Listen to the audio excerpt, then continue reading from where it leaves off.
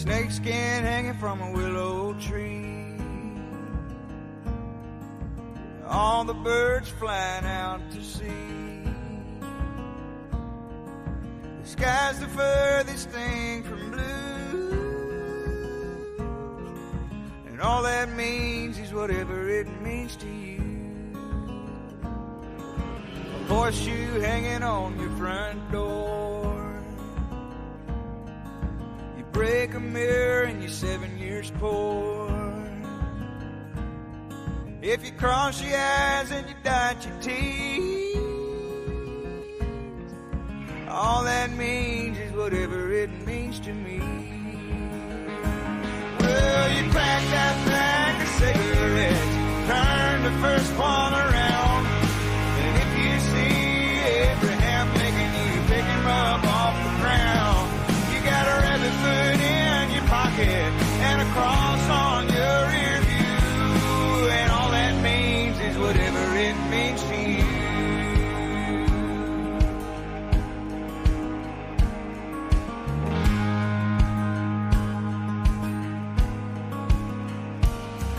If the sun shines on a rainy day, you hold your breath when you pass a grave. Oh, and if knock on wood is all you can do, all that means is whatever it means to you. Well, you pack that pack of cigarettes, turn the first one around, and if you see Abraham Lincoln, you pick him up off the ground. You got a rabbit foot in your pocket and a cross on your rear view, and all that means is whatever it means to you.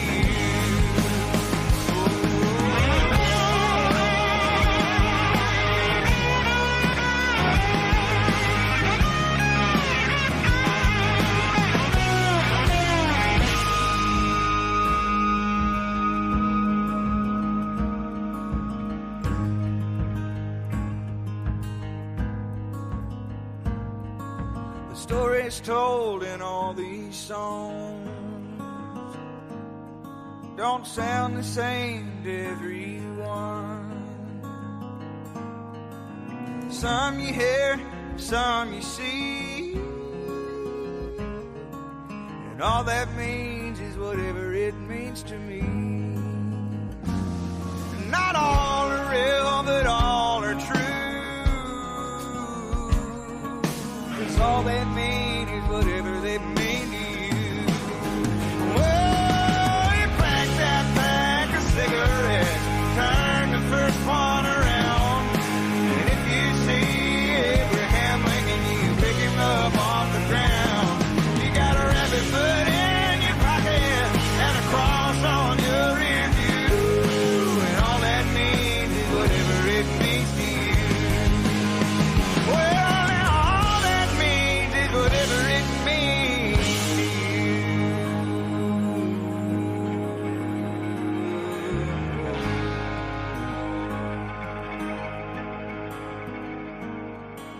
The snakeskin hanging from a willow tree, and all the birds flying out to sea.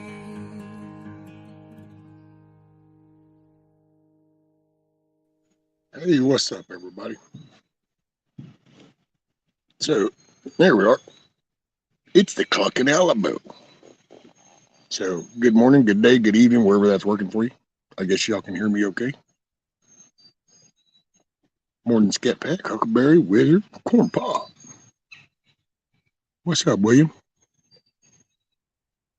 Oh, Milkmaid too? I'm waiting on them to come out. They ain't come out yet.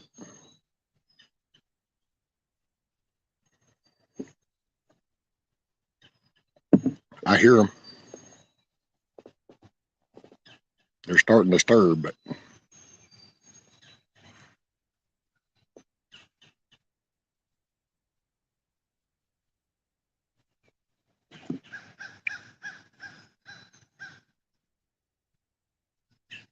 hey, Milkmaid, do you got a few minutes to come up? I guess it's YouTube letting me know I went live. It's the one confident notification I always seem to get.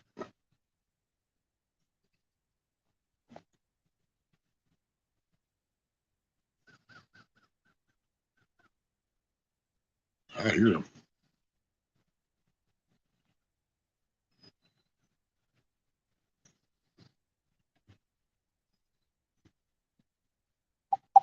Sounds like we're making progress. I just figured I'd get on an hour or two this morning. Just figured I'd shoot the shit, and I'm letting her sleep in, so that's why I ain't finished the washer. It's her day off, so.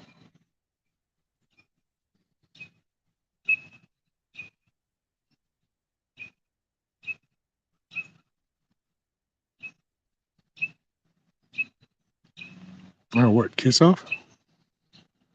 Hey, Kiss Off. Mate, yeah, greetings from the Erie Coast. Yeah, I got you, mate. That's why I was giving her a break. And I made just a single trip out here because it won't take long to get stuck. So, but I figured, what the hell? Because I have this cool little stand for my tablet now, so it holds it right.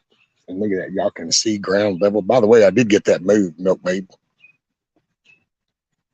You asked me if I got them moved. Well, I didn't that day, but we got them moved now. Wasn't as glorious as I thought it was going to be. I thought I was going to be able to move them farther than what I did, but matter of fact, here, I'll just show you what happened.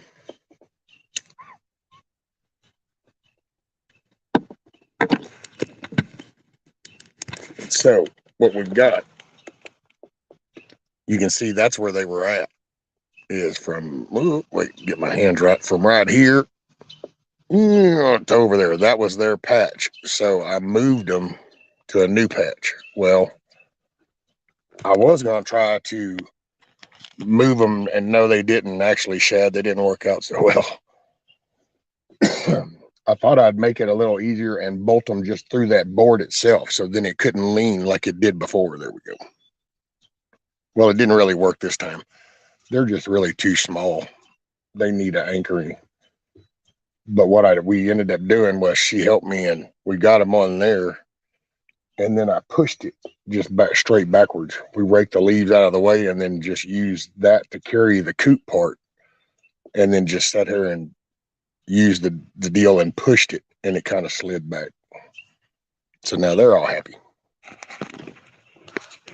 Oh, let me get back in my stand. There we are. What is that, T-Girl? Get out of town. T-Girl's even here? Man, this is going to turn into a weird Friday.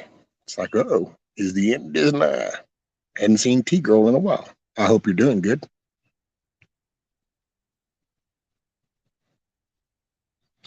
Oh, and then see, this is also welcome to Texas. So you're at 14 degrees a week ago, and now we're out here in a muscle shirt because it'll be 77 degrees. Crazy shit, dude. Just roll with it. Morning, Grumpy. I tell you what, I'll just throw this link out there. Anybody just wants to come up. I'm just sitting around shooting the shit for a little bit, giving her time to sleep in before I can go finish that washer project. Which, by the way, totally apologize for that shitty little short thing. I ain't very good at all that shit, dude. One time, BB told me about this goofy little button. When you're on YouTube, he goes, yeah, you that little plus icon. Oh, you can't even see it. Anyway, that little plus icon right there. He goes, yeah, you can just hit that and it'll upload. So I did that. Well, yeah. I don't know about all that shit. What's up, Wizard?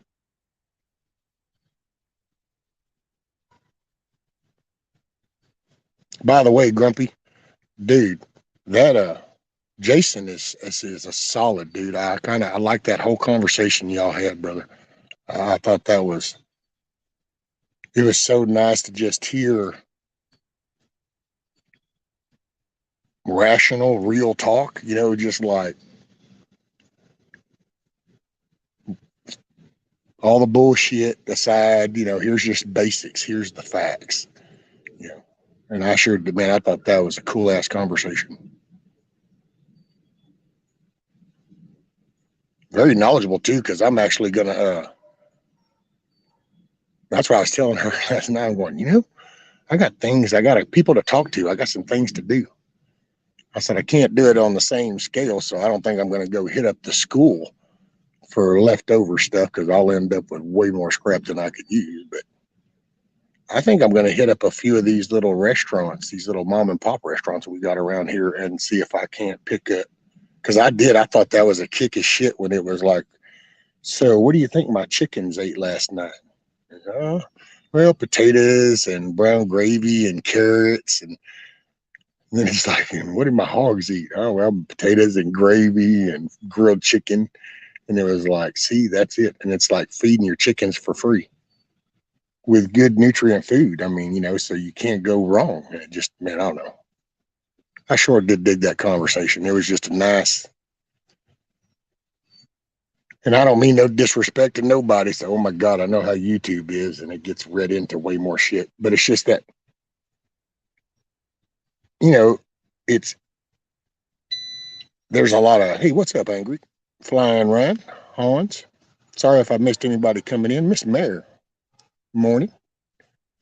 But it's just, you know, because you sit here and you go, oh man, that's it. They're coming for our guns. We're going to have to, you know, and it's kind of like, I like the way he referenced. It's like, you know, the beans, band-aids, and bullets. That shit only goes so far. What do you do on day 366? And it's kind of like, see, I like the thinking in it. And I just like the fact that it wasn't like directed towards the anxiety side of things. It was more like, you know, that's all good. Now, what do you do to be resilient, you know? And then here's the things and things to think about. And I like the real down to earth thinking is what I really appreciated. Oh, I heard disturbance.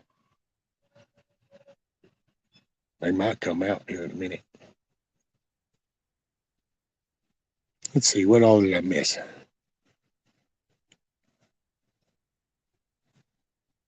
Milkmaid, yeah, I would. I mean, I personally, everybody in here, you know, if if you just want to hear some good little conversation about some important things and kind of, you know, I would go hit up Grumpy's page and watch that because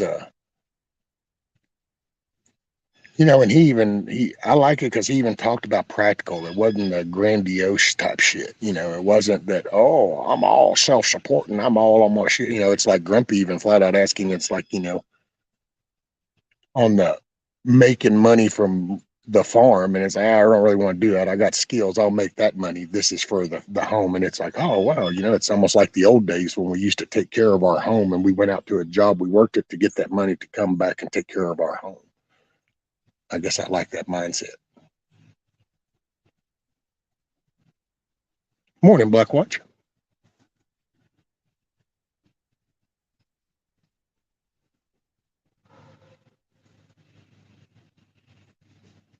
Yeah, I really digged it. So I appreciate that. I can't say thank you enough, Grumpy. It was just a nice little break of the norm in a way. Yeah.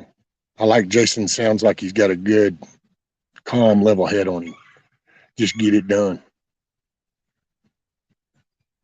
And I loved it when he clicked on the don't live beyond your means. It's like, oh my gosh, yes. Never a true statement.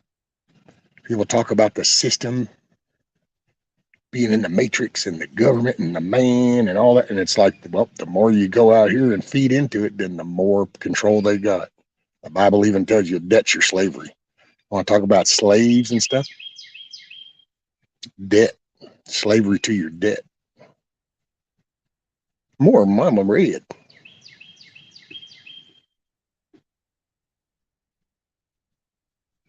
I was just talking about that show last night, Mama Red, over there on Grumpy's.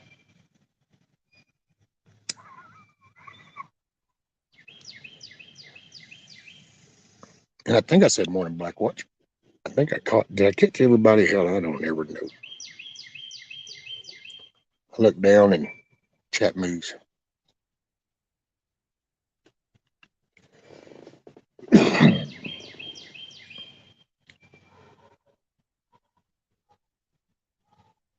Yeah, it was my red butt.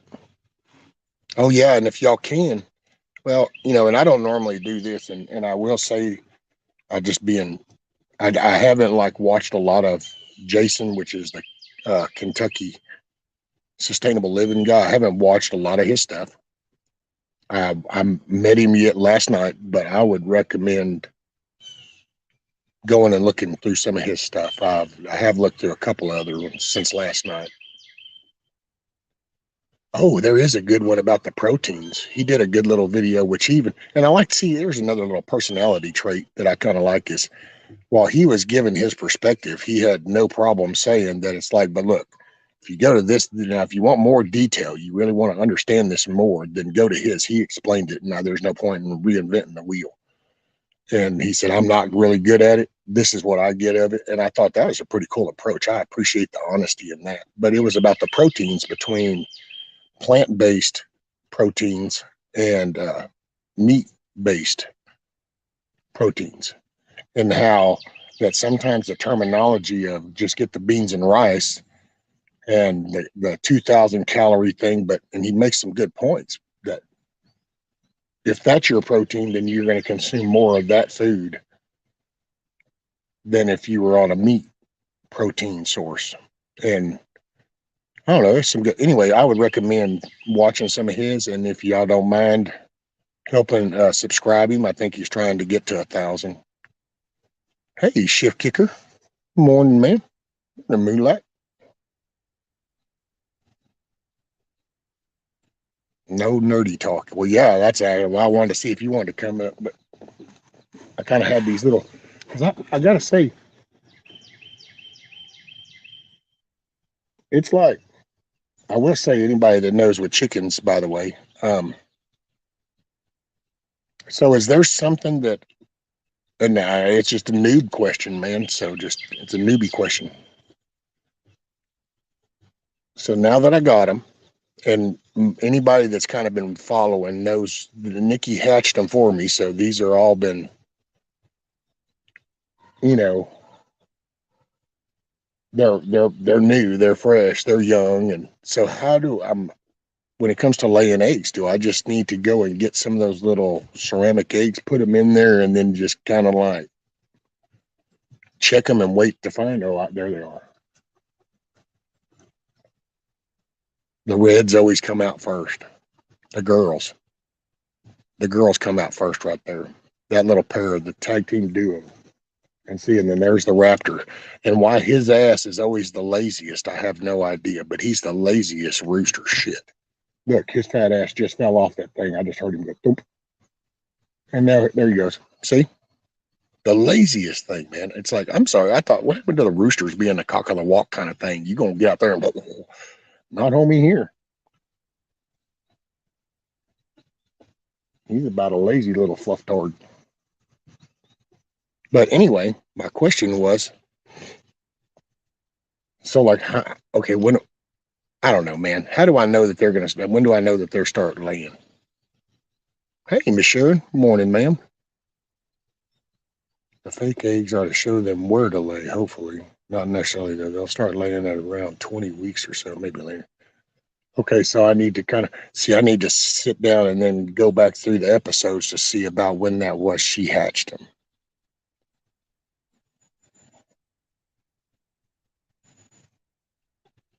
Because I'd put them at about 5 months old. And let's see, so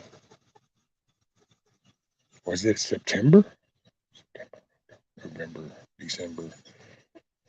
I'll have to look to see if it was September or October when she hatched them, because then that would either make it into next month or the February.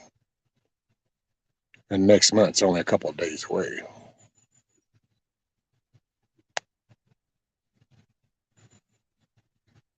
Skipper, can she really be lazy? I don't know. Hey, thank you, Moonlight. Yeah, that Kentucky guy, his name is Jason. Seems like a really solid guy. And all I can say is if you followed me for a year, you know I just don't throw people out there going, yeah. So take it for what it's worth. It's just a grain of salt. What's up, Miss Jen? The Rooster Whisperer.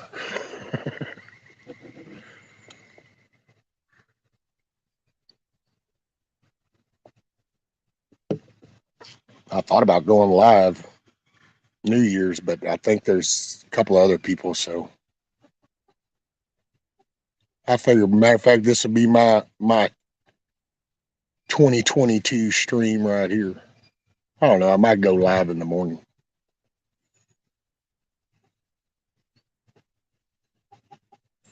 But yeah, I don't know. I just,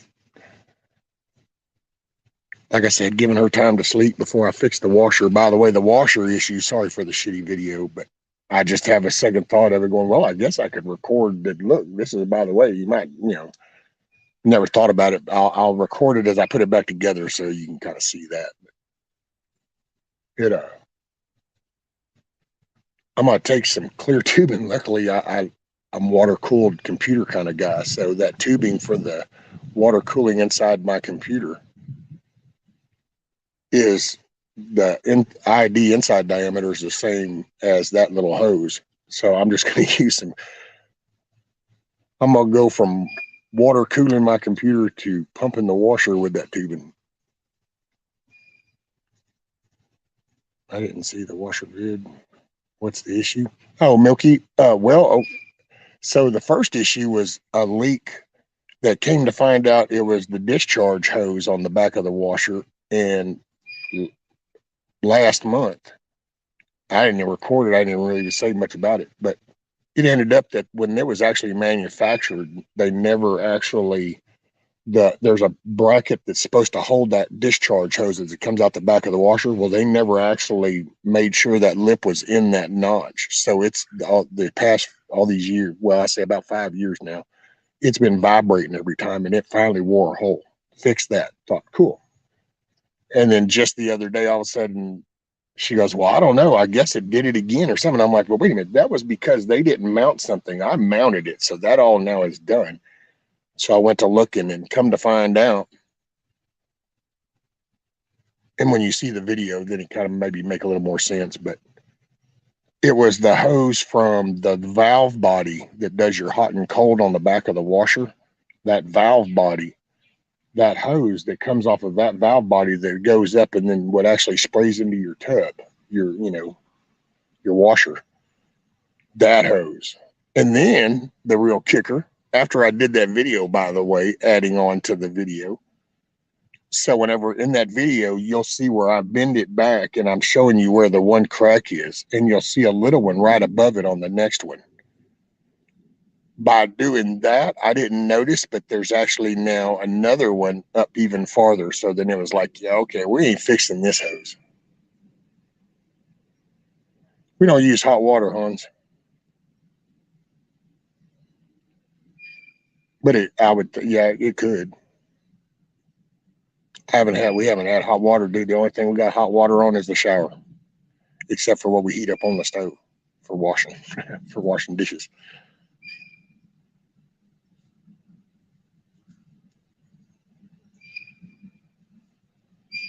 We lost 155-gallon water heater last night. Cast iron tankless.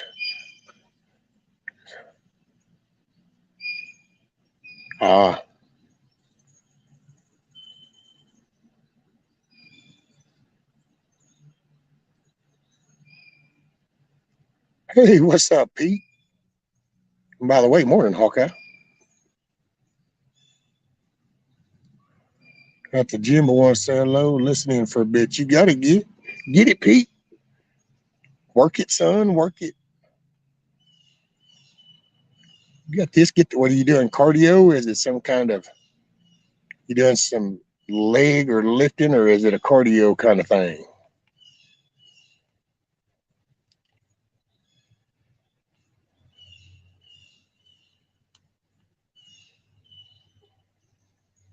My wife got a kick out because the squirrels the squirrels would come down and hang out with me. And she walked out and they all ran to trees. And I said, oh no, they've gotten used to it. They'll actually even warn me when one of these little feral shits are stalking. They know I'll defend them. So the squirrels just hang out with the chickens. What's up, kiddos? Are y'all pecking? I need to go get you some scratch stuff. I got them some lettuce. I mean, and see, it's like that. So do you just kind of give them the lettuce every day, or is that shit you just throw in there just to put it in there? Everything needs maintenance, even people. Boy, ain't that thing risky. Maybe the rooster's batteries are not. He needs to be charging his ass up. No, he's just a young. He's just a young spring chicken.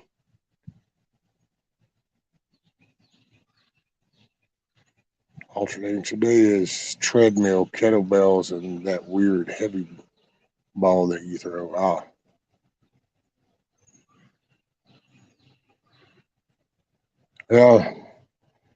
No treadmill action for me. And actually, even the kettlebells, because that's what I've been doing here lately, is because I stopped doing so much because, man, when I lift, if I lift anything to try to exercise even my upper half, because I'm lifting, it keeps pushing down on my spine. And then I finally figured out the trick, and that's just I start doing things up that lift me up. So I just push it up, push down, use a pulley thing.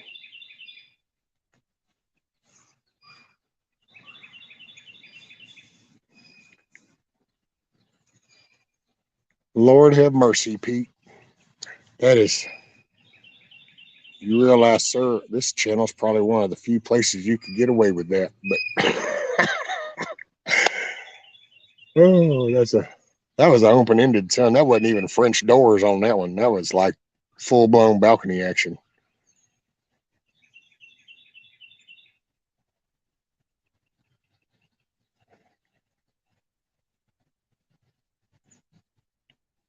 Right. I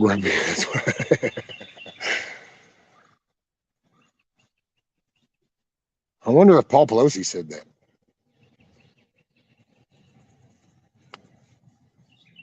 I'm just picking. Let's see. So what about resistance bands? Oh yeah, that's what I'll put those around the back of my chair, and then I pull them around, and then that's what I do, pushing forward. That's the only way I feel like I can keep a chest. And I felt like my chest was falling apart, like I was getting damn man boobs or some shit, like I was starting to have an identity crisis.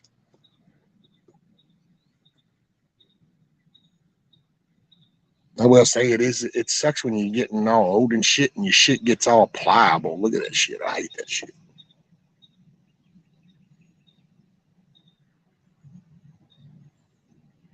I like the leather effect. Oh, I see what you did there, Willie.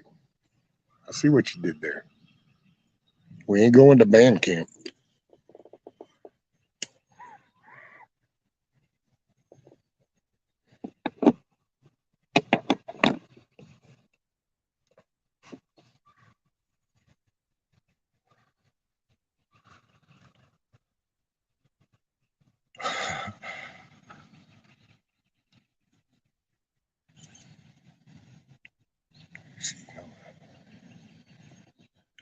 No. What do we got? Laying eggs song. Let's see. Scrolling it.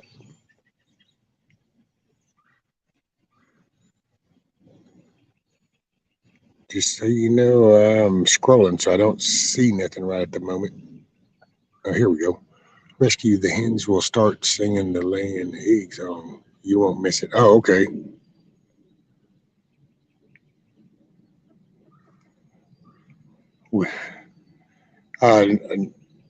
Don't be sorry.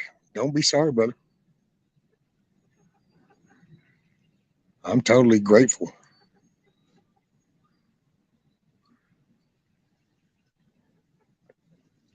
It keeps me from being confused.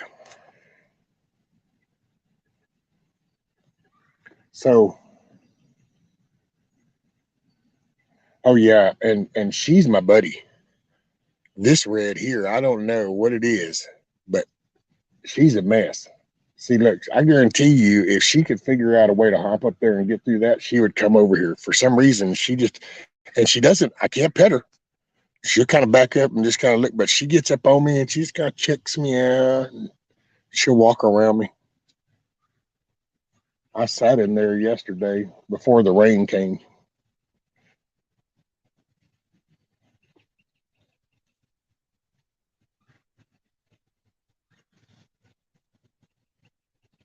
Okay, gotta go work. I'll be listening. Oh, okay.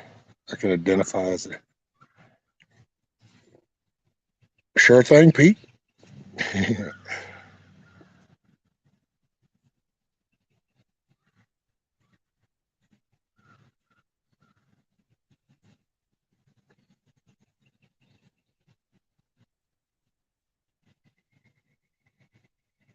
Yeah, there's something else.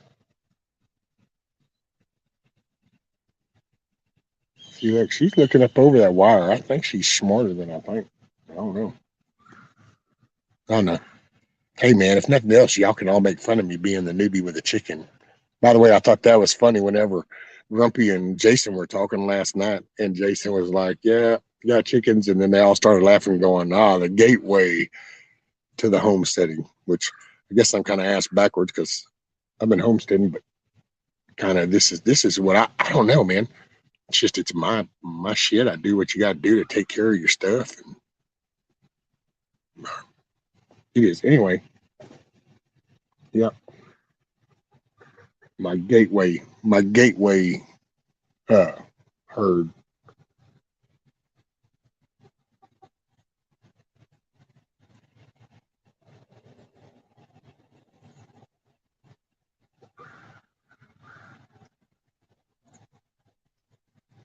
And so they get to running. We got. Wonder what song you would sing if a neighbor. Oh Lord, this is true.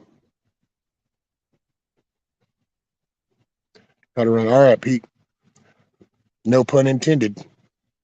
But stay on your feet.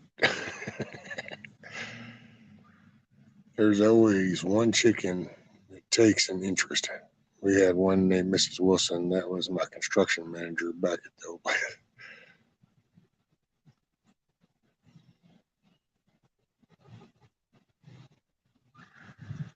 Sweet for sure. Yep. Morning. Oh, Kanye, morning whiskey from up here in the north. Saw you on. Wanted to stop by and say, hey, right on. Well, I appreciate you did. I just figured I'd start my little Friday morning off, drink a little coffee, let the chickens out. Figured I'd chat with everybody for a little bit, giving my wife time to sleep in. It's her day off before I go in there and start making noise, fixing the washer. And the hardest part about that is having to move that thing.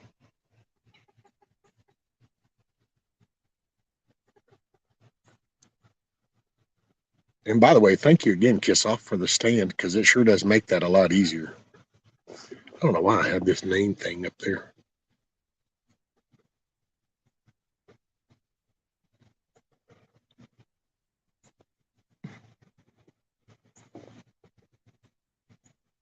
Oh, by the way, anybody that's wondering what happened to the video from the other day, well, apparently that song that I played, um,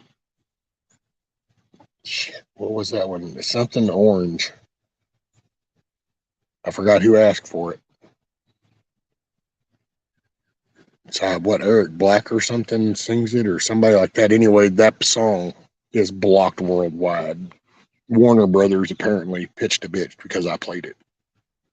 And I think what screwed me up, to be honest, is it helped the algorithm pick it up is because see when somebody asked for that song, I I didn't really think it through, and what I should have done was went and grabbed that song and then just played it myself. But instead, I just went and loaded up YouTube. Well, I have YouTube loaded up in the background playing that song. Well, I think that's how Warner Brother got notified that OMG, somebody played your music and you didn't get your 2.5 cents royalty. Shits. You know what? If they would put on good shows and you know produce some shit. I mean, I'm not paying you $25, $40 a ticket or some shit to come watch you stand on a stage and play some digital bullshit. What kind of shit is that?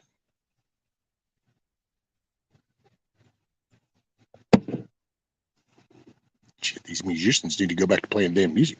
What you sorry for, Random? What'd you do? What'd you do, Miss Jen? I doubt you did anything.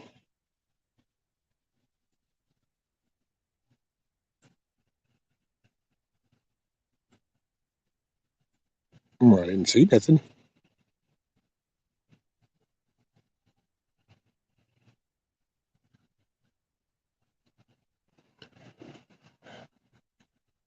Oh, and by the way, in chat, don't forget to go to the top and go to live chat instead of top chat. And yeah, I don't know the circumstances with North Shore other than, he passed and I didn't really know him. I don't know. I guess he had been here. See, I don't know because I don't remember.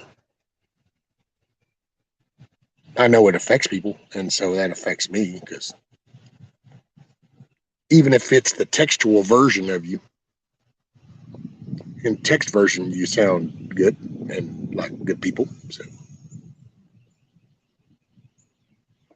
it seemed to affect people.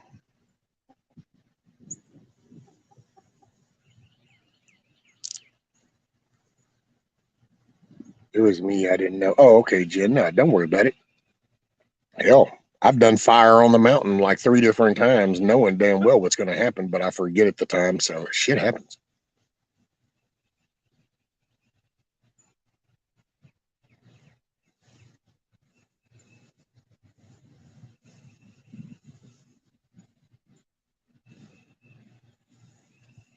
My grandkids are on their way to Walt Disney World. Our daughter got them that ticket for that trip for Christmas. I'm just not sure, to be honest, kiss off. I'm not sure how I'd view that. There was a time we took our kids down to Florida way back. Now I gotta say, it's like, I don't know, man, the shit they just keep busting people left and right down there, dude. That sheriff down there in Polk, I think it's Polk County, Florida, and I don't know, man. He's always doing these little podium things of catching bus drivers and attendees and concession stand people that work in Disney and all kinds of freaky shit and all them little stings. I would definitely keep my kids handy. Hey, what's up, broker? Hadn't seen you in a minute. Hope all's all good. I know y'all need to get that Arizona shit straightened up.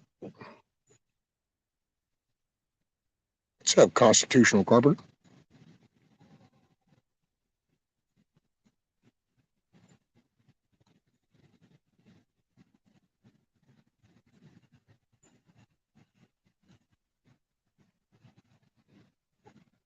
We was asked to go, and I said, no, no, no. That's it. Like Monty used to say, no, no, no. I can't even do it. My throat's going. It's getting a little bit better, though.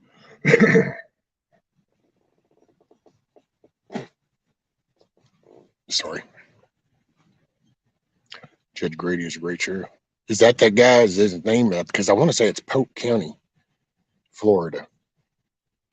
He's got glasses, and I love it, dude. That dude ain't got no problem calling them out. It's like, okay, this is the shithead who thought he could take this woman's stuff, or this is the shithead who thought he could break into these people's house. I love it.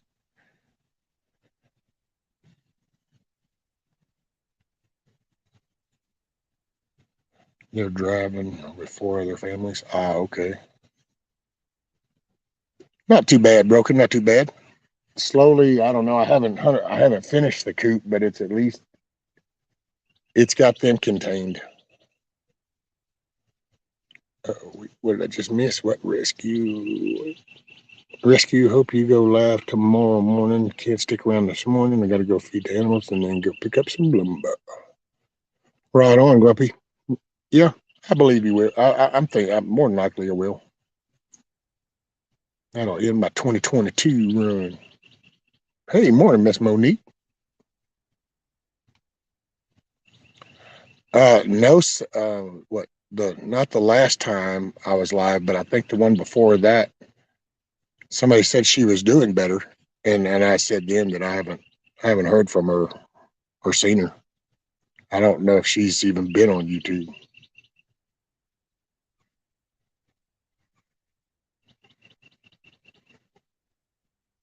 That sheriff is all he is. What was for chicken breakfast? Well, see, I guess I'm an ass. I didn't bring them anything, and I think I'm supposed to. But then I got to thinking, told her because there's so much shit still on the ground. I think I put too much. I told you as I was building this thing, I have a bad habit of doing everything in overkill.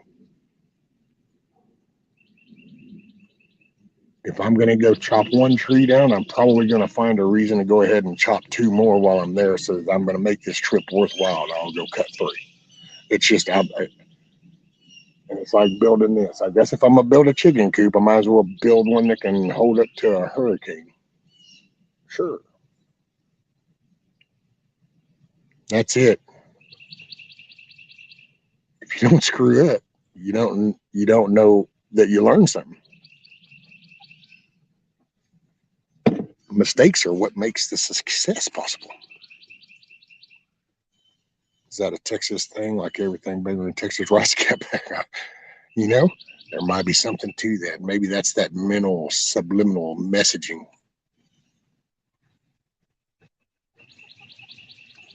You get fed a bunch of red meat and potatoes and shit and told that everything's bigger down here. And next thing you know, you do everything overkill because everything's bigger. Now, what'd y'all do? Oh, y'all chased her over into the corner. You can stand there and look at that all you want. One day, that wire is going to be over there and you're shit out of luck over.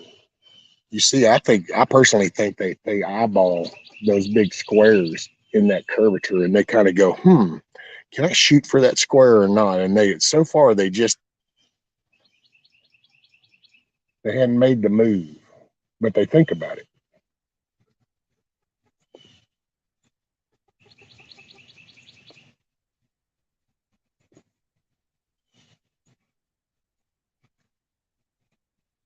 I don't know. Oh, let me see.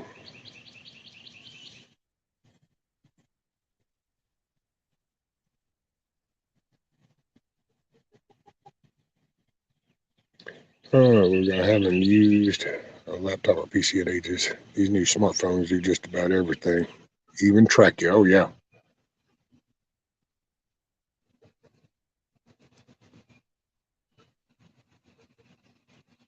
LA Sheriff deputies got killed by a guy qualified. Oh, I believe it, Hans. Oh, thank you, Kissoff.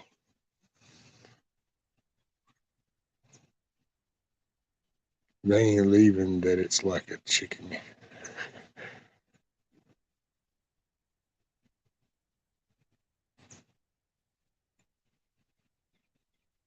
Mr. Stud there. I went and got him another water thing yesterday. So there's water inside and now outside. I just got to hang them. It's not done. Still a work in progress. The stupid rain came in at the wrong time. Oh, wait, what is it? I missed it. Wizard Rescue. You can put those small wheels on a cantilever and it would work as you designed them. Yeah, but see, they don't. I don't think they're really wide enough to hold that weight because they just I would have to raise it up really high because it seems to groove in the soil is what my problem is. And I didn't take that into account. I was just going for I screwed up and I'll tell you exactly where I went wrong with that was I bought those based off of the price and not really like, okay, this is the best thing to use for that. Now let me see the cheapest one of those I can find. And instead, I was like, hey, I need to get some wheels. I want to get them solid so I don't have to worry about them going flat. And I only got X amount of dollars to work in. So, well, let's see, that's the cheapest ones I can find. Okay. And that was about the stupidest way to decide that, but that's what I did. And then now my lawnmower guy hooked me up though, and now I got these new big wide fat boys. I'll get it.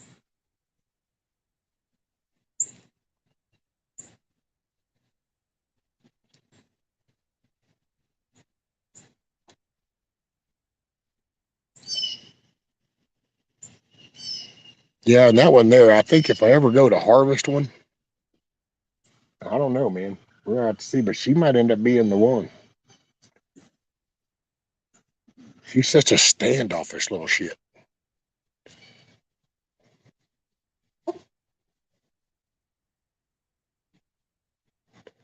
Get a small thing of straw, put in there. They will peck at it forever, and they can get bored. What I've learned, they get bored. Ah, yeah, I've noticed one funny thing about them is oh, wait, I missed something else up here. Oh, what's up, possum? Ooh, Pete's back.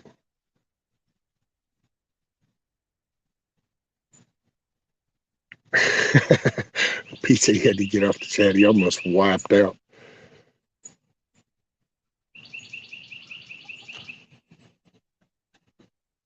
There, I'll put the link in again. The birds are just moving. Morning, Nikki.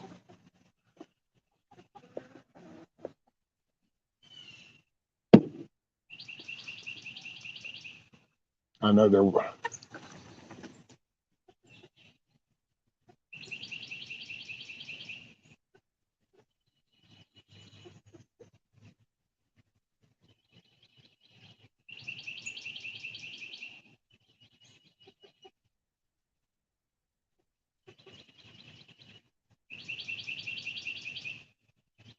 going to bitch mode or something. I don't know. That one, she ducks down and then she'll charge at him. It's so funny. Effing chickens, right, Nikki? Effing chickens.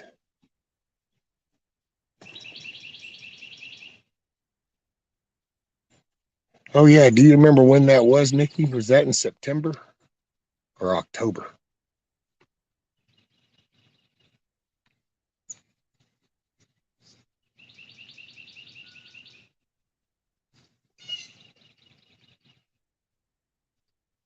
Morning, Miss Sharon.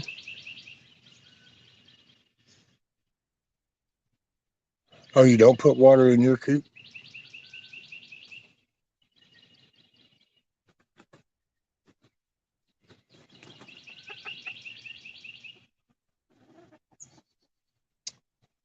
Whatever.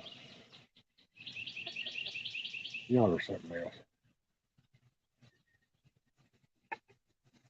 I need to look back on the color. Okay, thanks, Nikki. Here comes the chicken man.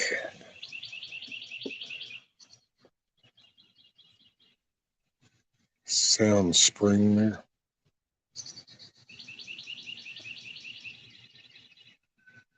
Can you hear him talking?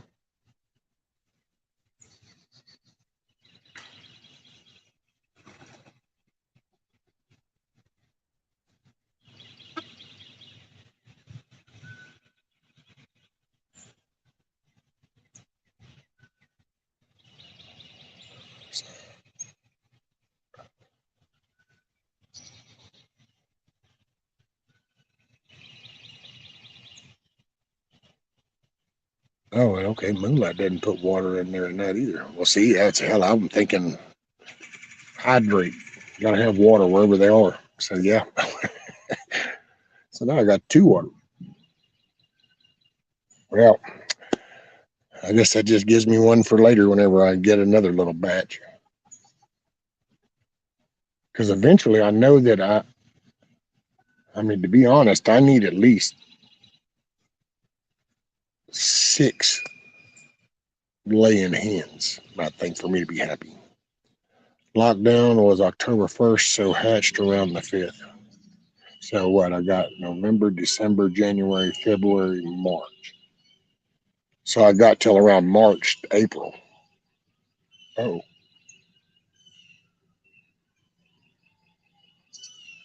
ambulance.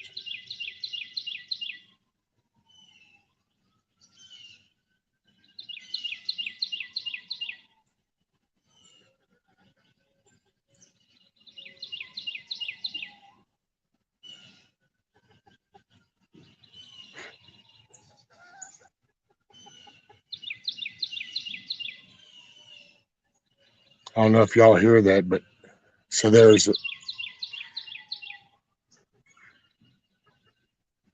an ambulance that's running parallel over a little ways away, but it's coming through the trees. And then over here by the river, you can hear a dog baying in response to the siren. Thought that was kind of funny. Just woke up. It's not focusing yet. Morning, Eric.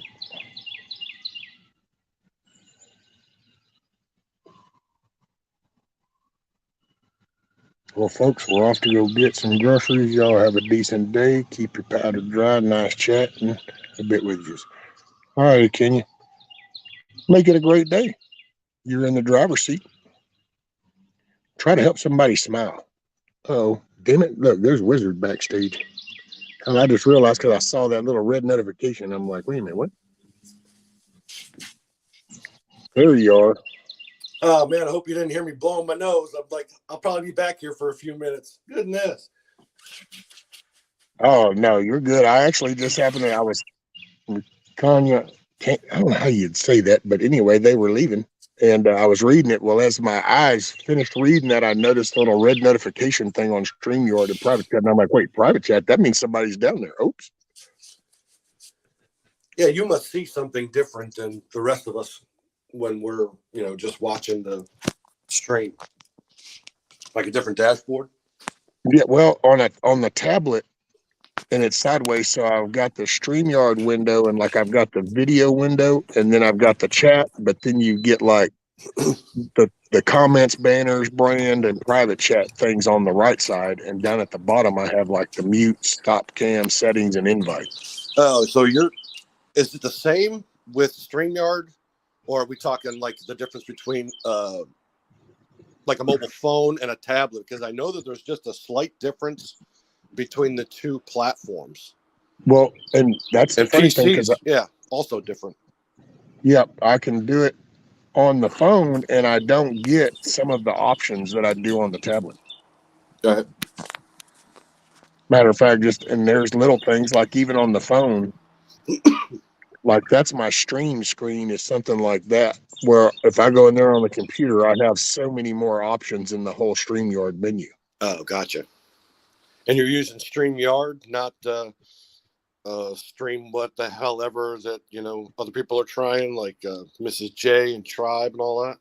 Oh, that Streamlabs stuff and all that? Yeah, I'm not sure which one it is, but...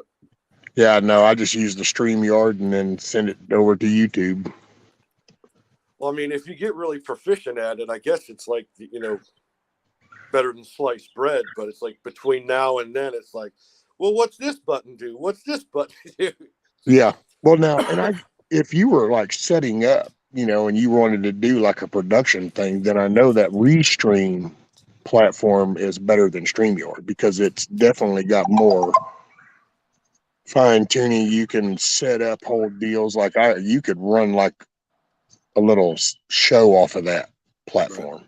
It's set up that way, and you can send it to everywhere. That's why they call it Restream. But gotcha. Simplicity. I started to try that because it is cheaper, saves me $6 a month. But right. Well, the only reason I said earlier about that cantilever system with the wheels is I've seen it on this kind of setup before. Not quite the style, but it's like your chicken coop up on legs, and it's got the little chicken run coming off of it. Very similar. And right where your wheels are, the mount was on the bottom, and it was Yeah. mounted like a J. Yeah, and the wheels actually came above the 4x4. And when you wanted to move it, you just kind of had it on like a big jack handle, and then you locked it, down somehow. Yeah. But They I sell didn't 'em. think about the weight, right? I didn't know if that they were air filled, and that's smart of you on your part, because you're like, that's one thing you kind of want to build it and then not have something go wrong, like putting nitrogen in them or putting foam, or overinflating them with foam or something. But last thing you need is a damn flat tire on your chicken coop. I don't think AAA covers that shit. No. But great freaking idea, man. That turned out So there's super a- swell. Well, see, and that's where I was kind of going. They actually sell a kit. Like if you do the small little frame stuff, like you can get a Tractor Supply kind of deal, those little bitty small ones. Right. They actually sell it. There's I think it's a couple, but you'll say a company. Sounds more professional probably, but they make a kit. It's just that I want to say that flipping thing is like $800 or some shit. And it's like, yeah, okay, and that's just for the attachment. And what they did is you got the little corner attachment, so you put them on all corners. But that's their design is then you stick the handle in, and then you can just push down and lift up. And that sounded good in theory. And see, I went off of that concept. Yep. What I didn't take into account was that, okay, they're using like 2/32 thin square tubing. Right. And I'm using treated 4x4s and 2x6s and shit, and 1/2-inch treated plywood, and they're using aluminum.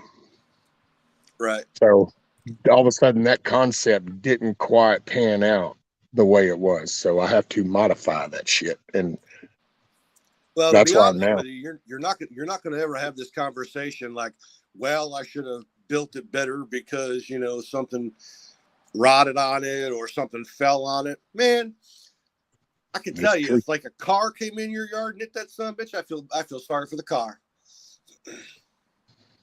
Yeah, that it's not going nowhere, that's for sure. Well, I don't know if you got the same theory as I do, but you kind of want to build something once, Yeah. And I think you've actually done that. Yeah, and once I get these tires set up, because man, I couldn't believe I got hooked up with the tires I did. I don't know, did you see whenever I showed those the other day? Oh, I missed it, sorry. Oh, and by the way, morning Tiger, Sophie, I saw Von Eric come in, and anybody else I missed, good morning, good day, good evening, wherever it's working. Okay, so the tire, like on a zero turn mower. Oh yeah. Okay, so those front swivel caster tires that they always have on them, they have the smooth tread, but they're just little solid rubber tires that they'll put up there for you to steer the deck, basically. I know exactly what you're speaking of. Yes, sir. Well, see, that's on my Gravely, like backwoods I've got one like his. Well, I went and talked to my mower guy, and I thought he was going to hook me up with just 2 of those. I was hoping to find some old 2 beat up ones or something. Dude, he gave me 4 of the commercial version of those. So those things are like 8 inches wide. No shit. Yeah, and they're solid. So the only thing is now I got to figure out a little axle system, and I think I'm kind of getting one in my head going. But I'm going to put them on the inside of the frame, and I'm just going to put one up here in the front, because this is so light I can damn near pick this up. I can almost stand in the door, and if my back wasn't screwed up like it is, I could just stand up and pick the front of this up, because that's so heavy back here. Well, yeah, you're like using physics to your advantage, Hell yeah. Oh, shush. Now, Wizard, that shit don't exist. No, gravity is what doesn't exist. Wait, isn't that part of physics? I think it is. OMG. I'm still happy. I'm on coffee number 2, so I'm not going to get into all that ridiculousness. Sorry about yesterday, by the way. I was just being silly. What was yesterday? Nah, I can always get backwoods all fired up. Oh. He's a good egg. Oh, yeah, and I guess I'm the one that actually looked like I was getting heated up, although I wasn't. I just the more I try to talk, and then my throat starts getting raw, and then I have to try harder. And that's why I like the relaxed conversations. It's just trying to talk about one point, and you have three people trying to talk about their points, and then it's like 4 points you're trying to talk about. It's tough. You know, nobody stays on topic, and it's just challenging. And then we just see the free for all after that. So Yeah. Let's see. a lot of points were made. I don't know if anybody heard anything, but Oh, Sophie. Oh, wait, here. Okay. Because Sophie said Harbor Freight has the wheels you'll need for that coupe tractor. Watch this thing. I'll just have to take y'all on a ride. I'm just trying not to drive too much out here because I get a one-time shot. Oh, see, I'm already spinning. Watch, I'll show you. This was just coming here because it rained yesterday. This is the drawback. Bam, wrong one. I always choose the wrong one. You'd think I'd remember that name of that shit. you're making tracks already? Yeah, see, that was just to go to sit up at the little table just to talk with the chickens and y'all just to get out here. So, Yeah, man, you need tracks on that thing. Like have an indoor chair and an outdoor chair. oh, no, I better go this way. Sorry. Oh, shit. We'll call it the R1 handicap chair, like the M1 Abrams, be an R1. Holy shit. Those are no joke. Definitely wider. Yes, sir. Yep, wider, and there's no bearings in them right now. And I might not even bother. But what it is see if they get a little bit of a flaw anywhere with that hub, then they won't put those on, a warranted mower. So, Right. Man, he was like, here you go. And then it was like, I go, oh shit. Okay. Well, how much? Nothing. Zero. Free. Well, hey, man, that's And the best everybody price there loves is. He was free just- 99. Yeah, and he was just going to trash them or, Oh, they were probably going to go out on a deer camp somewhere to move a Right. feeder or something. Yeah, I so dig the idea of recycling. If these corporate companies knew that kind of thing, that there's people out here struggling with their DIY ideas, and you just kind of have something laying around. I'm like, man, hell yeah. A buddy down the street that I brew beer with, he had his first system. You cut off the top of the keg where you usually put the tap on it, and that was going to be his boil kettle. Well, he got that and was like, this is kind of like shitty. So he went around and looked around, and I guess he found a better system. That's what we've been brewing on for the last, 8 months or whatever. So it's been sitting in his backyard. So I'm like, hey man, what are you going to do with that? He's like, shit can it. It was already in the back of his truck going to the dump. And I'm like, let me get that out of there and see if I can do a project. So my project, see if I can open up my garage door. Sophie, you'll see that's what I got right now, Sophie. Those little yellow ones. I got them. I forgot which it was a tire store, but those are solid rubber. But it's just that the ground, it's so soft that the weight of that thing is so heavy. It just puts the groove right in. I go to jack it up and I put those wheels on and set it down. And I went from a clearance of about 3 inches down to about a ½ inch because they just kind of push themselves. The weight pushes it in the ground. All right. You ready to see this damn project? Oh, there we go. Oh, yeah. Look at there. I'm making me a pizza oven. A pizza oven. Yep. You get Hell yeah. line this in here with fire brick, put a door on it. You can make you a little 10-inch or a couple of French bread pizzas. I'm like, what the hell? And this is the chrome tip or a stainless tip off of a 351 Windsor. Hell yeah. Sorry, my welding's a little bit shitty. I didn't have any stainless welding rod or for my MIG welder, so I just used standard. I'm going to take all that off once I got it in there, and then I'm going to run some nickels across there. There you go. Hell yeah. Too many It's gonna damn be hot. projects.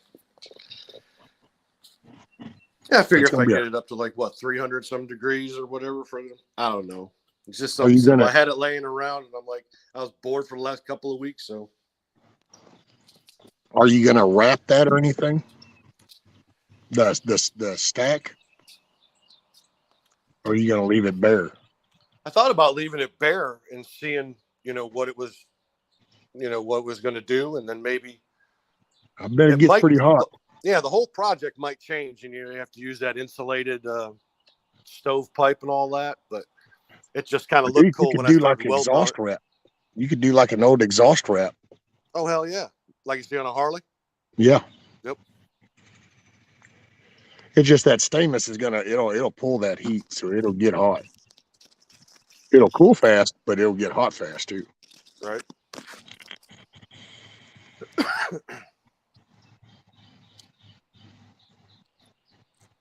Silly projects. What? Oh, now y'all going in?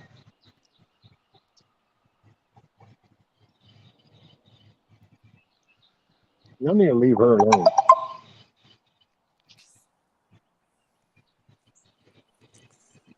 My welding looked a little bit like oatmeal anyway, because I couldn't find my my face shield, so I had to like close my eyes when I was welding it. It's like about right there. Stick, wiggle, wiggle, wiggle, break loose. Oh shit! Okay, right about there. Close your stick. Oh damn, break it loose. Yeah. Dude, were you in my freaking garage? That's exactly what I said.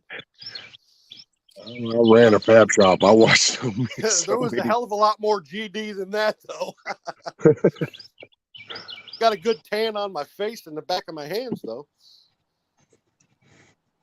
Flash burns real. Right on.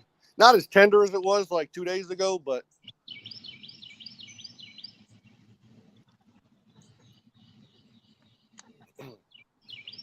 I guess I can show you my outdoor Christmas tree.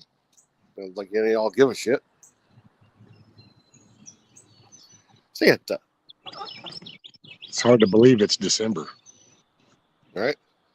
Listen to the birds. Look at the weather. Yeah, I mean, the weather is just freaking insane, man. My sinuses are going crazy. It's like 10 degrees 2 days ago, and now it's like 47 here in Carolina. These are spring sounds. Right?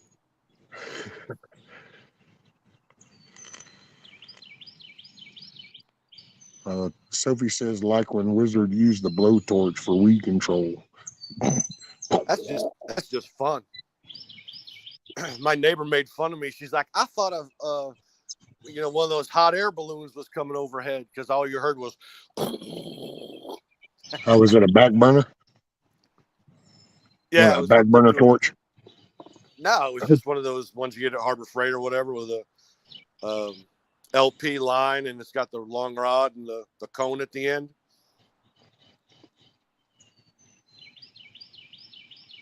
Eric was taking. Awesome. I can't believe Kissoff didn't say nothing earlier, but I didn't have nobody on panel. Usually Kissoff calls me out fast going, who's on panel? Because I forget to turn the names on. Hey, Mr. Eric Johnson. Good morning, kind sir. I still want to collab with you, because I'll do the saddle stools and you do the bar top table. That gets you some money, brother. Got the saddles. I honestly love hearing the Jesus shoes. What's a Jesus shoes? She's making fun of my shoes. I always wear these the sandals. socks and socks, yeah. It's a serious fashion faux pas, but I don't give a damn. Ain't nobody pay my bills. I love my Crocs. Right? I used to love flip flops. That was then. Now I love my Crocs. I have found something about Crocs, though, that are, you don't wear them in the rain necessarily, and you never want to run with them while it's raining. No. Man, I fell on my freaking ass. And it was like one of them cartoon falls, like legs up in the air. You kind of hover there, and you like wiggle your arms for a second or two, and then you're like, thud. And Jen says that, and I need to capitalize on this, but she says I am not, capital N-O-T, making fun. So she wasn't making fun of you. Oh, it don't matter. I got broad shoulders.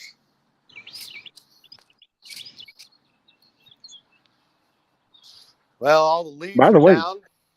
you being the financial guy, so I'm sure see if you heard this. I just caught a clip of Glenn Beck in this little clip of something, and they were talking about apparently the labor, Department of Labor has changed something about the way your retirement funds can be managed. It had to do with, I guess, there was a rule that, like, if you are the manager of people's investments and handling that retirement, whole aspect, then you had to do your actions had to be based off of their best interest. But apparently they've changed it to where that their best interest part isn't there now. That you don't actually have to look out for the individual. Have you heard It's anything always about been, that? yeah. Or you're not talking self-administered IRA. You're talking about going with somebody like any number of big corporations. Yeah, my mom has hers in a retirement. Oh, I know what you mean.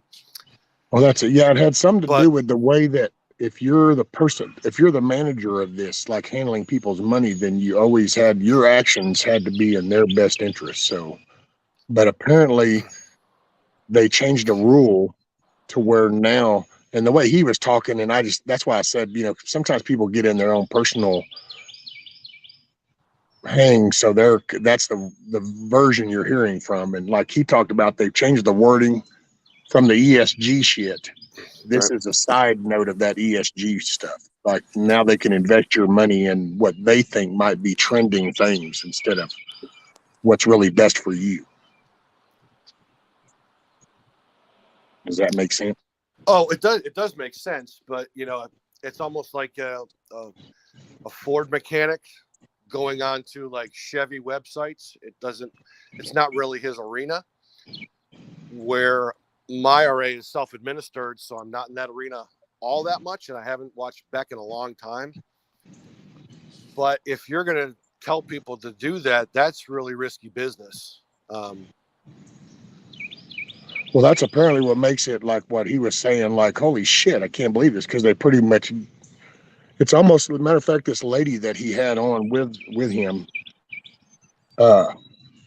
said that, that was actually that law that was in place. That rule was actually one of the good ones that have been made. It was like, okay, Right. if you're going to be the overseer of these people's money, then you have to do in their best interest. And it's like, that was in 74. I think we enacted it. It's some act that he said was put in.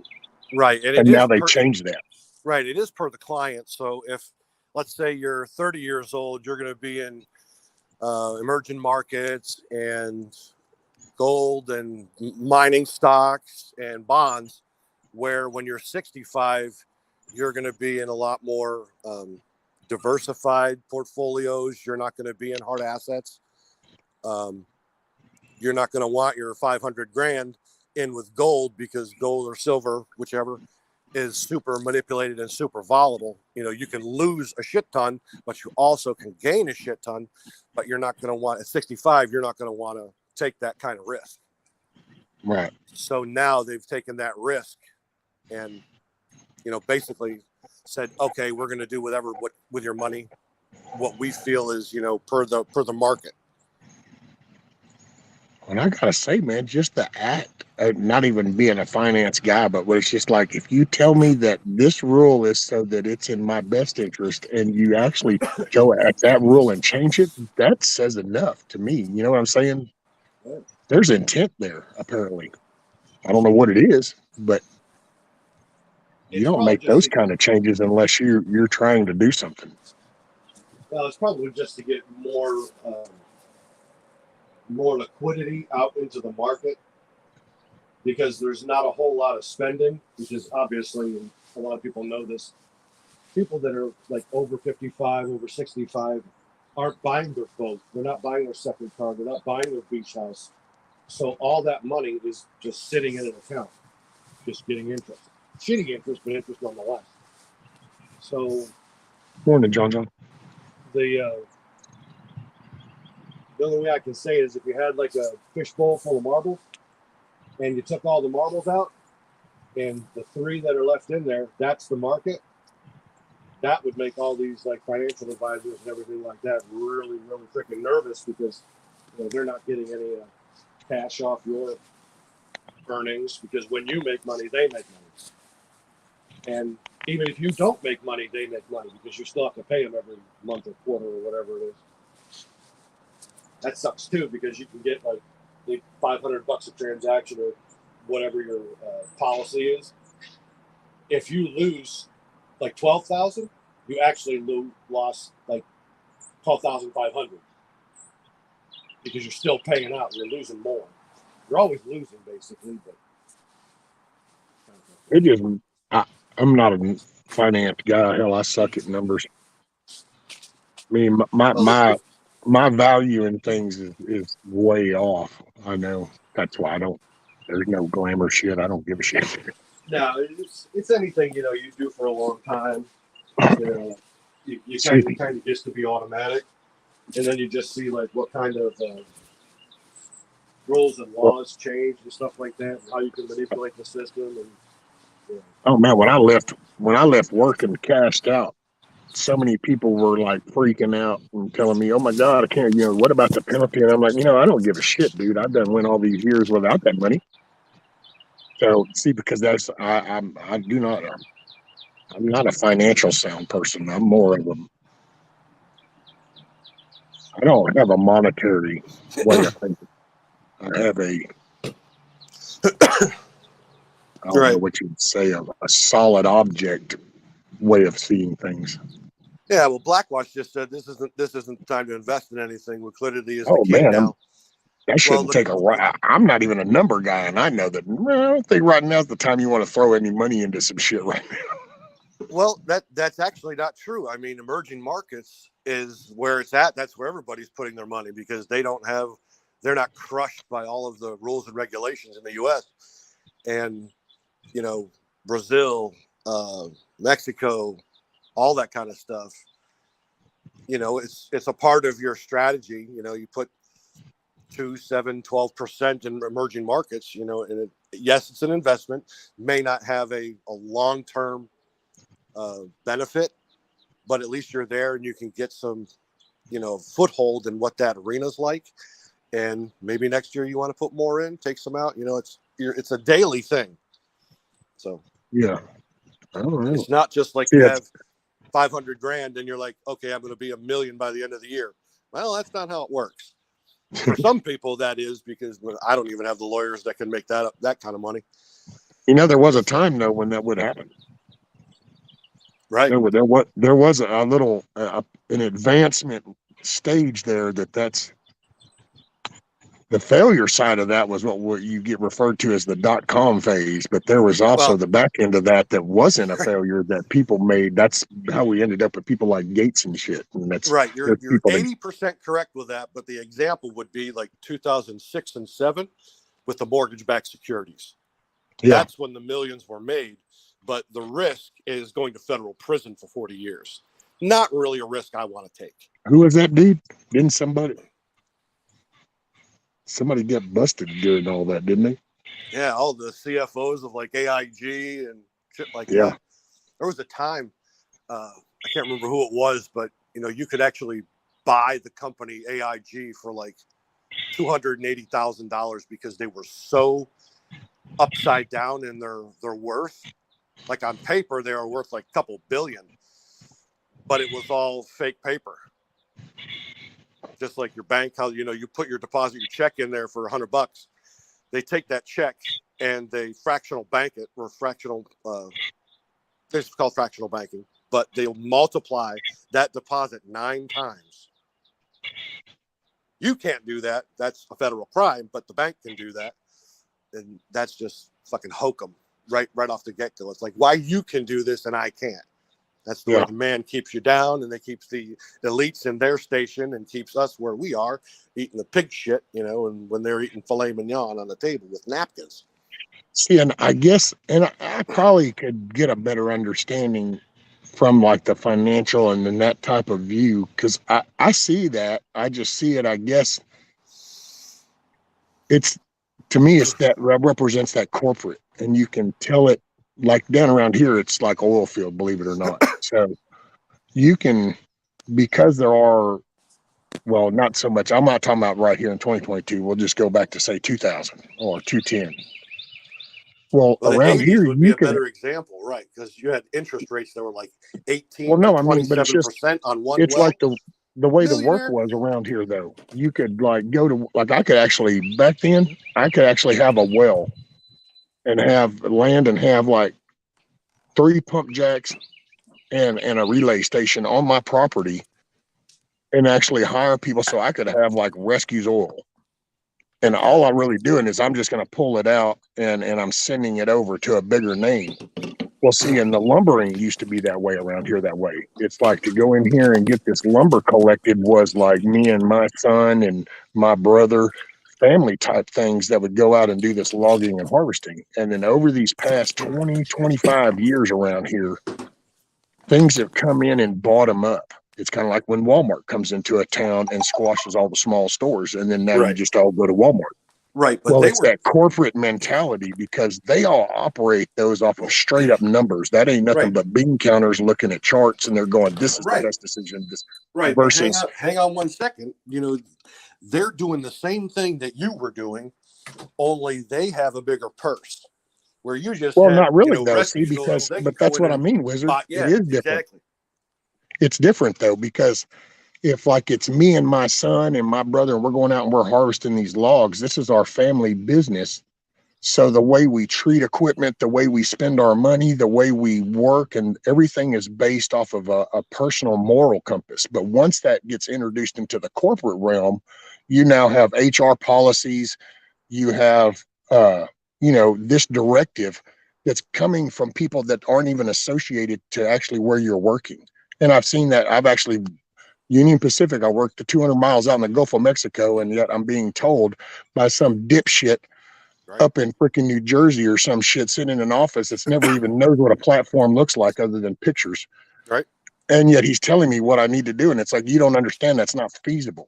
I've built an amines unit over here in Conroe, Texas, bitching at engineers telling me that you need to do it this way. And I'm going, look, man, and this is back before cell phones. So it's like, you need to come down here and look. That piping you're saying will not run that way. There is a 5,000-gallon storage tank in the way. Well, it's not what shows here.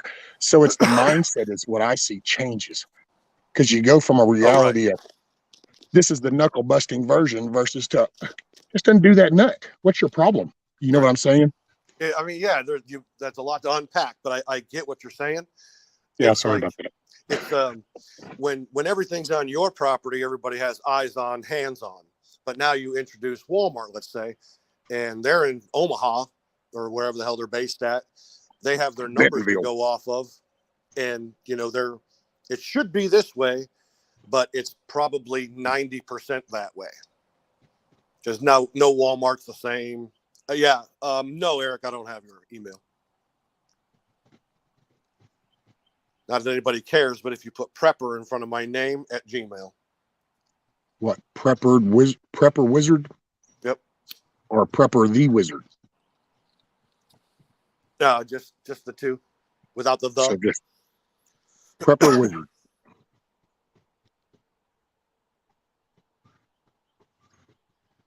That's just for Eric.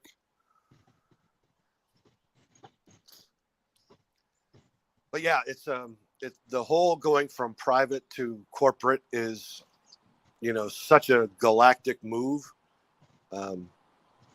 Tons of education, tons of data.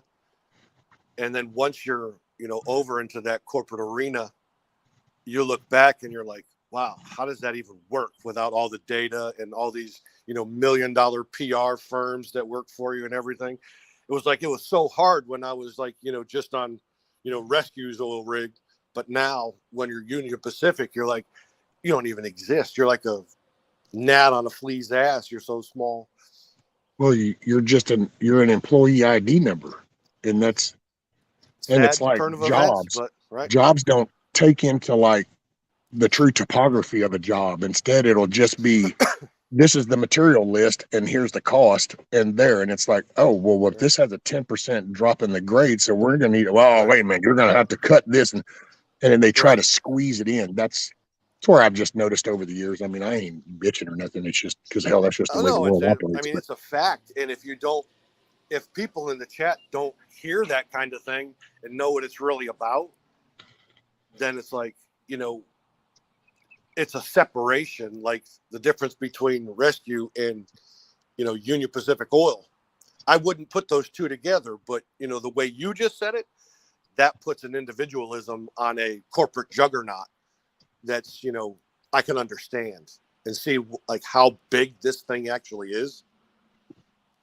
Well, and that's what happened to the lumber industry around here, like way back in the 80s when we first got this property, cleared it and everything.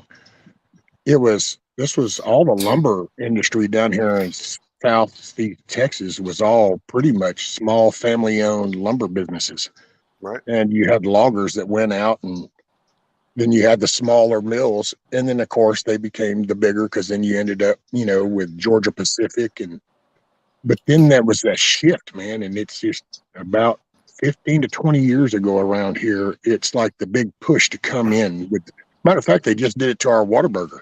Is a good example. Whataburger was a Texas-based company, and a big parent company out of New Jersey just bought them up. And so it's now, and this will be a point on the step up. So at what point? So now Whataburger had established at a restaurant right here in Texas, but now they've been incorporated by a parent company up in New Jersey. Well, life and the way of business up there, it's a little different than down here. So what changes are going to take place that then affect the actual Whataburgers that you were used to going to are going to shift to a more universal type customer service. You know what I'm saying? That's just the little shit I see. It's kind of like the meat markets back in the day when you could go to the meat market and say, hey, John, man, I'm going to have a hell of a barbecue this Memorial Day. So I got about 6 friends coming. Can I get about 1.5 inches? Some, you know, ribeyes cut up and, you know, oh yeah, you got it. You know, you're going to whip it up. Now it's like, nah, don't have that. You just go in there and here's what's offered, because this is what's cost effective for us to produce for you is this. So you get no more option. We didn't bridge that gap very well as a country. We let people come in and number crunch us to death. That's why we're in the control we're under. Right, Huckleberry? So far, they haven't left ours up, but Sonic, there's a good example that I saw. There's what a major change when the corporate, because the Sonic we had in the town that's by us was a private. I mean, it was a franchise, so it was owned by a couple that lived here, and so the tie to that was them being here, their kids going to the schools, the kids coming from that school working for them for decades, and man, they grew that business for 30 years, you know. And when he passed, she decided to sell. Well, when she sold it to a corporate version of Sonics that have multiple Sonics. Well, they changed it, and all of a sudden, dude, you'd go to get like a medium tater tot, and they literally were now in the corporate mindset of counting out those tater tots, and it had to be, you only get 9. That's what the order says, 9. And everything just, you watch just like instantly change, and it was like, oh shit, so this is the corporate version of Sonic. Yeah, to hell with that shit. So it just, I don't know. To me, that's the problem. We talk about our country outsourcing, but we kind of do that ourselves right at our own home. We outsource. I really don't feel like spending 45 minutes cooking supper. I'm just going to go through the drive-through. Oh, it's outsourced supper. I think I'm going to take and drop my laundry off at the laundry place. Oh, outsource the laundry. I think I'll get a Roomba to vacuum the floor. Outsource the vacuuming. Yeah, I'll get the guy to come mow my grass, outsource the landscaping. I mean, so at some point we got to stop outsourcing.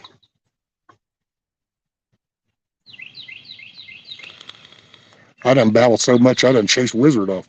You know I talk a lot when I chase Wizard off. Hang on, I'm still here. My neighbor stopped by. We've been just BSing. I'll be right back. Sorry about Yeah, that. no, that's good. I figured. I heard him say hi to somebody, so I figured. Hoorah. Yep. Got to the end of this one. You know what is it? It's 8:30. I gotta say, it's about time. Hopefully, she will be rested. Because I want to get the washer done. All right, I'm back. Uh-oh. Wait, who did I miss? I think I missed Jen leaving. Wizard, be well, keep your dancing spirit. Hey, Miss Jen. Ma'am, I'm sorry I missed it. I hope you're still here, but you have a great day. I hope you make your day a good day. Smile, because I guarantee you, ma'am, it'll help somebody else smile. That's a guarantee. Yeah, that was the neighbor that he lives probably a quarter mile away from me. And one day he was in my neighborhood, and I can't remember if he was in some kind of import car or whatever, and the thing just shit the bed.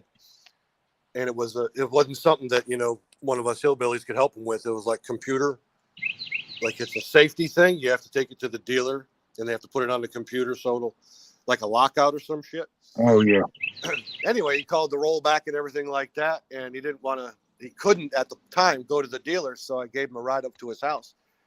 And every now and again, I waved to him and stuff like that, but he was going to get a couple cords of maple wood. He cut up somebody's tree. It fell in their yard after this big storm here the last week. And he's like, yeah, I'll be back, and cut it up and split it for the house and all that. So he just, came by, and that's damn nice of him. That's been almost a year that happened. Hell yeah. When you do kind things like Yeah. that, it just, Hey, Wizard. what's that? Eric's got his email up. I put it up on the screen for you. Yeah, I and then- screenshot it. Okay, you can take it down, Eric. And I'm sorry, I probably shouldn't have put it on the screen. Did I just screw up, Eric? Because I'll delete the damn video. Yeah, I mean, the whole internet knows our emails now anyway, so. Well, because then he followed up his and he said, tell me when you have it so I can remove it. And then it's like, oh shit, well, I just put it on the screen. So it'll always be showing anybody that watches it. That's a good way to make this video private, because you got my sorry ass up here. No, I lost half the membership though, but no. I'm sure. No, but when you get older, you don't really see the stuff you saw like when you're a kid, and when you see your parents do nice things, and then a couple of days later there's homemade bread sitting on your porch or something like that. I haven't seen stuff like that in 40 years. Yeah. And when something like this happens, I'm just tickled as hell, man. I can't even express it. People just being kind for no damn reason at all. Well, also it's, in the back of your mind, somebody thought about you. Right. I think there's probably some internal thing that kind of just puts your, kind of like your soul at peace a little bit, because it's kind of like you can recognize that, wow, somebody just thought of me. I mean, it wasn't even like in conversation, just they thought of me. Right. That always is a good thing. And the squirrels are out. Yeah, especially in today's day and age, when you were younger, you could make friends with anybody. And then now it's like they have to know what you do for a living, background checks, and you have to have this house and this car and this wife and all that. And I'm like, fuck all that, man. Let's drink beers and smoke and lie and fucking laugh and shit. That's the way it was way back then, but couldn't drink, Oh, hey, John. He says, Rescue, I will catch up with you later. I'm going to help my brother do his rear brakes on his truck. Yeah, them damn drum brakes. Oh, boy.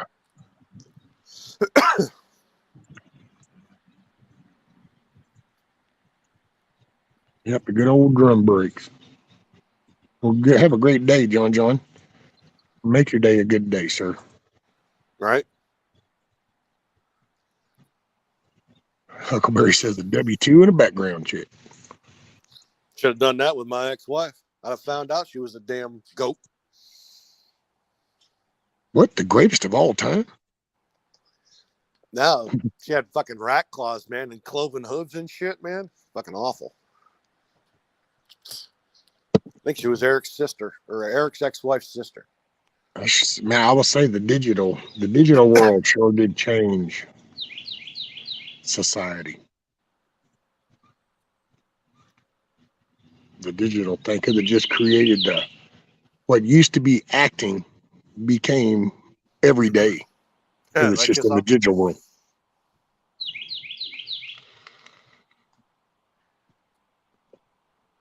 Isn't that what freaks you out? People that think about you.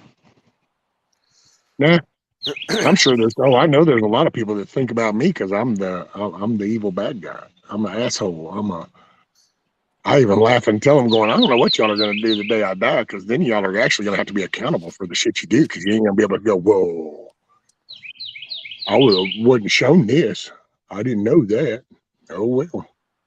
Now, Rescue, I was thinking about, on my casket, putting a big Jack-in-the-Box crank on the side of it, just to see which one of my, bestest fucked up friends is going to go up there and turn that sumbitch. Can y'all believe that this year ends Saturday? Yes, ma'am.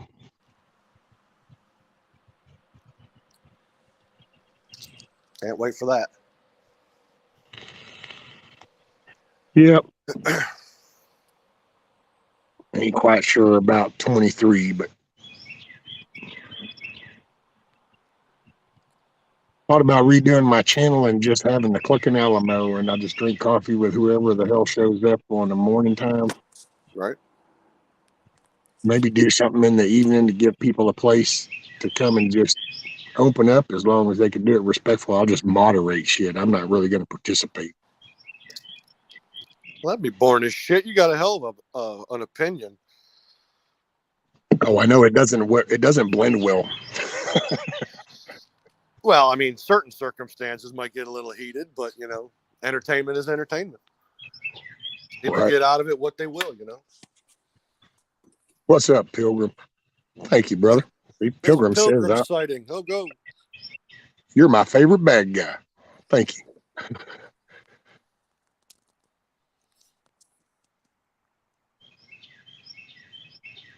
Man, I don't know. I guess after everybody has a different journey through life, and everybody gets to certain points in life different ways, and everybody wears a different set of lenses. Right. So, I meant to tell you, I had heard the other day that you have a Cash App. Be extra careful with don't say yay or nay or anything like that, just because of if somebody's government listening. But if you get over $600 in those Cash Apps and everything, you have to do the 1099K.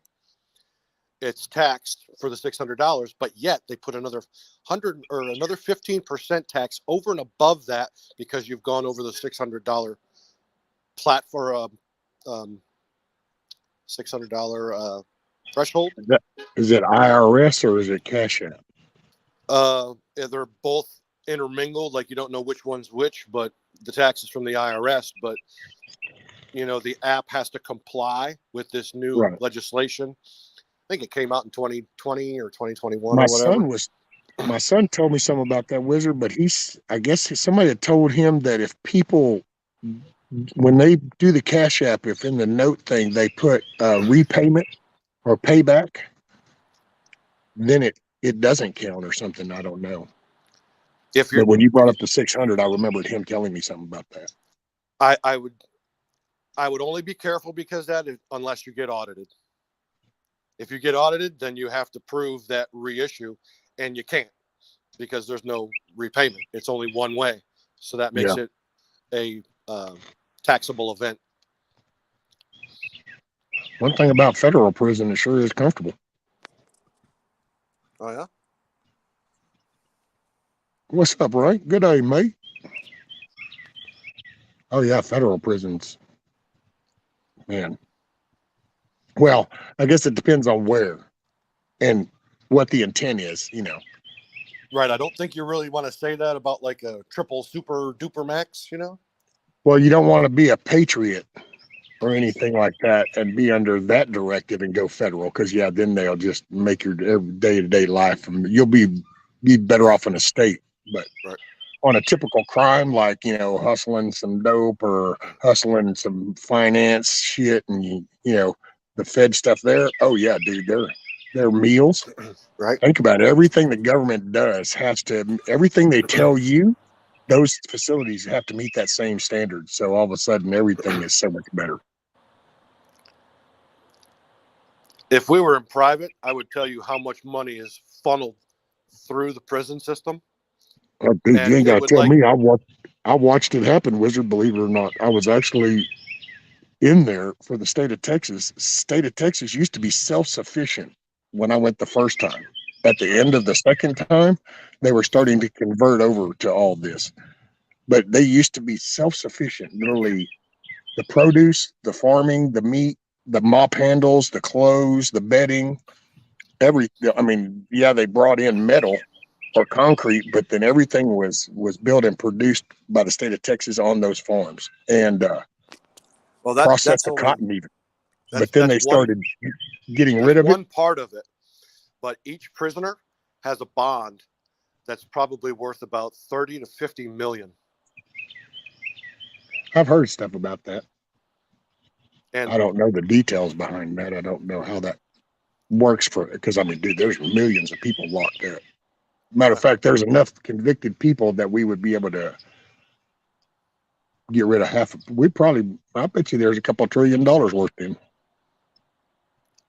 Because there's a lot of people locked up. Yeah, I would say upwards of like, you know, 400 or 500 million. And they use a 1099-A for abandonment of property, because once you're in the prison system, you're considered property. Yep. How does that work?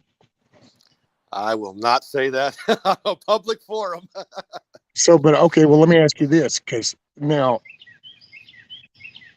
I'll say, and I don't mean this ugly, so don't take it that way, Wizard, but it's just so many different conversations come about and things get said, but when it's like that, so now is that on a all 52 state thing, or is that a federal thing, or, you know, so when this dude goes to jail and he goes and does 90 days down here in the county jail for public intoxication or a hot check or whatever the little charge was, see, listening to the general topic would mean that, okay, that dude just got $1 million bond put on him and that he doesn't exist anymore, kind of, because he's now in this system. But being hang on one second.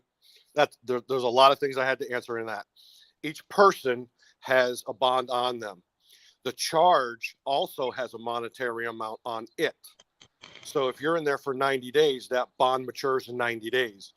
Could be $1,200, could be $30,000. Murder has a $7 million bond just on the charge.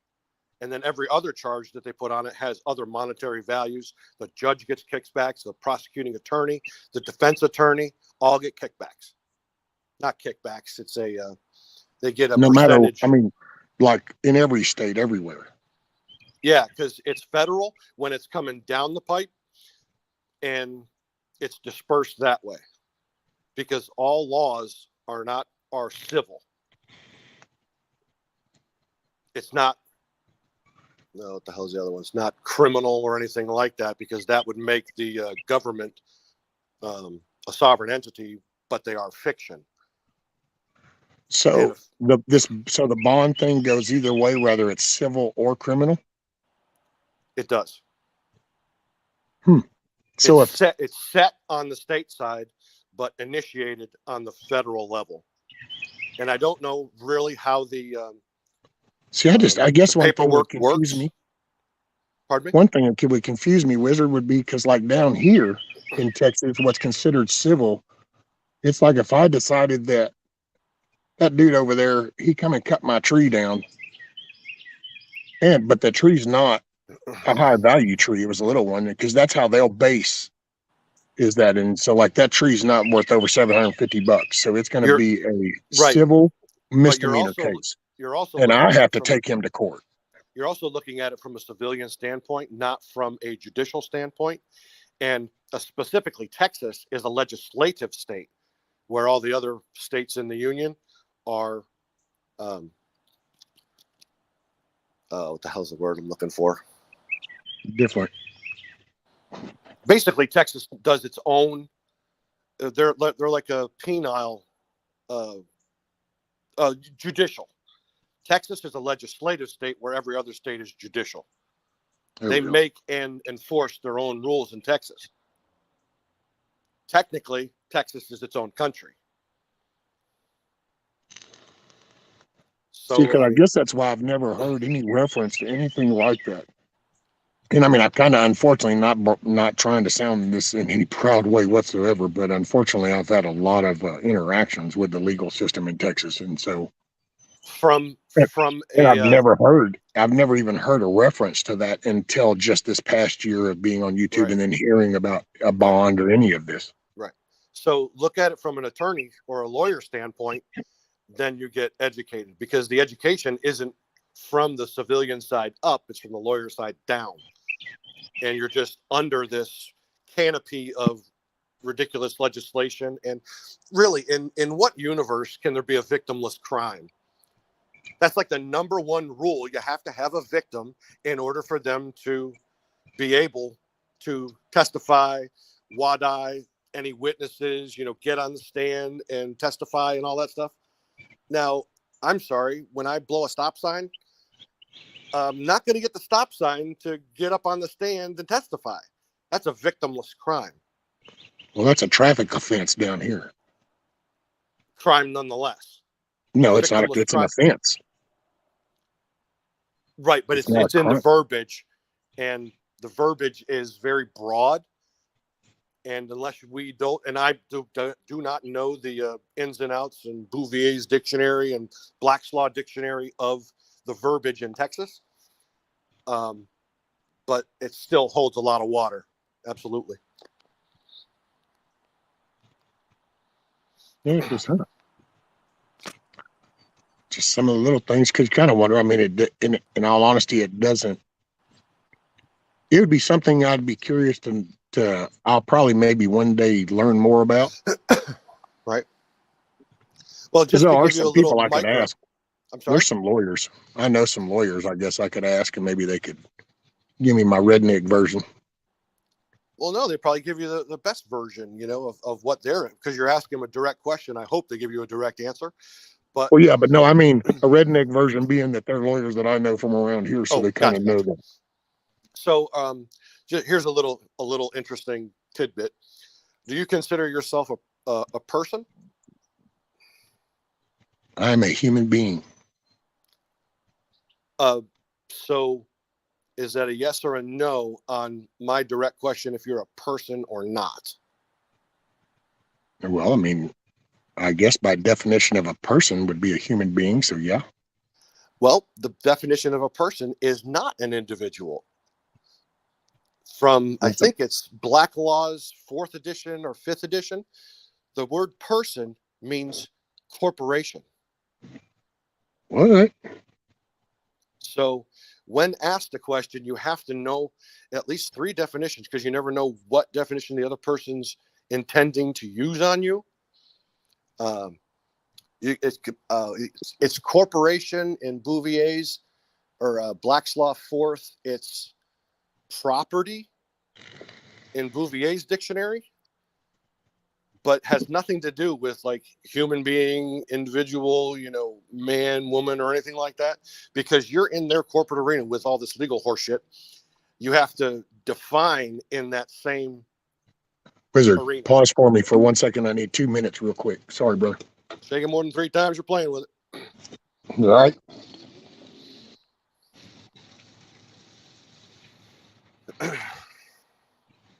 For example, my white ass.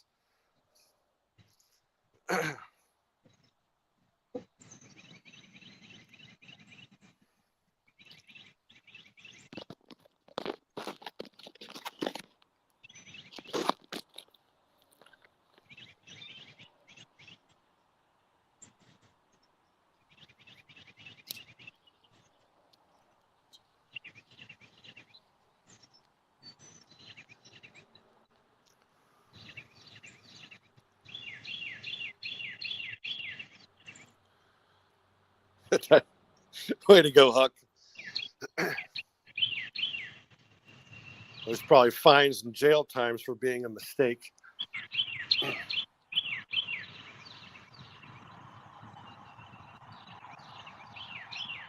How are all the lurkers doing?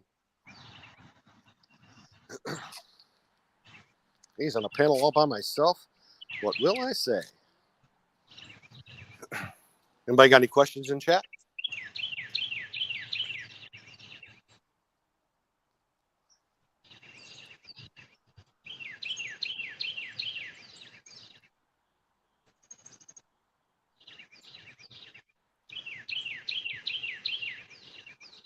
Hope Devil Dog's in here.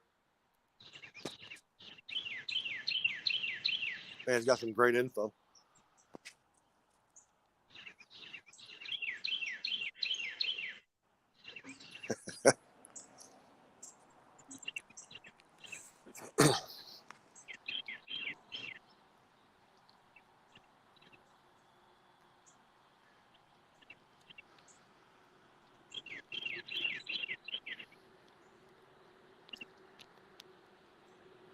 Killed that battery. We're down to 20%.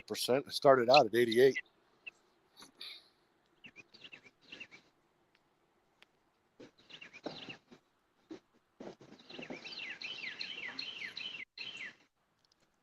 If you're referring to Kiss Off, actually, if you're referring to Wizard, I had never seen him or her. But I heard the other week that there was somebody else in here and there was a discrepancy, whether it was me or somebody else. Don't know.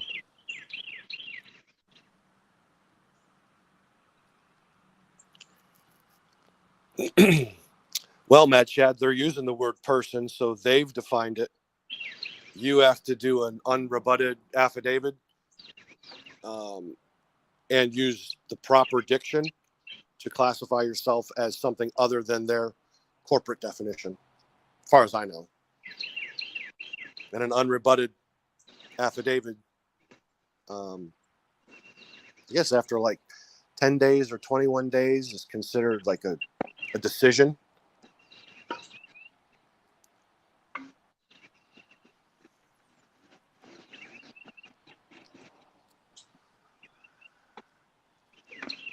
I think you actually have to have a grammatically correct name, you know, colon, mad, dash, shad, colon, or your last name or whatever. Sorry, I had to go get an extension cord. Tablet was fixing to go dead. Right? So I had to plug up the cord real quick. Which I guess if it just kills my tablet, it's not going to kill the stream. I just wouldn't be here. I think it'll still keep going. There we go. All righty. Sorry about that. Didn't mean to be rude and just cut you off. Oh, you're right. I mean, it really is, Mad Chat, about diction and knowing how to speak. If you speak on the noun or you speak on the verb, it's how you want to present your thought.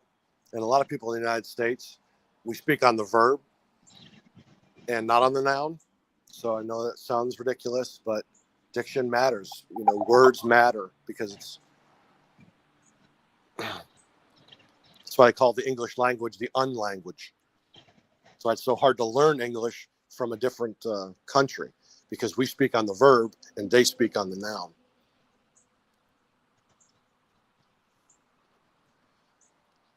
Where we say, like, for example, how are you? And we know what we're saying. That's ridiculous. They're speaking on the verb how, where people in other countries, they say, you are how. They want to know your actual situation. They're speaking on the noun.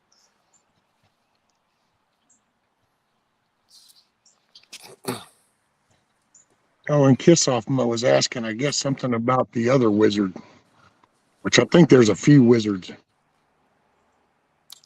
Yeah, you guys were saying that. I've never been in the same chat as far as I know. Well, the one day you had just missed them. They were here. Oh, yeah? Remember, and you came and we went, hey, there was just a wizard here. Yeah, sorry, I missed that. Yeah. And then, but they weren't rude. That wizard wasn't rude when they were here. But she's talking about apparently there's one that was around in the lower grifter channels, is what she said. Huh. And no, rank I wasn't. I was getting an extension cord. I don't live in Australia. We don't practice that enema stuff down here. And Very it's funny, true, Lone Wolf. Mr. Foster's drinker. Is that an old wives' tale, or is that like something true about Australia? Do they only have one beer? No, they got And it's few. like the That's just size of an oil can? you can pick on them if you could, because Foster's over here gets portrayed as Australian beer, but it's not an Australian beer, not what they call it. So it'd be kind of like over here when people up in New Jersey go, yeah, I got a burrito or I got this Mexican food, but really the person over here in, San Lucas is going, that's not Mexican food. Well, to them, that's the same with beer. When you say Foster's to them, they're like, Gotcha. like Rank could probably damn fall out of his chair going, no, I'm not drinking Foster's. They hate it. But over here, we got the Outback, man. The Outback says that's Australian beer. I know. Yeah, I've never. Pisses them off. I only go to Mrs. J in the UK streams. She's a sweet lady. Yeah, she is.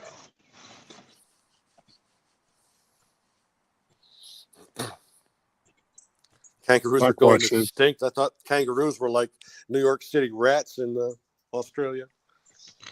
I don't know if those things are indigenous or if they're like, one of those wildlife that's introduced to a population to get rid of another population. What? Like a coyote here in North Carolina?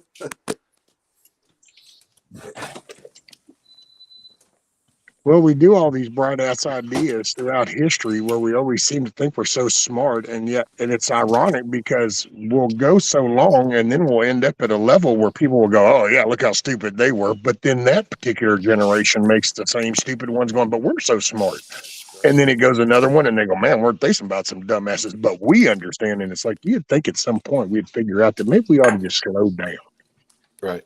It's not that we could, is if we should do whatever we have in our minds. Exactly. It's like all this, the DNA talk.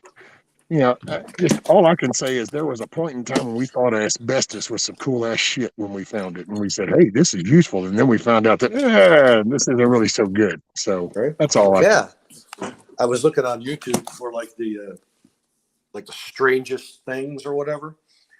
And there's a town in Australia that's been obliterated from every map, basically from the internet and everything like that, because that's where the asbestos mines are. And you can die in this place if you breathe in, like a second worth of air in this town because all the asbestos. Damn. I can believe it. We got, what is it? There was one that in North Carolina or some up there in the mountains somewhere. Oh yeah, it's in Pennsylvania, that whole town that's been on fire for like 70 years. Yeah. An underground coal mine fire. Yeah. That's on the same channel I was at. That was really weird you said that. I watched that. It wasn't. I saw that not long ago. Yep. Just kind of, I don't know. But it is what it is. I hate that we have to learn that in a way where, you kill a bunch of people because you thought, asbestos is the best insulation or, the best. I mean, they still have like siding on old homes here in North Carolina where you have to have the house abated before you can do construction. They have to like wrap it and, you know, put like a water solution on it so it doesn't get like a certain percentage of airborne. And these guys are in there with like SCBAs on, ripping this shit down, and they put it in a special container and it's all wrapped and stuff like that. I'm like, man, for a $40,000 house, you put $150,000 before you can even walk into the place. They got it. Well, see, that's like, that's what it is. That's my thought when it comes to all like the nuclear energy. It's the same concept in a way. It's like, okay, but at some point you have expended rods and it's proven that you can't do anything with those but bury them. They don't dissipate. So at some point, does that mean you run out of storage area? It's kind of like the asbestos. At one point we went, hey, this is pretty bad, but then we have to account for now, how do we take care of what's here? Oh, if we just go in here like we normally do and just crush the shit out of stuff, we're going to make it even worse. So you end up trying to fix another problem with a problem. Well, yeah, I mean, this is probably like really dumbing it down, but if you can make a, you know, fuel rod, why can't you unmake it and put it back into its normal form where it's not so toxic and all that kind of thing, and store it when it's safe or whatever, you know, so these big caves are not filled with 500,000 spent nuclear fuel rods, you know? Because Wizard, I'm not redheaded, as you can see, but we're going to circle back. And in circle backing, we're going to go to that corporate thing. See, that's not cost effective, right? To think of that process just to make them, because that's where the money's at. There's not going to be any money made in taking that apart back to its natural phase. That's not making money. I know. I'm with you. So we're not going to do that. Thank you for the Jen Psaki reference. She's hot. I wouldn't kick her out of bed for eating crackers. Right, crackers?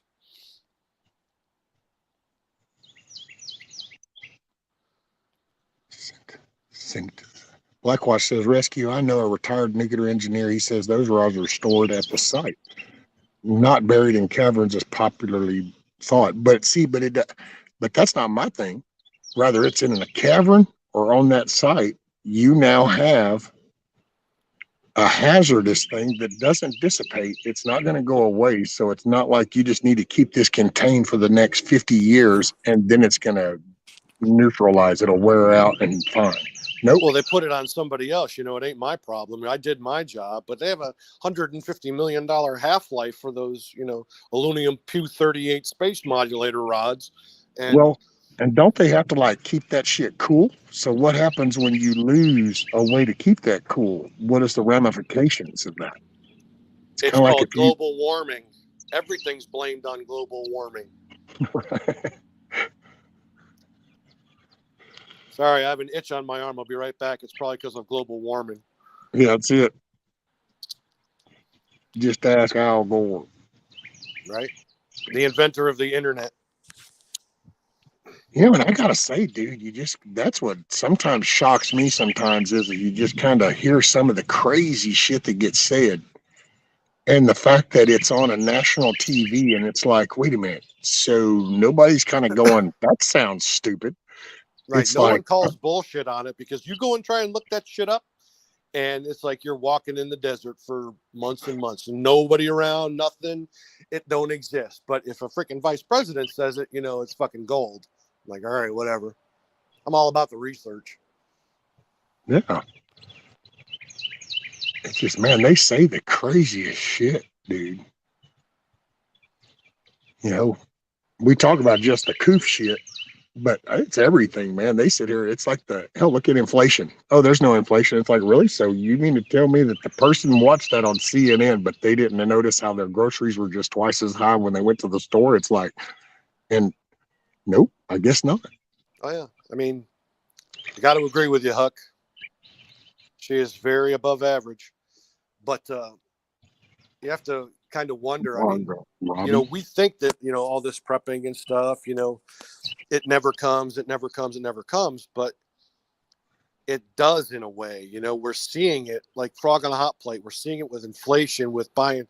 I mean, last year, eggs here, Eggland's Best eggs were, you know, $4.30. Now they're upwards of $9 for an 18 pack of eggs.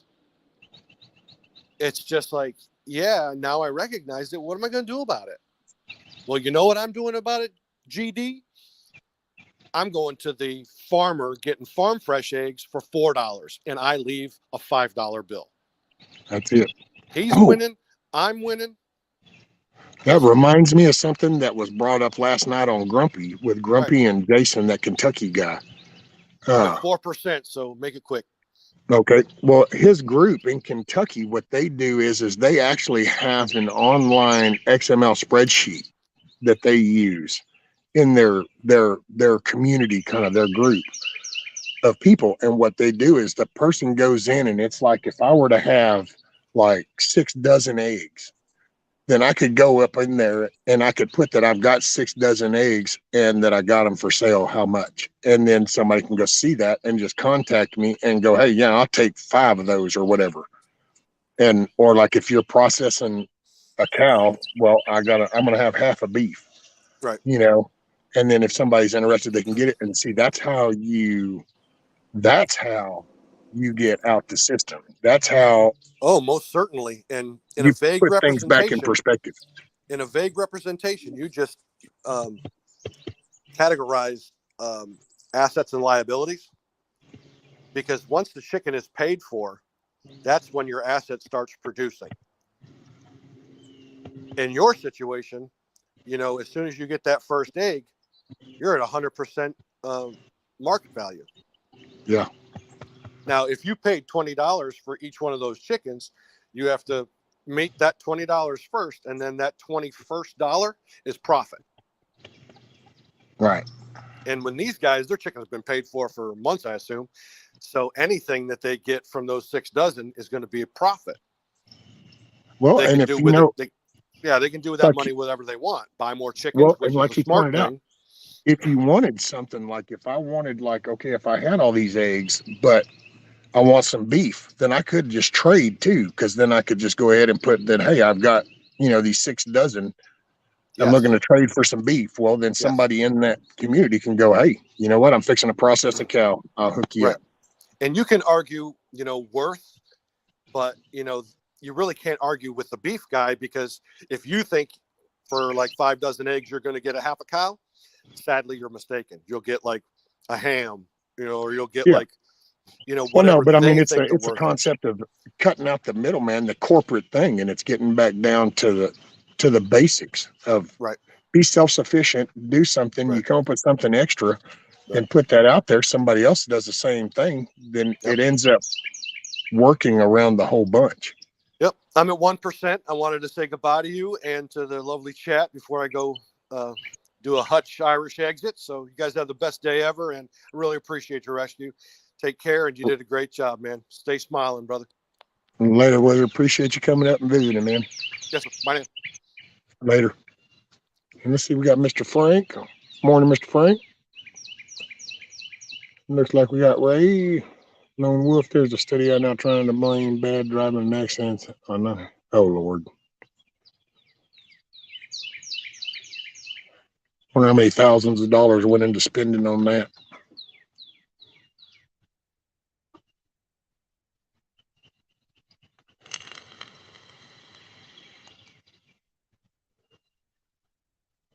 Well, actually, I'm probably fixing to get off because since Rudy came out, then I know she's up, and then I'm fixing to go fix that washer so I can get that done and over with.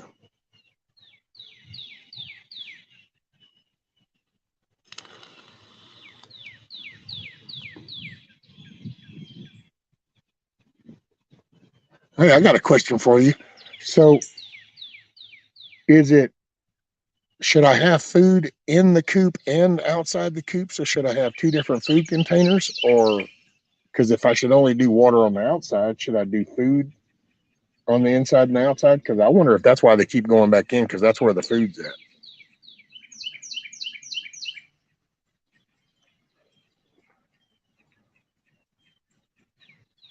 Where's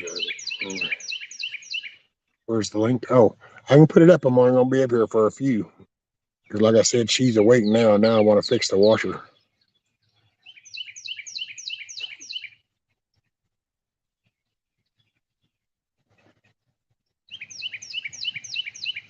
Okay. Because that's where I got the feed is in the coop, you know.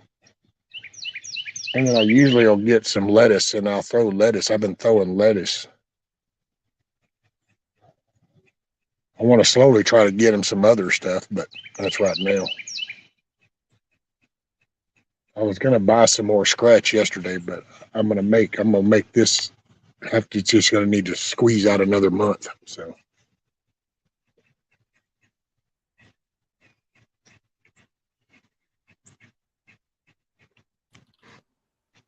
there's right. Let's see. Ray said I think it's best to keep food and water on outside. Well, I know that's what everybody was just saying a while ago was the water. Just most people don't put it on the inside, but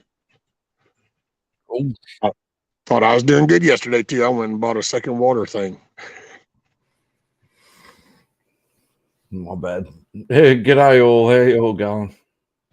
That was some really good intellectual conversation I was listening to there.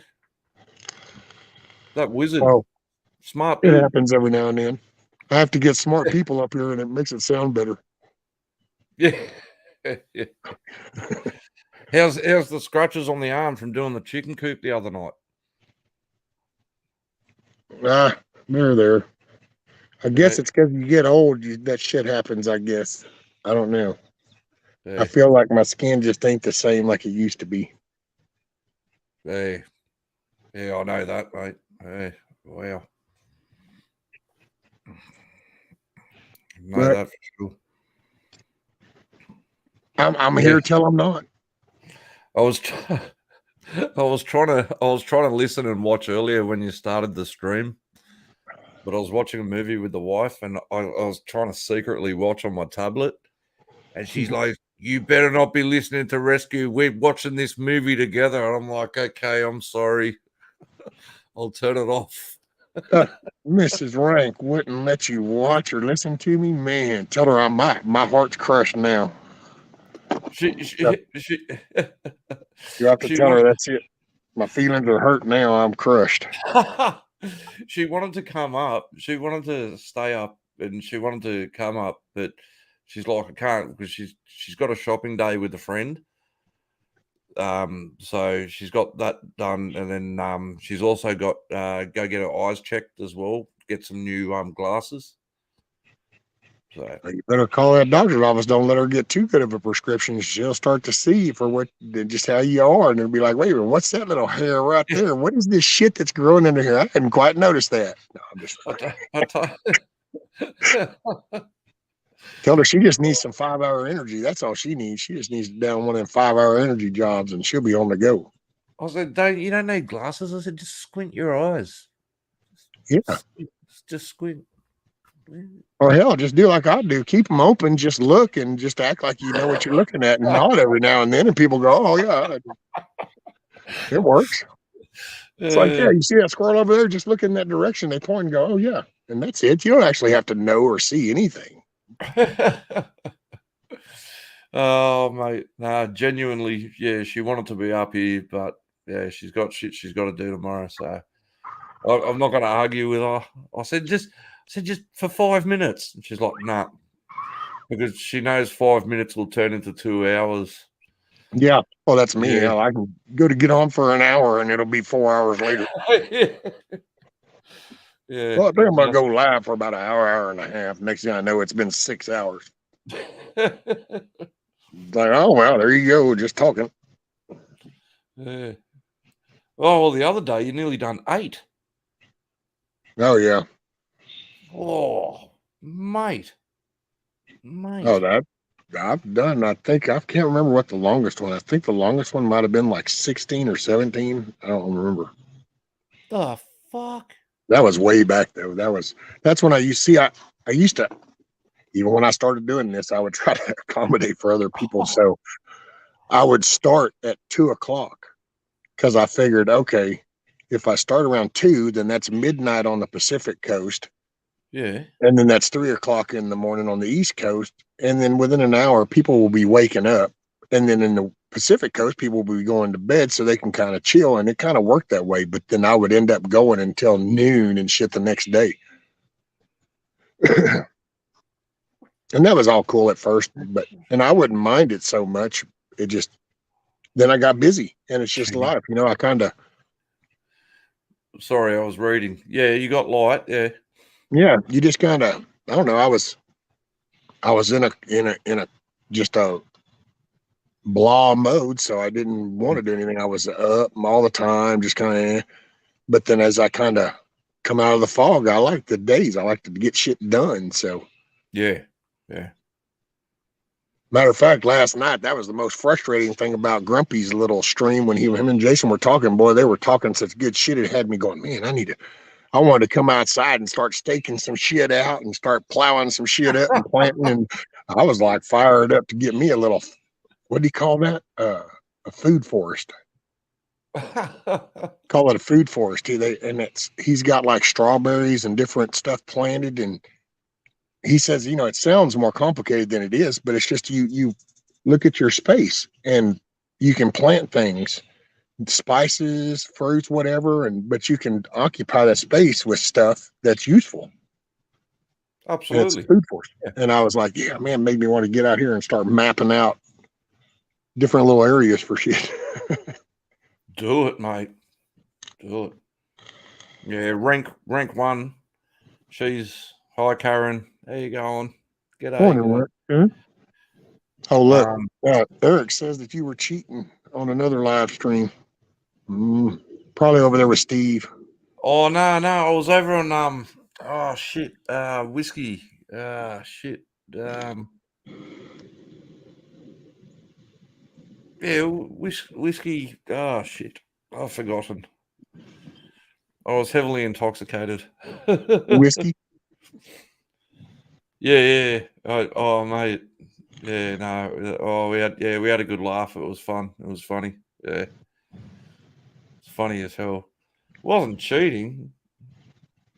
Oh the yeah, true Celtic Celtic Mart. Mart. Yeah. Celtic Mart. Yeah, thank you. Yeah. It's not cheating. Rescue wasn't live at the time when I was on there. Well, if you were, I didn't know about it. No, Sorry.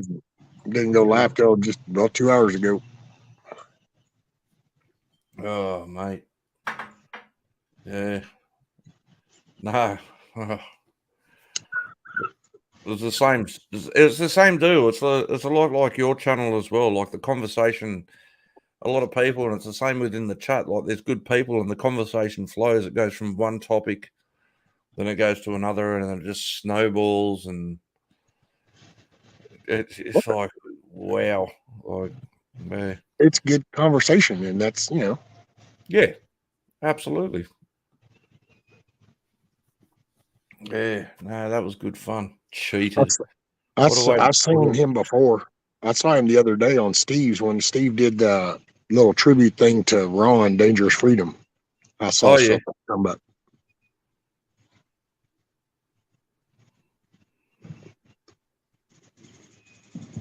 What? Be eyeballing me. Where's the raptor? He's eyeballing me right there. He's come over to that wire and calling. You can't quite. Oh, you couldn't see her because of my name was blocking her. Yeah, of course it is. Hey, she was just down there where my name tag is, down in that little corner down there. She just come up to that wire mesh and was just looking at me like, what? And I'm like, what are you looking at? Eyeballing me and shit. Be eyeballing me, boy. So how was Rudy adjusted to the chickens? Oh, he said he's kind of picked up on them. He hasn't been actually physically in the same area with them yet, you know. Okay. But it's like when we come outside, if I even say it, he's picked up on it now. I just kind of say inside going, well, I'm going to go check on the chickens. And when he comes out, buddy, he'll come straight on over and he does a little lap around just kind of looking at them. And then he goes on about his business. Oh, like that's great. Yeah, that's which great. He does the same thing whenever we say like, "Hey, I'm gonna go check the mail." He'll just go right out to the mailbox. He knows where we're going. Yeah, all right. Hey, morning, who? Morning, Yankee Watchdog. My dogs hate the mailman. They try to kill him every day. Yeah. Yankee said that Mutt's supposed to do the same tomorrow for Dangerous Freedom. So he's going to do a tribute. Check your email, apparently.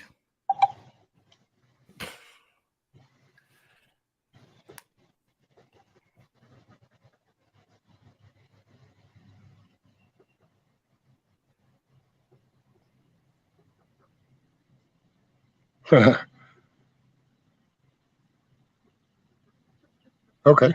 That'll be cool.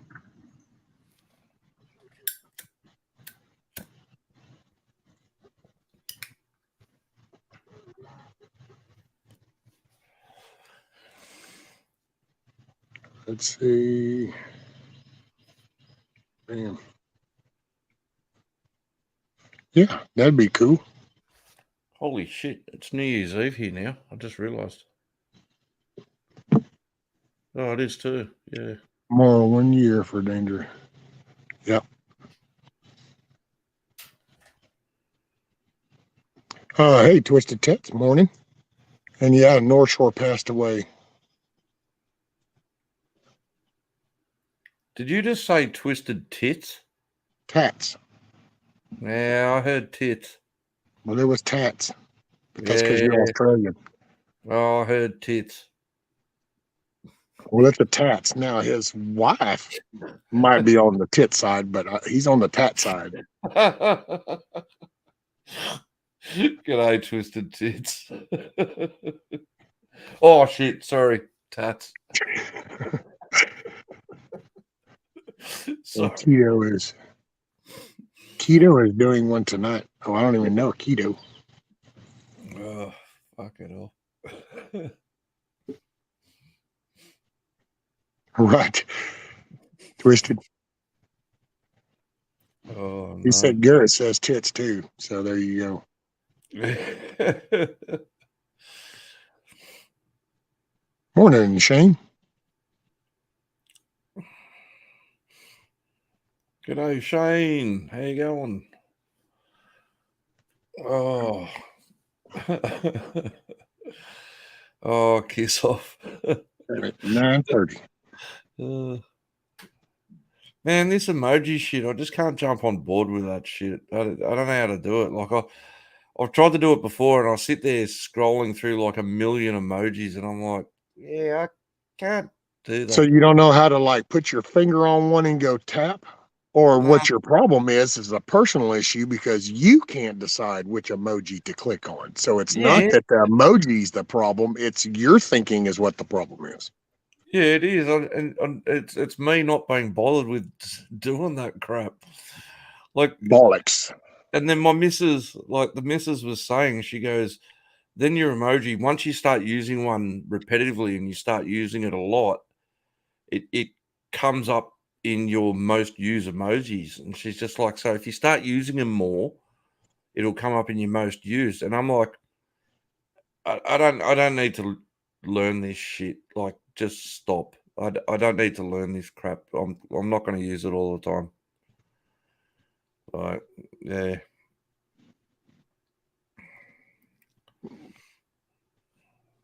The key thing to do, not man. What? Okay. Oh, hey, Scat Park. I didn't even know you were here. G'day, Scat Park. Much love. Love heart emoji, yeah. See, I don't even click well, actually, yeah, sometimes I do the actual little icons, but most of the time, like my little peace sign, that's because I've gotten it down. It's the shift semicolon, and then I do VIC and then tab. There you go. Boom. That's why that's my easiest thing than sitting there typing or saying anything. Yeah, I ain't what do you mean? Yes, nobody cares. Nobody cares about what? Emojis. Poo and doodly. Okay. Kissy poo and doodly doo. Oh, mate, I was about to have a sip of beer and I read that. I said morning, by the way, Hoot. I said morning to you. I said, who? So, you made me come out. Oh, there she is. There's the twisted lady. Oh, g'day. You made me come out of the lurking tree.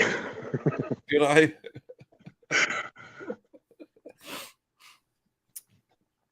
Oh man, I done that to Steve and Ronnie the other day. I done it to Steve and Ronnie the other day. They streamed for like they were streaming for like 4 hours. Ronnie and Steve Aloha. And then like right at the end I jumped in the chat because I was just listening. I was doing other stuff anyway. And then I jumped in right at the end and I went, okay, bye everybody in the chat. Damn. And he's like, what? Oh, wow. Oh, Well, I'm so sorry, Hoot. That sucks. what happened? She, Hoot said, I said we had to put down our Rudy yesterday. He was 14 years old. Oh, shit. Man. See, yeah, Hats that's off. Respect. Shit. definitely so sorry to hear that because I know Yeah, that's a how shit. that is. That's a good age. Hell, I'd watch Rudy, and it just takes me back to because our other one that was my best friend. We got him when I had my plate, this titanium plate put in my neck, and he was my buddy. I mean, he got him from the handful, and that was old Buster Rudy. Now I can look at Rudy and I go, oh man, I sure miss Buster so much. How the kids rode him like he was a mule when they were little. And his name was Rudy too. Now, I had a question for you though, Hoop. So now I'll tell you. So I named him Rudy because after the movie Rudy, the short dude that played for Notre Dame, that movie, and him being the underdog, of the team because he was the little short dude in the big Notre Dame, and he got to go play one time, and it's a movie called Rudy. That's actually why I named him Rudy, because he's half goofy and he's an underdog because he was a rescue. He wasn't supposed to really make it. That's where he got his name.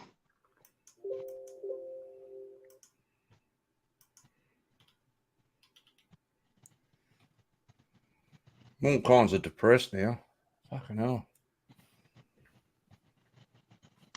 It's like losing part of the family. Oh, yeah, it's one of the kids. Eric Scat Pack saying to go drink some orange juice and then put some boogie music on and dance. That'll wake you up.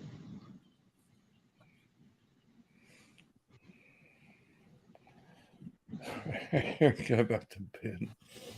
Oh, mate. Oh, damn, that's sorry you got to handle that, Hoot. Yeah, I've already said to my wife, I said, I'm not letting my boy go when he passes. I've already started looking for taxidermists and that, and I'm going to turn him into a doorstop. Yeah, but that's just me.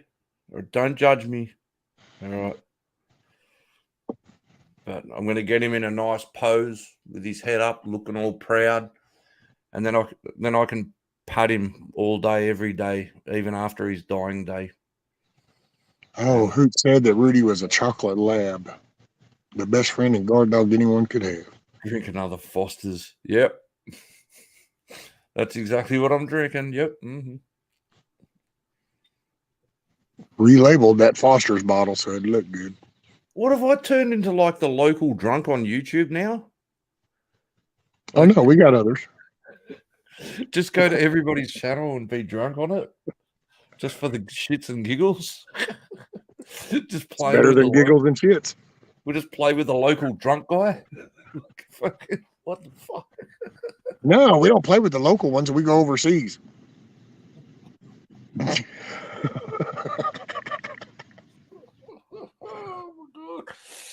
Yeah. Well, you were right, Rescue. Yeah, that Foster's comment really set me off. See?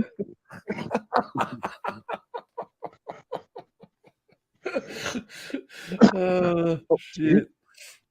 I just was coughing. You got to freak all We out. import our drunks. Import them. They're coming over the border daily. Oh my god.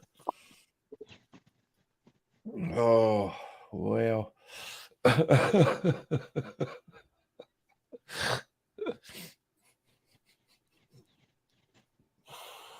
Too funny. Damn. Too funny. Oh mate, everyone in chat. Thanks for keeping up the joy. You're all crack up, mate. Eh? I love it. You can take the piss out of an Australian as much as you want.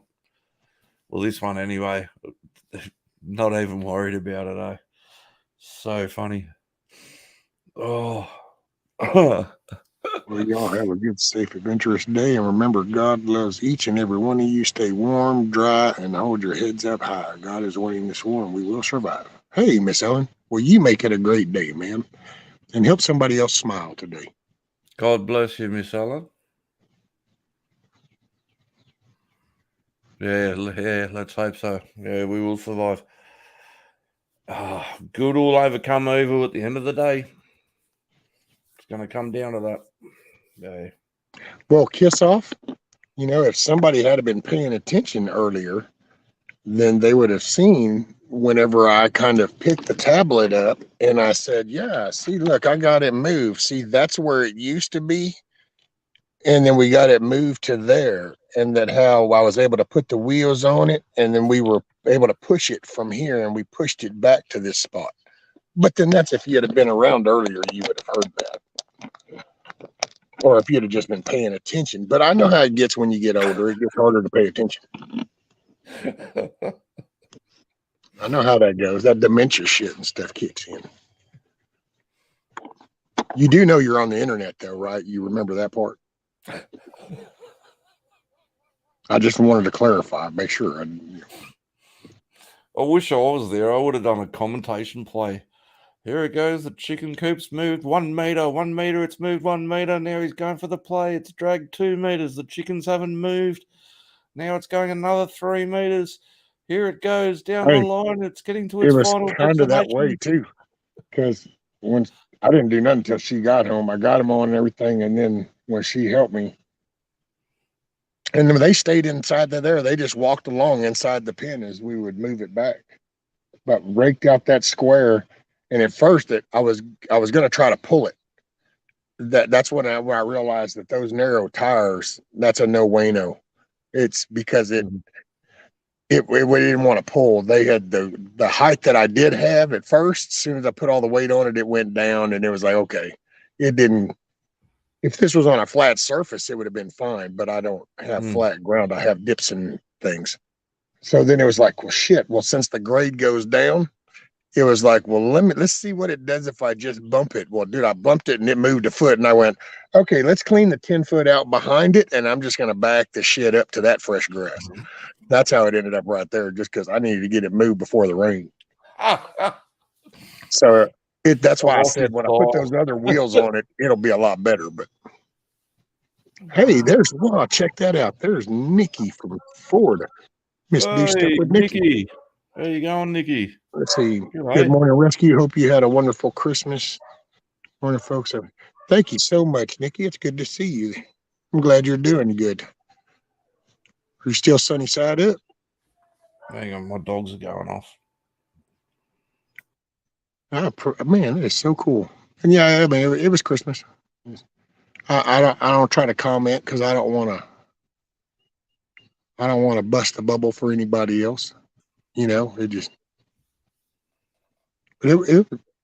was a decent day. Had some ham. Always good to see you too, Nikki. I was wondering where you were. Oh, I didn't even get a reply from Kiss Off. Oh, okay, there we go. I was afraid, man. If she don't say bite me or something, then it's like, damn, did she get so mad she actually rage quit on me? I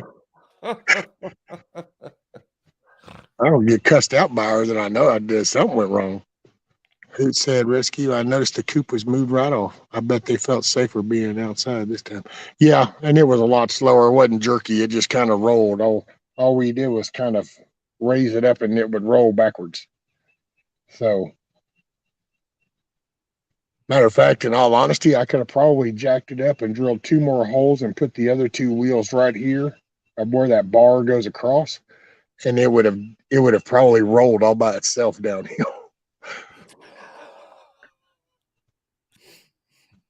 It's just that it won't go uphill because then the minute the weight goes to pull, it starts to push into the ground, and then it basically ended up flat. That's why it'll roll back, but it just didn't. That's why those bigger tires. Yeah, okay. I was busy exercising my liver for a week.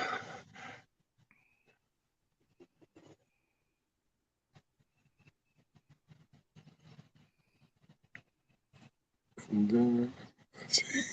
I was busy exercising my life. I just So- read that. Said I sure am. Just got back from a week in Port Charlotte with Uman. We popped over and visited Bug Out a while too. Cool. Yeah. Oh, yeah, Nikki, I'm seriously scared. I might be up for a divorce, hey. My wife, her New Year's resolution, she wants to stop drinking, and I don't know how I can live with that. You'll figure it out. Yeah. Remember when you were a kid and they locked you up the first time and you said, "Oh man, it'll never." Well, that's you dealt with it. You'll deal with this. That's all. Mate, I'm not even worried. No, she's headstrong. I'm not even worried. She's done it before. It didn't last long. But yeah. Well, she might want to and see. She wants to for her health. Well, And then encourage I her. said I don't have a problem with it. Support your wife. Yeah. And that, mate, that's a good thing. That's a good thing. Yeah. So Does that mean are you gonna help her out and you're gonna do it with her, or? Well, I'm going to help her out because she told me that if I want beer, I've got to go buy it myself. She's not buying it for me because walking into the bottle shop will be too tempting. So I said, yeah, no worries. So are you gonna put a little fridge out there by the couch so that then it doesn't have to be around her? We got a fridge out the back, so out in the backyard. So I'm just gonna make that my beer fridge. So she doesn't see my beers. Oh, kiss off trying to talk a line of shit. Look at her. if you can do it for over 29 years, you can do it too. Yeah, right. I should probably do it, mate. Wow. I've been starting to get little stab pains in the liver area, and I'm like, ooh. Oh yeah, Sorry. Nikki. That's my rooster is Bug Out. That's BB. Whenever we finally determined that he's gonna be the rooster, then named him BB. They do Steel and Tree. There's a Heineken one that's 0 alcohol that I like. And I was drinking it thinking it was real beer, but it wasn't. Yeah. Sorry, Rescue. Sorry. For what? Yep. For BB. what? Yep. Oh, I cut you off. I was reading. Yeah. No, you didn't cut me off. I'm sitting here doing just fine. Sorry, Dad. Yeah. No, I was reading.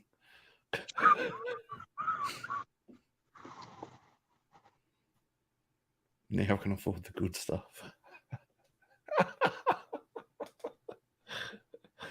I already drink the good stuff. Foster's, remember? Yeesh. You said it, I didn't. I had to beat everybody else to the gun. Just goes to show you I was right all along, see? He finally came out the closet all on his own. I told you so. You know. Mm-hmm. Beck's. Oh yeah, Beck's. They're a German beer. That makes sense. All right.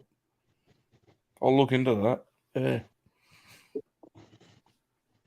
Oh, too funny.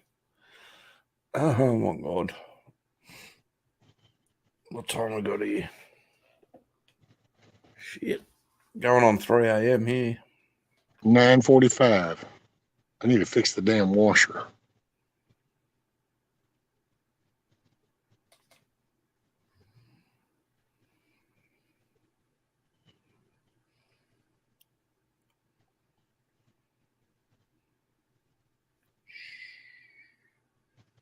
Nobody speak at once. Piss water.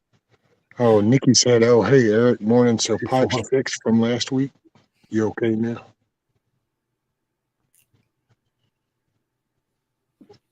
Cluck Norris.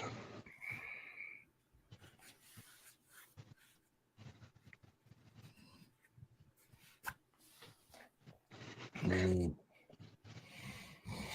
I don't know what I'm going to name the other ones.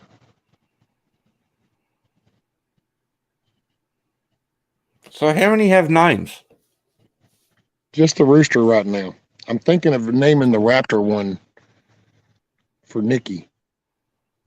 In between prepping Nikki, she hatched them and stuff for me, and she's kind of a feisty little thing. So it's like, well, you know, that little raptor chick, she's a feisty little one. That That might only kind of. makes, yeah, that only makes sense. Yeah. You got to name them after your top viewers.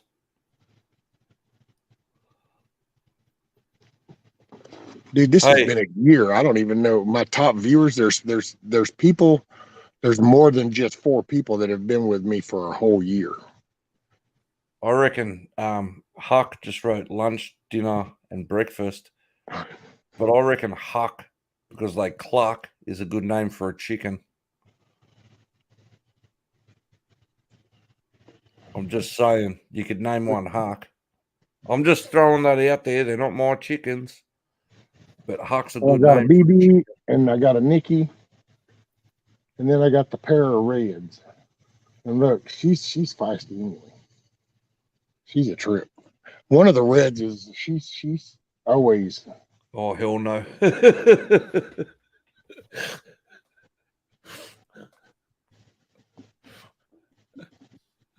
Oh, Gonna shit. crack up. Non-beer drinking Nikki is now a beer drinker. Uman and Brandon schooled me. Bug out.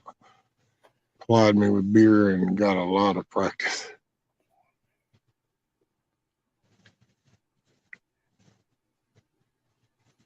I'm your Huckleberry. I don't know. Believe it or not, I thought about naming the 2 reds Thelma and Louise.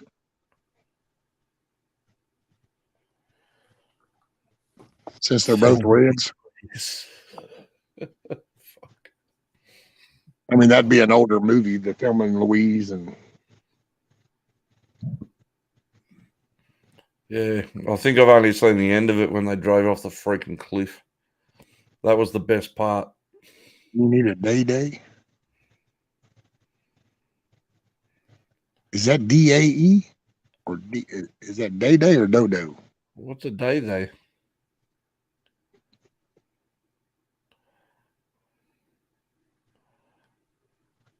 What's a day? Huckleberry. Stealing tree.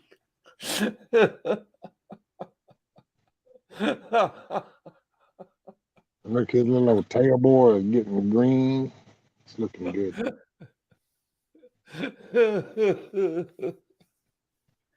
He made a Huckleberry.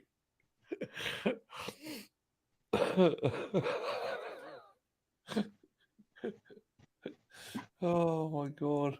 That's a good one, man. That's gold.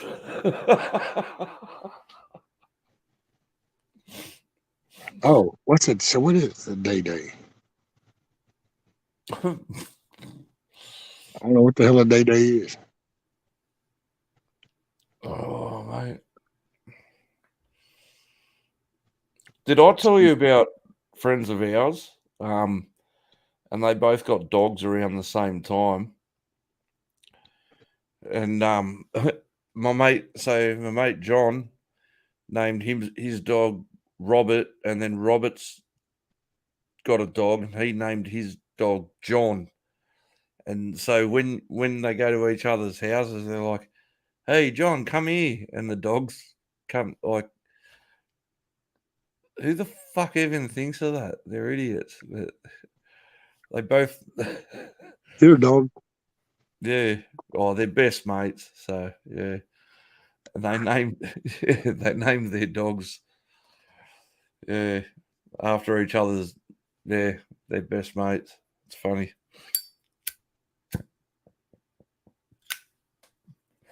I still like Cluckleberry. That was funny as hell. Oh my god. Whoever wrote that, who was that? Steel Tree. Oh my god. Well, that's 3 hens. So then the goal by next year is I'll try to get up to 3 more, at least 3 to 4 more. Hmm. I could name them that. Then I could name one of them a Cluckleberry. Hey, like what? How many could you actually put in there? You could, because you obviously don't want to overcrowd it. Well, yeah, I can actually probably, according to that damn chicken math kind of shit, I can Yeah. put more in the coop that I could probably put in pen under here, but because Yeah. that'll hold a lot more than I think would be an appropriate room in there. But then again, if I wanted to just put the feed in there and not really worry about them pecking, then I think I could have 10 to 12 chickens in there. Yeah, all right. Does anybody feel like there's an extension coming on? Oh, actually, yeah. Actually, yeah. Yeah. I'm going to create, I'm going to probably end up one day redoing this front. And I'm going to Mhm. do the front where the hog panels go to, right Mhm. there. From right there, this part is going to become wider. At first, I even thought about putting that in the center and just like extending this the same out the back, but then I wouldn't be able to access the nesting box in the back. Mhm. Back there, I wouldn't be able to, access the back of that. But so then I kind of was like, well, if I just put some wheels on this, on the coop, and then on the front up here, made that from this to this, and I might even make it out of PVC pipe next year, because then it'll be lighter, and then I'll just put 4 wheels on those legs right there, and I'll just roll that Mhm. around, and it'll just be like a skid steer kind of thing, because I can just move the PVC. That won't be that heavy. Mate, rescue. I said that before, put skids on it. Well, no, I got wheels, Okay. because the skids will leave marks. I couldn't do that. I'll tear the ground all up. Because if I, like right now, even with those wheels on it, if I went to hook that up right now to that mower and start pulling that up there, there'll be chunks of the grass that'll just be ripped. Because I don't have a smooth, this ain't no AstroTurf shit here. This is the real deal. Like there's stump holes, there's roots, there's drainage, this is real soil. This isn't AstroTurf. Oh no, mate, I do have real grass out the front of the house. Oh, well, see, that's my whole Just yard. not out the back. What's up, TT1? Hey, TT1, how you doing? Oh, fucking hell. I wish I'd never told you I had fake grass out the back, mate.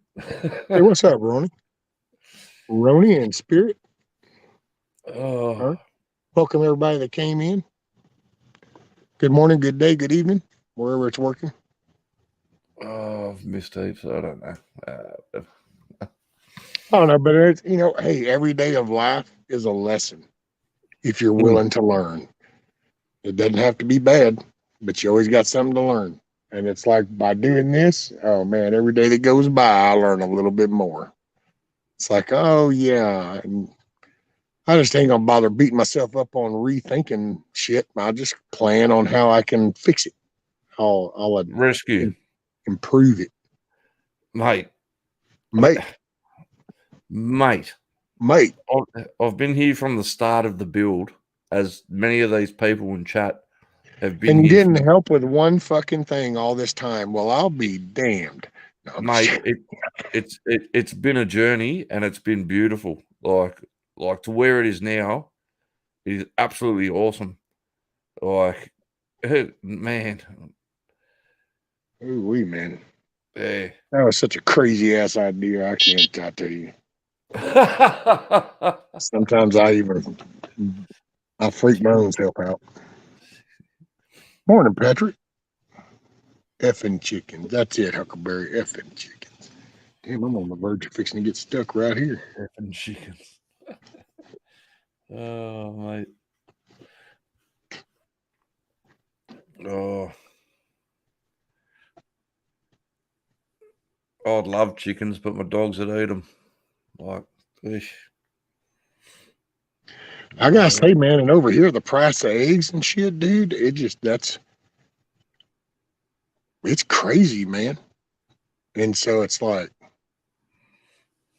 I like the eggs, and it's a damn good source of protein. Got the chicken for the meat too. So that's why I say my goal next year, but next year is to have a good 10 to 12 laying hens, and then hopefully at some point next year I can get into even hatching and get me a little hatchery going and then start to hatch some. Well, when I can get set up doing that, then I'll start harvesting some of the hens for meat, but I'll also be able to use that to trade. And like I said it before with the eggs, I've already talked to a few of the people that doing vegetables, and I'll be able to trade that shit out for veggies. So that's my goal. So I'll end up probably having another one. It just won't be like this. I learned a lot from this one. Work smarter, not harder.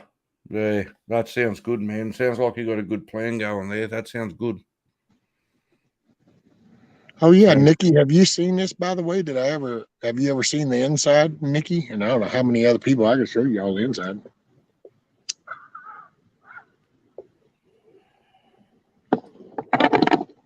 I think I charged up a little bit. Hoorah. Oh, shit. Good bait. Okay. Oh, pumpkin bait for deer. Oh, is that what you meant? Oh, I was reading Spirit. Sorry, I'm reading out loud. My bad. No worries. I'm just trying to get the right. And then there's the kiddos. Yeah.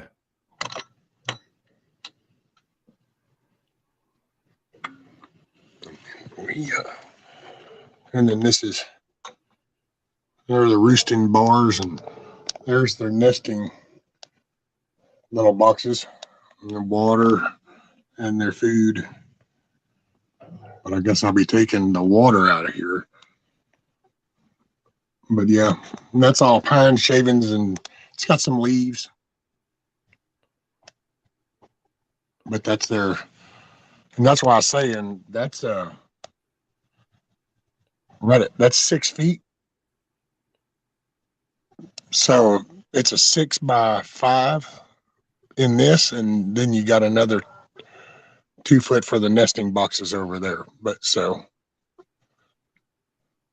it's a pretty good little area, and I could even add another roosting bar up there. And if I had to, I could. Oh, and this is so I can clean the poop off of that when they're on the roosting bars. It doesn't get down all in the shavings. It gets right here, and then right here I put a bucket, and I can scrape it over into the bucket. So it saves this a lot of getting messed up. That's better than some of the shit that I've seen on MTV Cribs. Oh, the hell! This is better than what I've lived in before in my past. I'm hearing that, mate. That's the better than inside of a culvert any day. Oh, and then that's BB right here, Nikki. That's my rooster. See, isn't his tail looking good? Look, now he's like, what? You showing me off? Yeah, I'm showing you off, you shit. Look, he's trying to avoid. What? You gonna get a close up? Wow. Oh yeah. Oh wow. What's that, Red? What's up, Red? Oh, that's the raptor. Was No, it? that's her over here. Oh, There's okay. Nikki. And that's going to be Nikki in between prepping. So there's Nikki in between prepping. That's the raptor chick. And then I think these right here, this is Thelma and Louise. These are the girls. Thelma and Louise. This one here, this is going to be Thelma, that one right there. You can spot her if you look at her butt. You'll see the two light feathers. See the light feather back there? Yep. And then, but that's not on, she doesn't have them. And that's Thelma. She usually follows me around. When I go in, she'll come circle all around me and shit. Oh, that's cool. Fuck. She's I know you want over here, don't you? And you can't get here. Did you see her jump? Oh, she wants daddy. Yeah. Yeah, she's like, I want over there. How come I can't get right there, dude? I want right there by you. It's like, I put a little distance and she'll get occupied. Because I know sometimes, oh shit, I'm gonna get stuck. Sometimes when I'm sitting out here, they get on up that ramp right there, and I know they're looking at those squares in that hog panel. I got to get that wire mesh over, and they keep eyeballing. And I know one time, little Thelma down there, she sometimes like she's going, see, look, there goes Louise, and there goes Thelma, and they get up there and they get to eyeballing me, and they're like, I wonder if I can make it through that square. Can I make it to the square? See, look at them. You think I'm making it up? Look at them. Do you see them? Yeah. It's like that. It's like they start contemplating. Can I make it out of that square? They want dad. Can I get over there? Dude, Thelma and Louise, they're crazy. Oh, that is so sweet. I'm afraid to get close. Rooster. But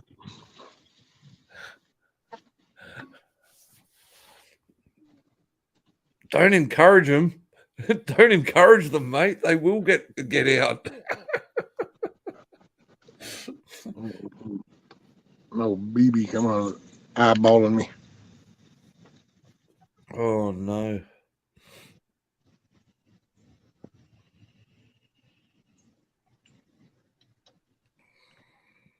Oh, he's over there. Like Louise, just like, here comes Louise. Like, I see you.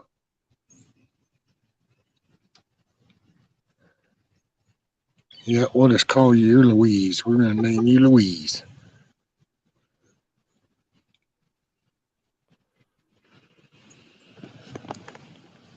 No BB. Look at that. Pretty green feathers. They're pretty green. I mean, I wish that mesh wasn't all in the way.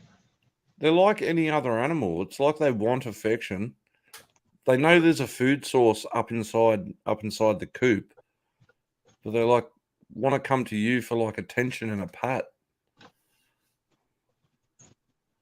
Look, she's walking on the edge of that. You see?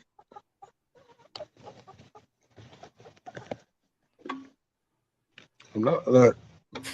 Kiss off. Look, she is steadily leaning like, I think I can do it. I think I might can. I'm gonna back up before your ass. That's all I need is for you to hurt yourself. Oh Yeah. shit, I'm about to get stuck. Look at the damn mess just from coming out here. I'm about to get stuck sitting out here.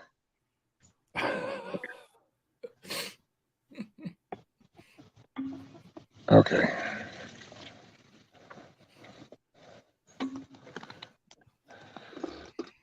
Oh, funny.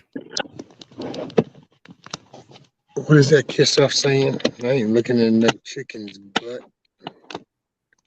Looky here, Missy.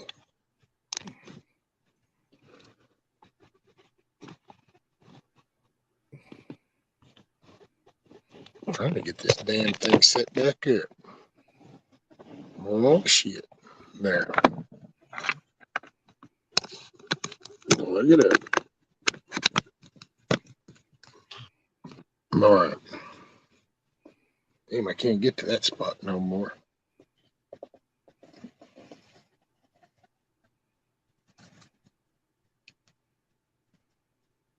Oh, look at him. Oh. See, that one just jumped up on the ramp so easy. Yeah. Didn't even walk up. What did I miss? Did I miss anything in chat? Oh, I haven't. Yeah, I've missed it all too. I've been watching chickens. The last one I got was Kiss Off saying something about something. I can't even remember.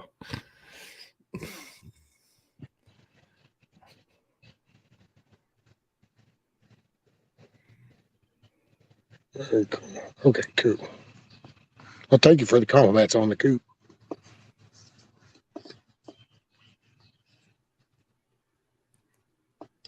That's my kiddos. If you had a Y'all 20, been here, sorry, sir?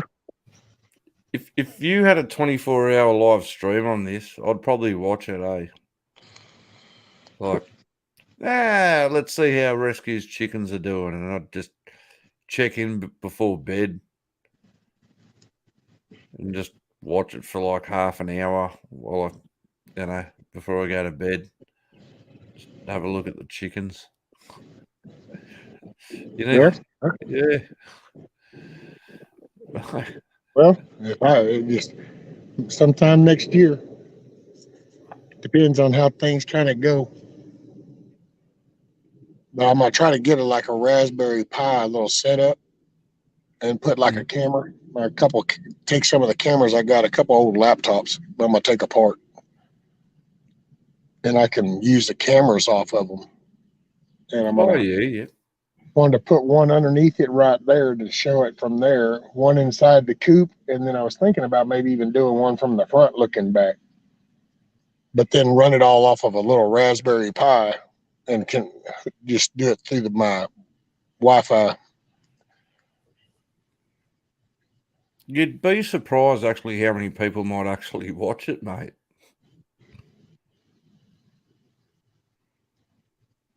Because I would. I've never had chickens before.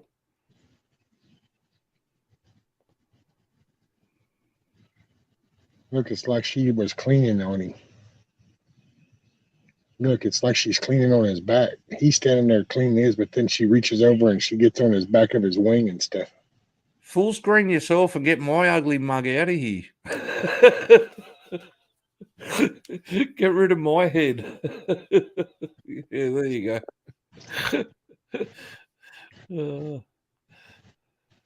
Hey, Gmo, morning. Hey, Jimmy Michael, how you going?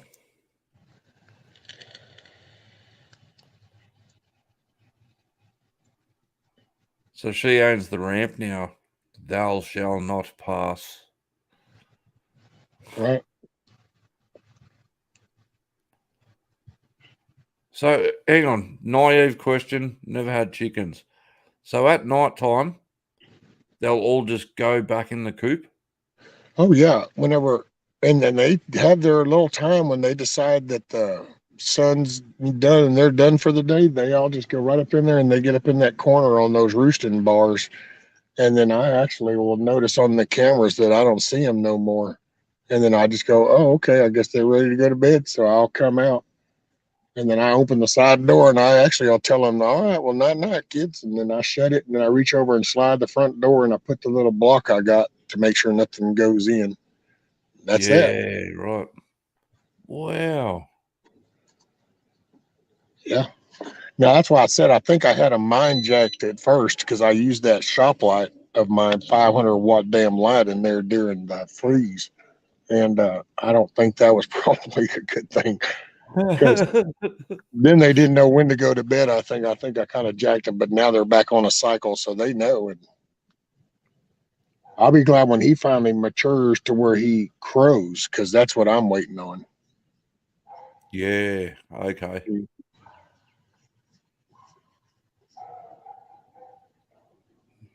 I'll be really looking forward to the rooster crows in the morning. That'll be cool. Yeah. Yeah, certain councils around here, you're not allowed to have that in certain areas. You get in a lot of trouble with your council. Yeah, that's a no-no. Yeah. Shit. Yeah. Do you hear barking? Do you hear that did. barking? Hear that? Yeah. That's what I tell them. I'm sorry. When I don't hear no shit out there, then you can say a damn thing about mine. But until then, I Yeah. suggest you keep stepping. Otherwise, you ain't gonna like where this conversation goes. Yeah. That's what I kind of tell them about anything else they've ever stopped and said anything about over the years.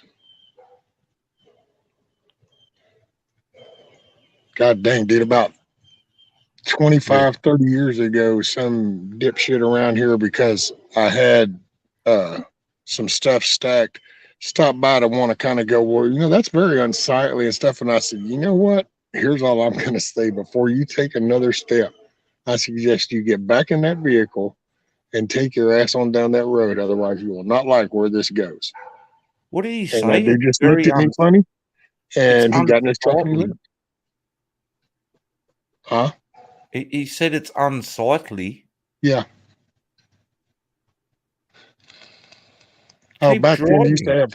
have, back then there were people, and you drive around, and I got it in a way back then, although not really. I saw where they were going, but Yeah.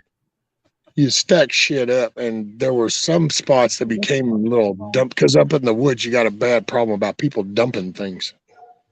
Yeah. They'll just go dump shit. That's just the woods. Here, I'll pull pump. And so sometimes people have gotten accustomed to seeing things, and they don't realize that, well, there's a reason for that. And so just shut up and mind your business. It's not the dumping ground. But because you do things. But sometimes there's just assholes. There's been a few of them. Oh, there's no shortage of them, mate. Shit, no. No shortage. Because I'm in kind of a community. So it's a community is where I'm at. I mean, I'm in the woods. It's hard to explain because it's different than most places. But I mean, you guys have seen cars go by. So I mean, it's a community, but it's in the country, and it's in Texas. And I guess it makes it a little different than most places. I guess, I don't know. Because it's not the suburbs. It's not a neighborhood. This ain't a city.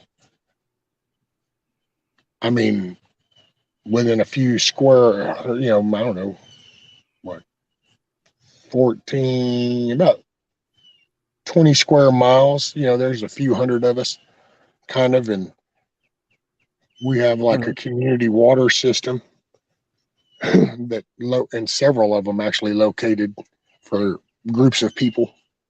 So it's shit like that. But like my building, I can build whatever the hell I want. There's no building codes or any of that kind of weird shit. Or do you have a fence line? Well, I have one made up. That's what you use. And sometimes, I'll spin it real quick and show you. But like those stump little pieces right there that are laying. Yep. I created a fence line because of the fucking little dick face in that house right there. And as you can see, I'm not bashful and whispering the shit either, because I really don't care, and they know I don't care. It's most people around me know that you just leave me the fuck alone, and you ain't got no problem. But if you come up to me, then you don't get to dictate how I respond. So you better choose wisely is all I can say. Yeah. I don't intrude on nobody. I don't push on nobody. I might not like what they do, but I ain't over there fucking with them, so don't come fucking with me. Yeah, I'm but hearing that's you. their matter of fact. So those came to be because there's a fucking tree. Matter of fact, you can see this out. You see where that spout of water's coming? Oh, yeah. There's a tree right here. Well, the kid out of this fucking house was over there, and that's why that tree don't look a tree like no more, because they got up there and snapped all the fucking limbs off. And I come out here and I went, hey, what the hell are y'all doing? They just stopped and wouldn't answer me or say a word. And I said, is there a parent or an adult in that house? They wouldn't move or say a word. Then this dog came at me. And when I looked at that dog and I said, you better get back. Well, then the dog circled around. He came at me again, and I looked at that kid in that tree, and I said, I'm going to tell you right now, when that dog comes at me again, I'm going to drop it right where it stands. You just need to understand that. And then boom, he jumped down, he hauled ass, and this lady comes out of this house holding her phone like some fucking Karen, and Oh, it was like recording. I go, I'm sorry, are you recording? Oh yeah, I'm gonna put this up. I said, what are you gonna put up, lady? Are you gonna put up that your kid is over here on my fucking property tearing up my fucking tree, and that your dog's trying to bite me? yeah. What? Are you gonna record the fact that you're out here acting like an ass? You're a grumpy old man. I'm not fucking grumpy, lady. Respect my shit. Well, they had pulled up some stakes that we had. So then when I had this tree, matter of fact, right here where I'm getting stuck, when we cut this fucking tree down that's in this stump hole, that's actually a suppression from a stump. And when I cut Yeah, that okay. fucking tree down, I rolled them fucking little logs over there and I created a border. And it was like, now, you see this? My shit, your shit, back the fuck off. Yeah, you've So got to that's where that create came that. from. And that Yeah, was a few years back. So it's been a few years now. Everybody just tends to their own shit. yeah, you got to create that borderline. Yeah, yeah, Well, I just, and sometimes you just gotta, apparently boundaries are a strange thing to some people. And well, yeah. this ain't the fucking city. I don't know where you're from, but I ain't the one is all I know. Well, I What's was up, saying, GTP? who's that? Oh, GTP, Green Green Green Thumb, Thumb Pepper. Hey, how you going? Yeah, and G-Mall. yeah. I was saying the other night on someone else's channel, apparently when I was cheating on you, about one of my neighbours. Yeah, my neighbour, and they just decided to drill holes through my fence, and all the chickens are gone. Oh, they all went inside. Yeah. I didn't even look. Because I was looking at all the trees and the houses. I just noticed. Yeah. Ah. They probably Yeah. went in So there for some of that food. yeah, they drilled holes through the fucking fence. The sons of bitches. Yeah. Don't bother calling the Border Patrol. They'll just end up in another state.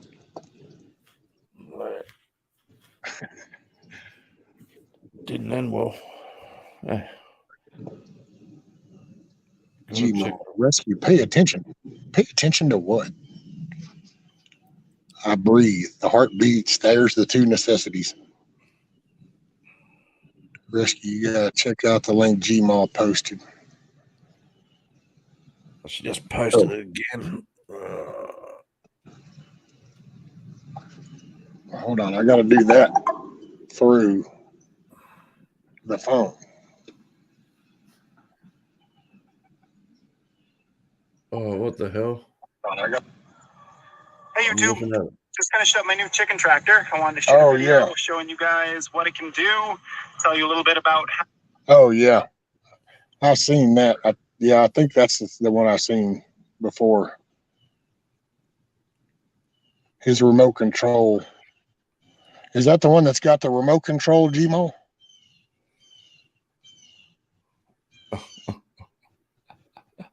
Oh, that looks cool as shit. I built it, because as you can see, it's pretty unique.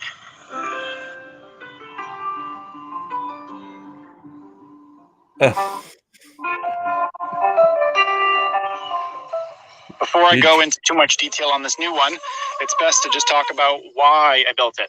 Back there, you can see my old one. I've got a video I shot, I think, 2 years ago. Okay, you talk way too much. I hope Are I you don't tr- do that. Are you trying to get another video taken down? Well, no, that one shouldn't. I mean, unless that dude proceeds to go whining to YouTube going, he showed my video on his thing. And then I guess I'm going to get slapped on the wrist. It's whatever. I don't give a shit. My day, the sun rises and sets regardless of YouTube. Oh, You know yeah. what I'm saying? Rank 1000. She wanted to go back and watch it, and she's like, "Oh, Risky's video's not there anymore." And I'm like, no, I don't know. Later, GTP. "Oh, see ya, whoever's leaving." Oh, yeah, GTP. See you, mate. Yeah. Yeah, so the wife wanted to go back and watch it, and she goes, "Oh, I can't watch it." Yeah, whatever. Oh no, it was a song. And did you hear me earlier? I don't know. I got to talk to Mayhem or somebody that knows that Da Vinci shit, the Resolve, because I don't know. I don't really feel like learning it, to be honest, but I think I'm going to have to do something because, dude, I download the file and like that episode was like, I don't know. I'll just round it up and say 4 gigs was the size of that file. And then Okay. after all I did was go into that fucking video, that episode, and I went to the point of that song and I muted this audio for that portion of that video that played that song that they got me for. So that's all. That way the video is still going. You just don't hear anything for that whole part. And somehow by removing the audio of that section, increased that file size from 4 gigs to 37 gigs. And it's like, okay, I don't know what happened in the whole compression ratio bullshit here, but somehow I fucked something way up. So Yeah. the whole compression, there's something with the video compression, and I know that that's in the play somewhere, and I just don't, and I didn't really want to have to learn that much about it, but sounds like fun. Oh, mate. but so in line back on the chicken tractor thing, Gmo. See, I've seen that one, and well, the biggest reason of all was money. You know, I mean, I'm on a fixed income, and so I don't know. There is no savings, no stocks, and it's just my disability. There you go. It's just that my house is paid for and shit, so so I'm limited. And then some of it was also the availability of getting some of the stuff to be able to do that, like, you know, the motors and stuff. But then that's the money side of things. Because, oh man, that would have been so cool. Hell, when they first told me to pick out a chair, that's the whole reason I picked out this chair, this particular model of chair, because these motors I had already become aware of, because I had been thinking of building a remote control lawnmower. And these chairs were always, the motors are the high torque fucking motors. So I've always, when they was like, well, you need to pick out a chair. And I'm like, wait, what do you mean a chair? Well, you need, mobility, because this is you're going to get progressively worse. And I was like, oh. So I came home and I told my wife, going, if I get one of those hover rounds, those are the motors that you can use for remote control lawnmowers. So in case I get better or something happens, then I'd be able to build me a remote control lawnmower. Instead, I guess I could always, if I get better, I'll build a remote control chicken tractor. Because these some bitches have enough torque. I mean, they move my fat ass around. Shit, I'm pushing around 270 pounds. And I think the chair itself is 200 and something. It's 500 pounds worth of shit right here. Damn. That's why it's easy to get stuck.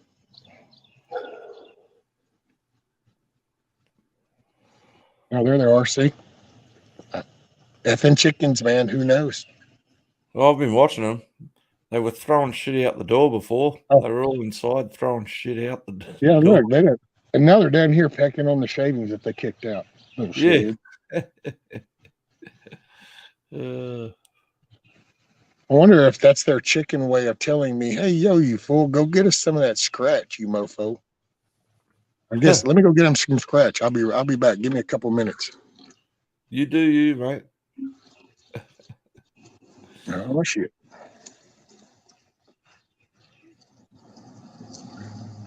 Uh-oh. Oh, no, we bogged. Oh, shit.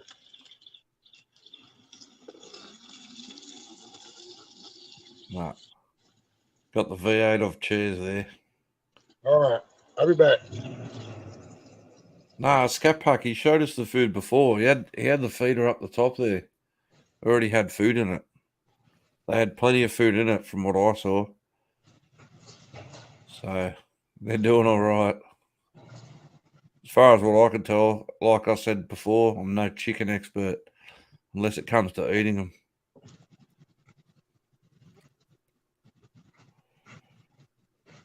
And I don't like mine deep fried with special sauce or whatever. Yeah. Damn, I could really go for a McChicken right now.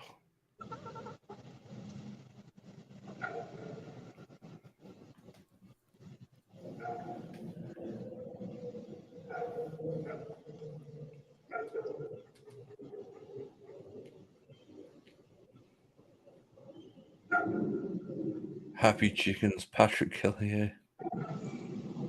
Well, they've got a good space to run around, and that coop, when he showed inside, looks so spacious, and they've got the resting, the perch up there and everything.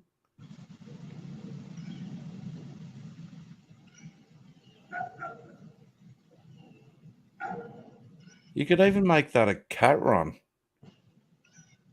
That's not a chicken ring. What do you mean? What's not a chicken?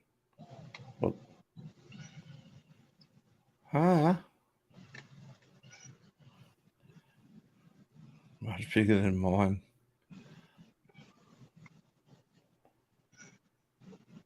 You could turn it into a bloody cat run if you wanted. Put bloody kittens in the freaking thing.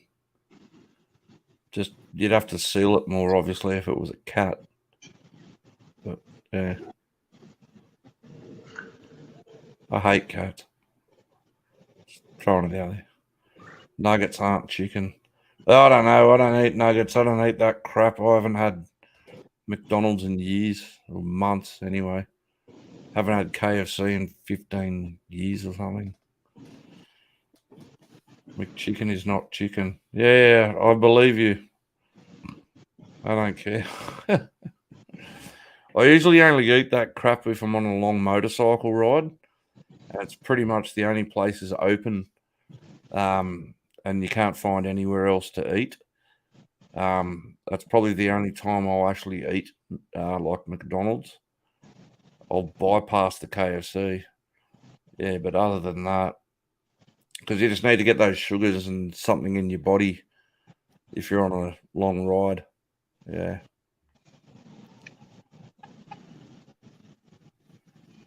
So, otherwise, I'd like to go like for a good chicken schnitzel in a pub or a bar or whatever you want to call it. Get like a cooked meal. And now there's actually people that are whinging over here in Australia about the prices of McDonald's here in Australia that are so expensive. People are boycotting it, and they're saying it's actually cheaper to go eat at like a bar environment or a pub environment, like a bistro, and go eat there. It's cheaper to feed a family than it is to go to McDonald's because they've just put their prices through the roof. So I don't know if that's got to do with the import-export price chain. Oh, here they go. Look, they want Dad. The chickens want Dad.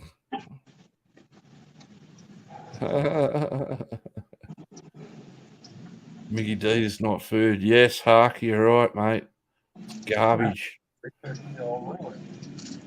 wouldn't even feed that crap to my dogs, mate.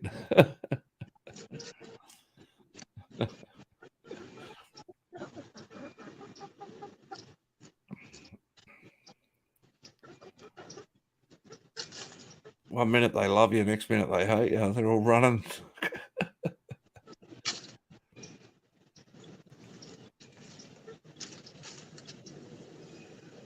You're freaking out.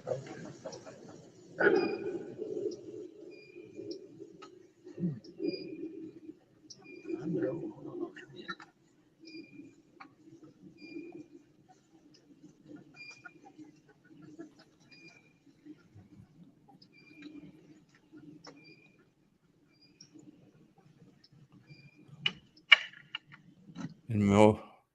I couldn't figure out the one-way street to get there.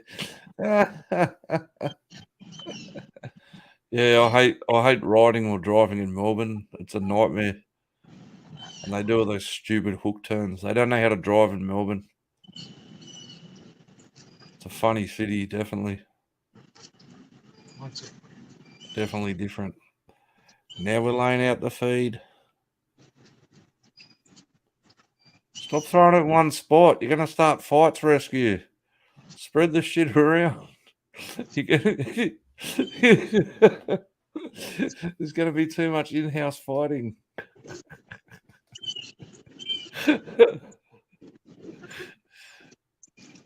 Oh, cute little buggers.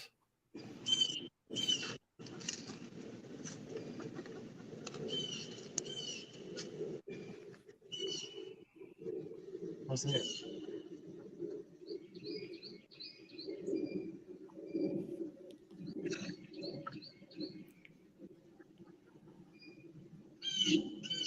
Yeah, kiss off. Yeah. I'm hearing you. Yeah. Don't put a damper on it. Keep the laughter going. Everybody stay positive.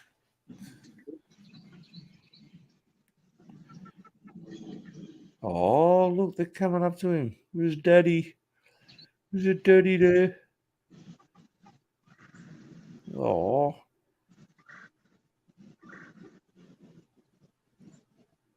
You better train one of them how to fetch a ball or something.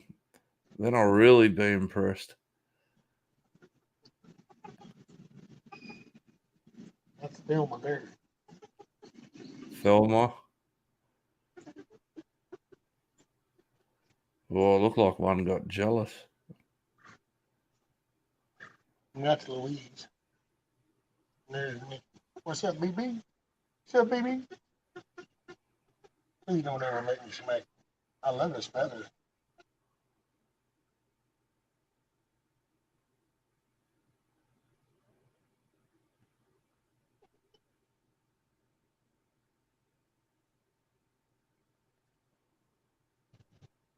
I reckon if I walked in there, I'd probably get attacked.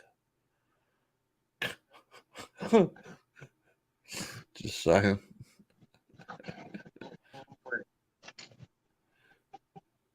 Get the fuck out of here. You're not welcome here, Rank. Who the hell's this guy?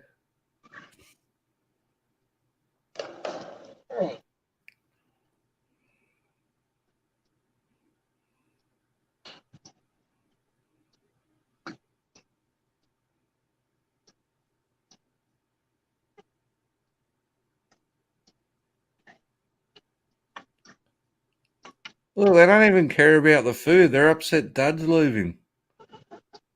Like, where'd you go?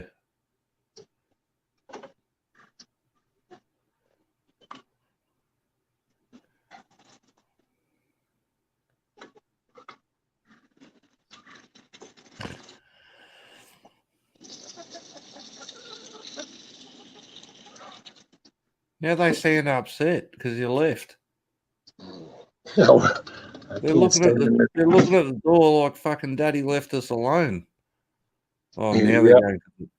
Now they're going to the food. They'll get over it. I used to see. My intent was to have it flat where I could drive in there with my chair, and then it'd be different. But I can't just stand in there. I'm limited on my uptime.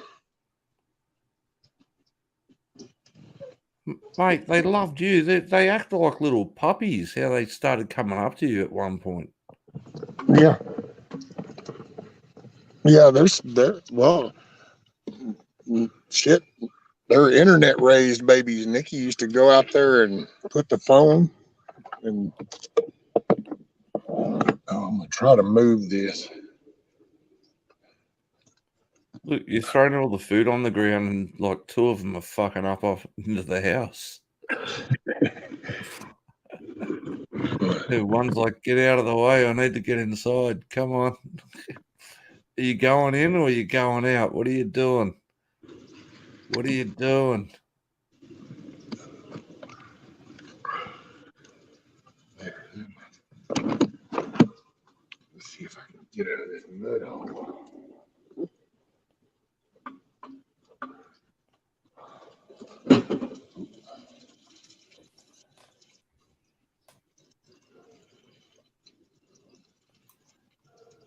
Okay, then I can get right here.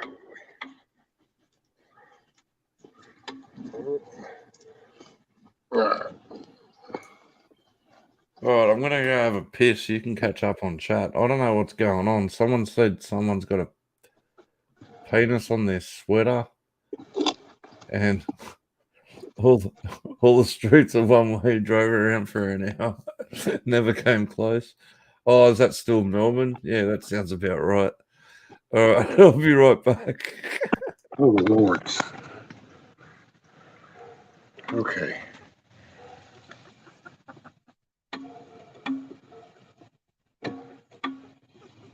Oh, boy.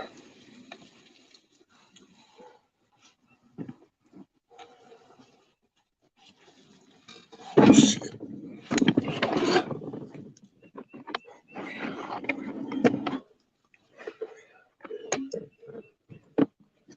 It's going south.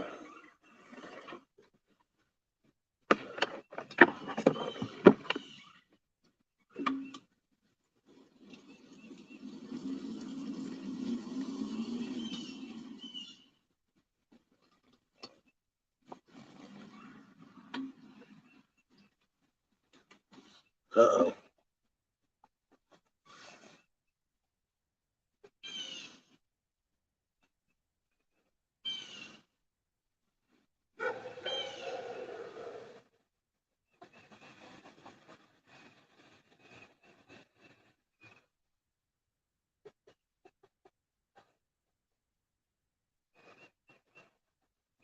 Hey, what's up, Billy? Sorry, I was calling up in chat, so trying not to miss anything. But Oh my god, too funny.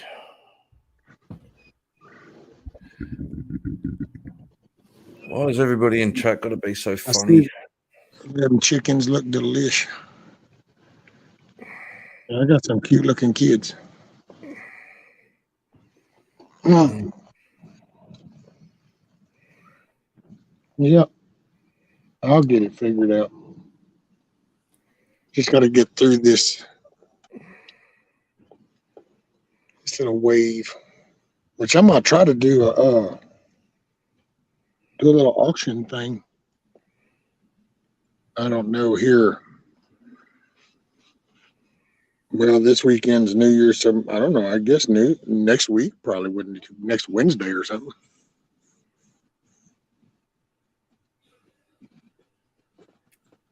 What's up, mate? Who says, what is it? Rescue, if you plant some lettuce for the chickens, they'd love it. It helps on the feed bill. See, and I bought a head of lettuce. Actually, I should have just went and got some of that and thrown it in there. All right. Good day, Rescue, in and out here.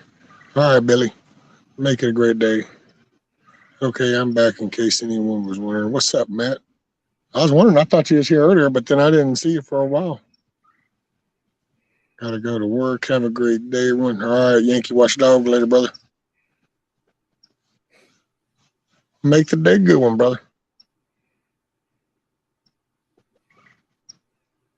The whole trip was a hell of an adventure.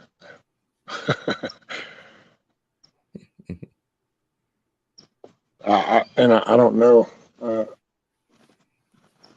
I'm probably not going to move from here until until I shut down because I think I'm just about stuck right here. So if I leave from here, I won't be able to park back in here. This has done become a hole. Yeah, I had a tarp over them last night when the rain came, so it's not dry, but it's just damp, but it didn't get rained on per se. It's What's moist. up? Oh, hey, D-Dog. Automatic chicken feeder.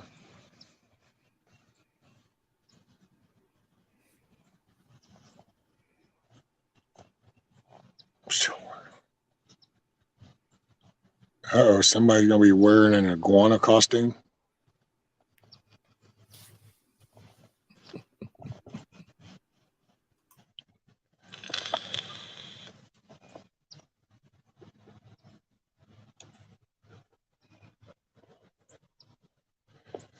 I think I'm about stuck right here.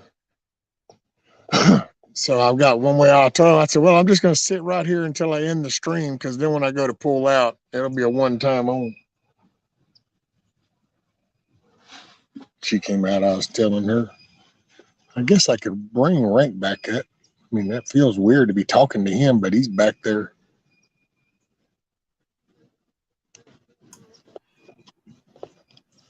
Yeah, what's good? I didn't go anywhere. Or did you want to just sit back there?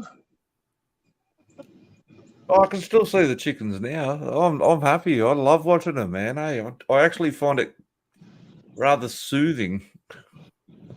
I'll go back full screen. I'm going to lean back a little bit. You do you, man. You do you. There we go. Mama brought me a board. Hey, it's your show, man. I was just reading some of the chats. Oh.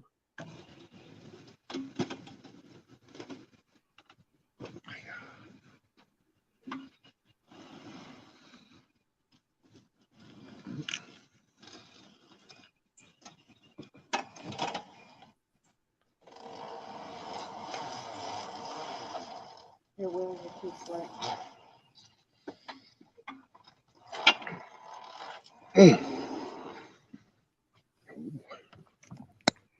Sorry, guys.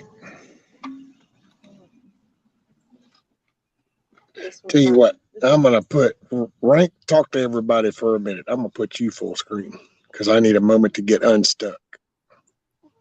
Oh, shit. You really got stuck?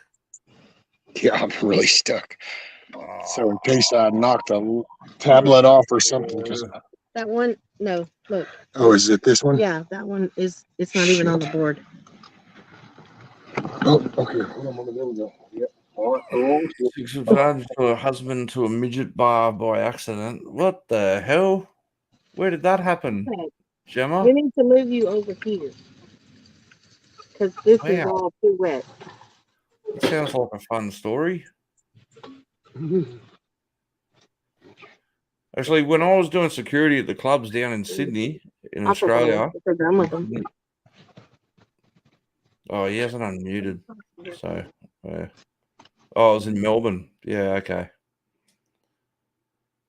When I used to do security at the clubs, we used to there used to be like there was like a lesbian night on, like, I think it was a Tuesday, and then there was a down in the downstairs, and the lesbians were actually pretty well behaved, but I'd have to walk through there because I was security and whatnot. And they were like, "What are you doing here? It's supposed to be girls only." And I'd like just point at my earpiece and go, "Fucking work here." And they were like, "Oh, okay." But the gentlemen, the gay guys, they used to fight more than the women. They were bad. They were bad. Shocking. So, but we never had a midget night, Gemma Markle. Never had a midget night. So that's an odd one. Never heard of that. That would have been interesting. But do you call them midgets or little people? What level you're that small? When my feet touch the floor, sitting at the bar. What the hell? I'm jumping on Google. I'm finding where this place is. This sounds very interesting to me. It's intriguing. If anyone knows, I was on someone else's channel the other night, and I heard about it's probably a bit of a morbid. I watched a 2-hour deposition, going off track on totally something else now. The lady who locked her husband in a suitcase, I think it was in Michigan. Oh, playing hide and seek. Gays are silly little bitches. Hey, I know some nice gay guys. They're not bad. Just don't try and hit on me, man. Like, I know some guys that are pretty cool. Devil dog. I'm not going to say they're silly little bitches. Yeah, Scat Pack. Yeah. I watched the full interview. I watched her getting arrested out the front. What a lying scumbag piece of shit. I got stuck in that wormhole and I had to go see it. Clear case of midget prejudice. Shame on you. Oh, good on. I don't have a problem with little people. My missus is only 5 foot fucking nothing. She's little. I don't have a problem with little people.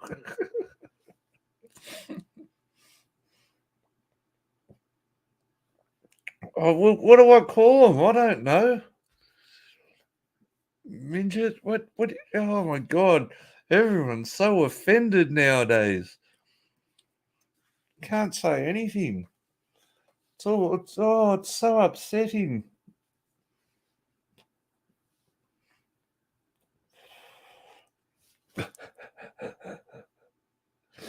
Oh shit, I'm going bald like Dad. Look at that. Oh no. Just saw my own head.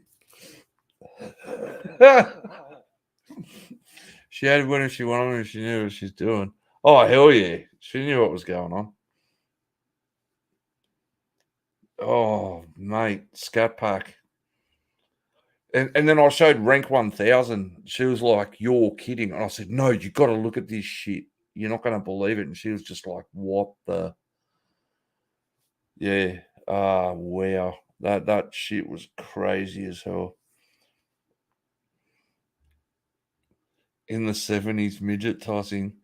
Hey, Devil Dog, I just got told off by Blackwatch for calling them midgets. You got to call them little people or something else.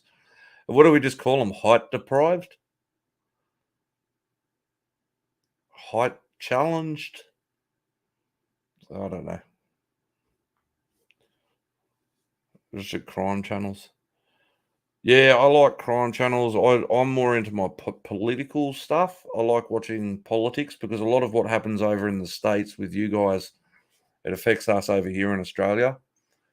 So there's an ongoing, it snowballs. So, yeah. Vertically challenged. Thank you, Devil Dog. That's the one. All right, Okay. rescue out of the trap. Okay, mate. Okay, Mom. Yeah, it's kind of ended up moving way back. She helped me relocate everything back to here. So Good not for up you. as close on the chickens, but oh well. I'll probably be closing down here in just a few anyway, so I can go. I gotta fix that washer. All right, mate. I'm going to jump out now. Hang on.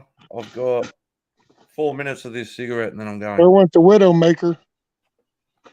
Shit, where'd my lighter go? Remember? For anybody, if you remember when I first started streaming outside, it used to be over there at the barbecue pit. And anybody that will remember, I stopped doing it out there, and it was because there was a limb above that used to laugh and call the Widowmaker because you could tell it was going to fall at any given time. And Bobby damned it just fell.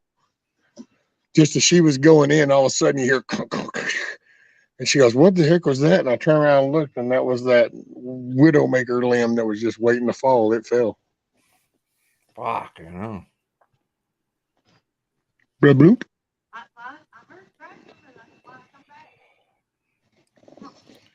That's why, yeah, you got to be careful. You don't buy houses in Australia that have gum trees in the backyard because they drop limbs all the time.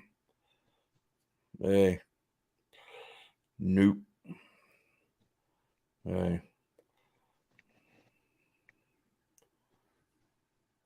Oh, Yeah, I wanted to tell you. Oh, sorry. I was Sorry just to- reading the comments. I saw comments, and Scapex says, "I remember," and then, "Oh, good, glad it's down." And then, yeah, Billy. Yeah, the Not Brooks bad. trial. Yeah. Yeah, I got. Well, you can see the mess. Well, actually, I don't know. There, you can tell how disturbed all that shit is. And I got stuck. I got over that incline right there when I backed up a while ago, and all of a sudden, matter of fact, those little tracks right there. I went bloop, and then I was stuck, dude. And she tried to bring me a board and shit, and it was like, no, it ain't coming out. She had to push as I was going. I had to cut off the screen because I actually spun sideways and hit the table and thought, okay, I really don't want the whole tablet to go down and this to be, so I went off screen in case bad shit happened. Rescue, check out a ESP32 cam, $5 Wi-Fi camera. Put them in the queue. Oh, there we go. Let me see if I can make a note of that on my digital notepad. I think of this every now and then. I know I have a program in here, an app that I do that with. I take notes with. Believe it or not, that sounds so funny, but I have to always try to remember which one it is because I don't do it, but maybe once every 3, 4, 5 years. I just took a screenshot. I might look into those cameras myself. Oh, there we go. I could just do that. Yeah. Here. Google likes to track everything. I'll just type it into a Google search thing and it'll remember everything for me. So, hell, it's even going to tell me where probably the most affordable is. It's Google. Oh, I love you, Kiss Off. I'm about to say my goodbyes. I've got about 2.5 minutes left on this cigarette, and then gonna go brush my teeth, get a glass of water, and put it on my bedside table and lie down with my beautiful wife. Yeah.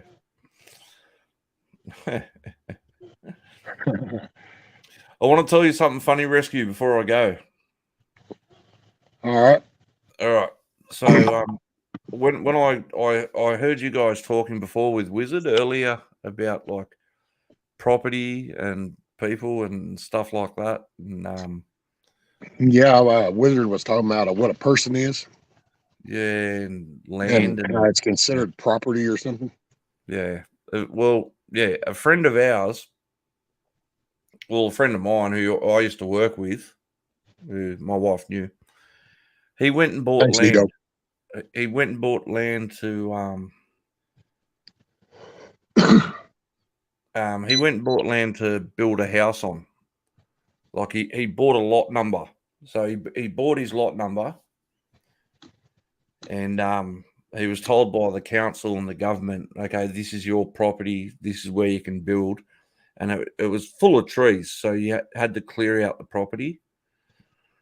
He spent over, I think it was like $25,000 to get all the stumps removed and all the trees removed off the property.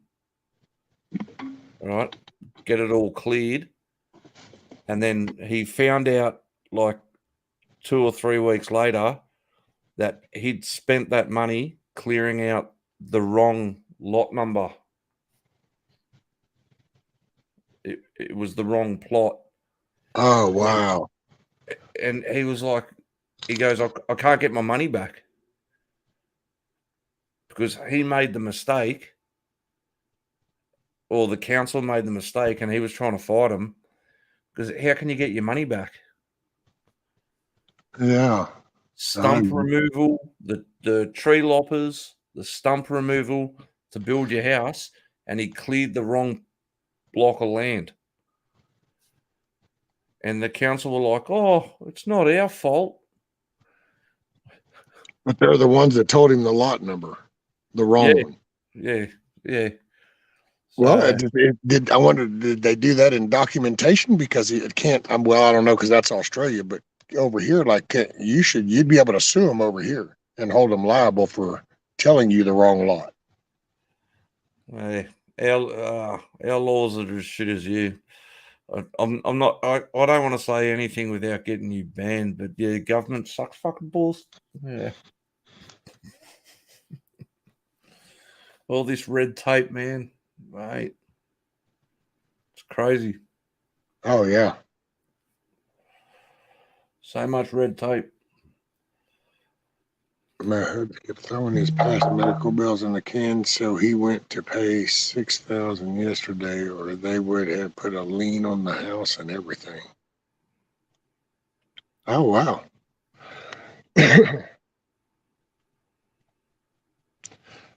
Not in Texas.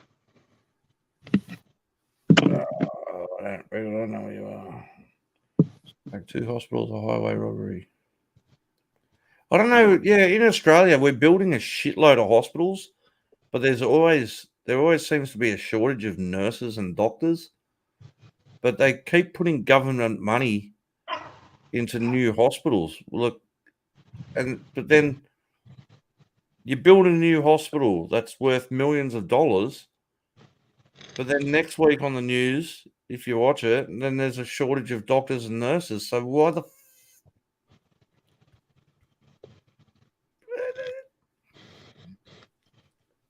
it doesn't? I don't get it. I don't get it. Okay, I'm done. All right. I'm done. All right. Rescue. Once again, thanks for having me up. What time is it here now? It's 4 a.m. I want to go sleep for like 2 hours and then have breakfast with the wife, because if she doesn't cook, I don't eat. No, probably have eggs. Damn Skippy. That's what I'm gonna have. I'm gonna have a couple of fried eggs with some biscuits. Everyone in chat, thanks for putting up with me. I love you so much. You guys keep it humorous, funny. Thanks for tolerating. I apologize for the swearing a lot. I'm Australian. It happens. Okay. It's all good. Yeah, you're great company, guys. Moat Rescue, I love you, brother. Say hi to Mum for me, Dad. You got it, buddy. Later, man. Give Mrs. Bye, Rank Dad. a hug. Bye, Dad. Bye. I love you. I love you. Later, son. He's such a mess. Crazy Aussie. Matt, hey, Rescued Enough, you'll be going on any this weekend. I'll probably, let's see, what is this? This is Friday.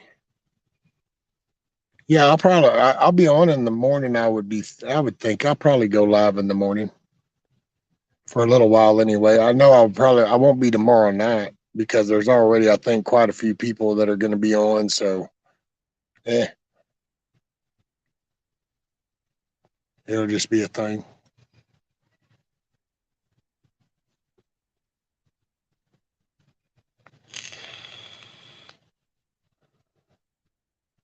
Let's see what. Been at this. Yep, I'm going to go on 4 hours on this run. But this one shouldn't get blocked. I didn't play nothing on this one, so.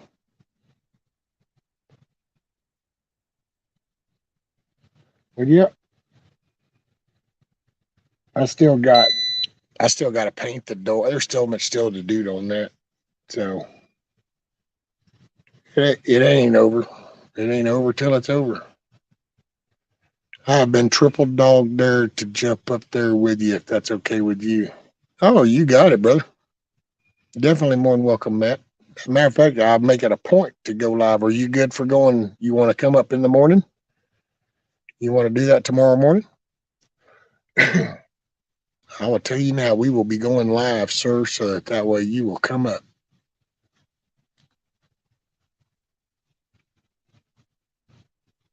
So how's that?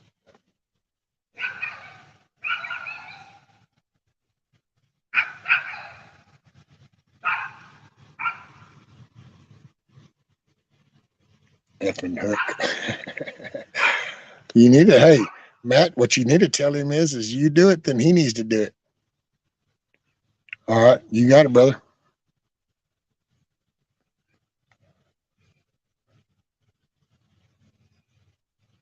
Be live and available for you in the only time zone that matters.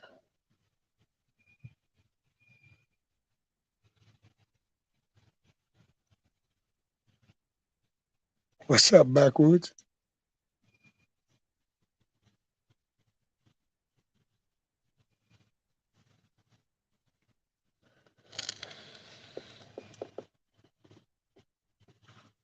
Oh, man.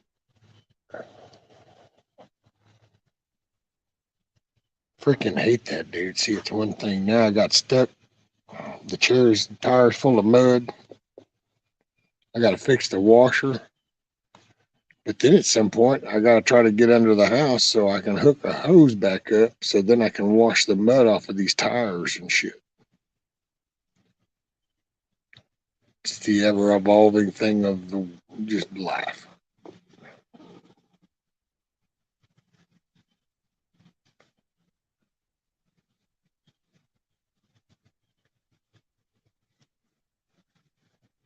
CST is the only time zone that matters. You're right, D-Dog. CST.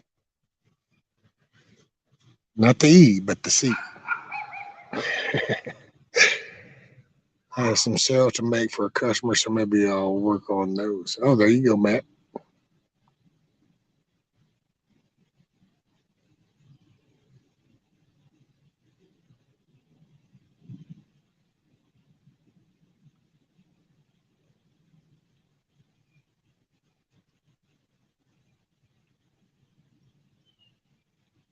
Rescue that went out. Huckleberry.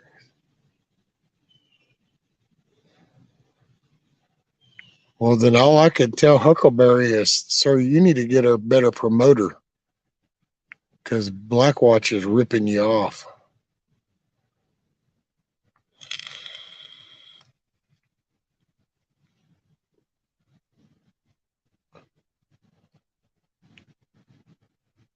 Hey, D-Dog, I got neighbors and they tell me I'm number one all the time, too. No.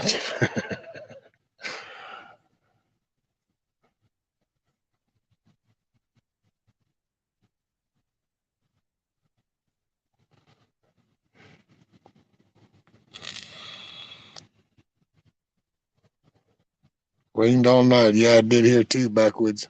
That's I got stuck a while ago over there. You kind of missed that little show.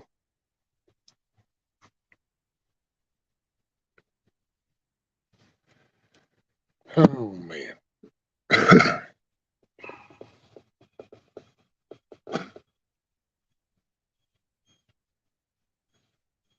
And look, they just sit there and roost on that little bar that I put across.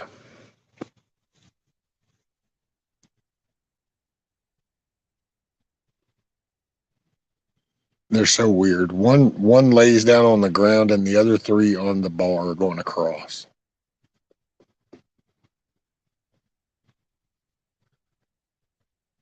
Need to put a winch on that chair. Yeah, well, I just need to get up out of this damn chair somehow, and I just need to, I don't know, need to fix something that'll hold me up. Need to get me one of those corset kind of things that'll go underneath my rib cage, kind of suspend that part, and then I can just get the frick out of here.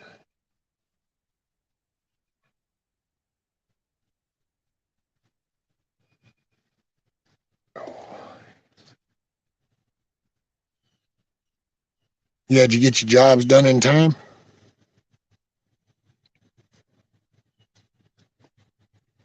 Before the rain come in?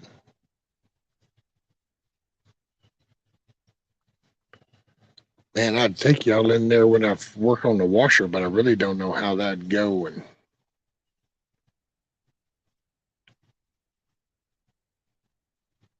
I don't know how she'll be okay with that.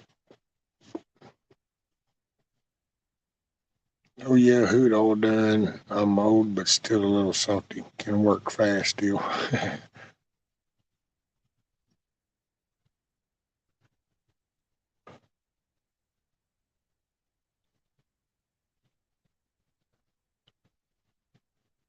The bird went in a chill mode. We can put you in a mech suit like on the Matrix. Well, hell, Monty, if it's the Matrix, man, you know what, dude? Just plug me up. All I want is somebody to write me a better script because I ain't liking this storyline. This writer needs to be fired.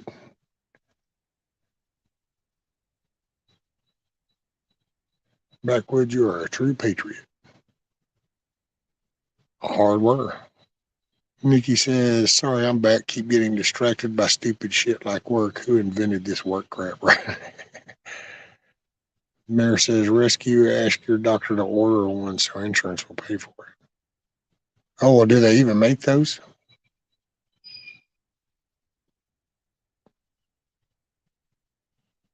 I was trying to think of getting some kind of molded plastic, and if I did some kind of mold or something, I could make me one or something. I guess that was what are they using for back surgery or something? They do got some big old plate kind of Teflon things, don't they?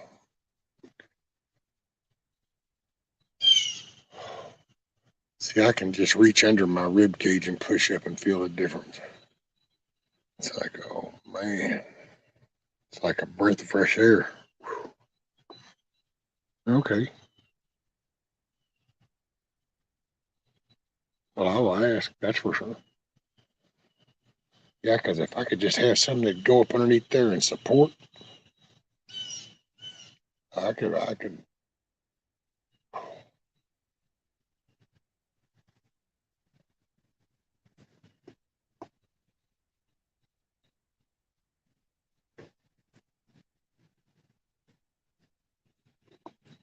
Working on the buzz is always fun.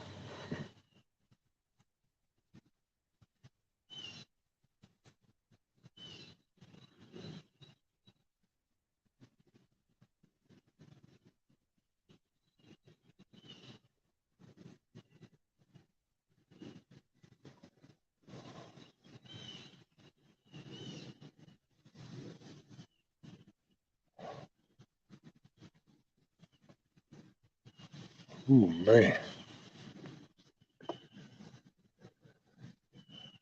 A brace. You get your washer fisher. No, backwoods not yet.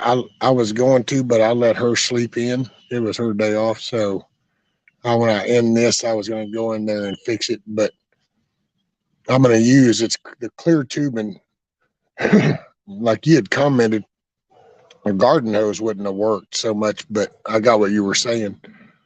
But I do have some clear tubing since I do water cooling and computers and stuff. Then I have some clear tubing. And I checked the ID of that tubing and it matches up with that other. So I can just use it and I'm just going to run a new piece and I'm going to pull that little funnel spout out and I'm going to see where I can cut it off. And then I can just put the clear tubing to the end of it. So hopefully it'll mount up just like it was. But and I thought about going in there and streaming while I fix it, but I'm not sure she would be okay with that. So I'll probably just once I get in there kind of record like what I'm doing right there.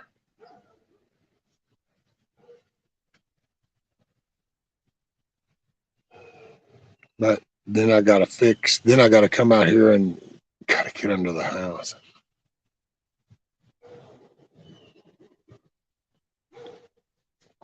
Because I have to wash the hose. I need the damn hose so I can wash these wheels off that I just now buried in the mud over there before I don't want to fry out no electric shit.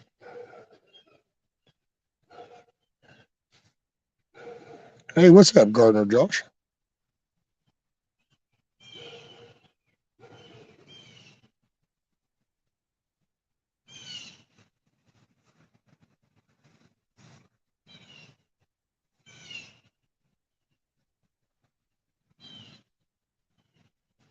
The geese say hi, Nikki.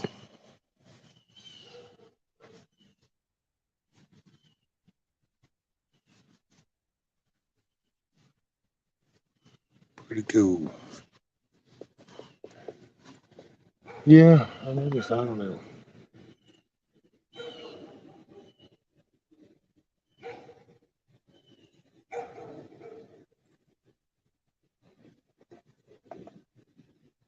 Has anyone seen the other Josh? Wonder how his wife is.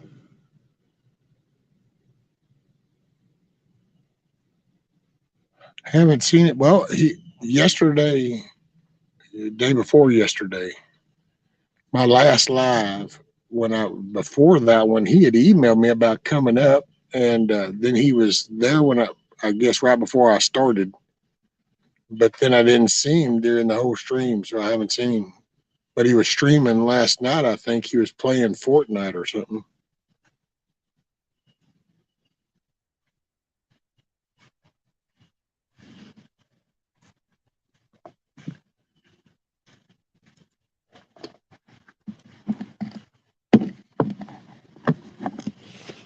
Well, well, thank you, Mom.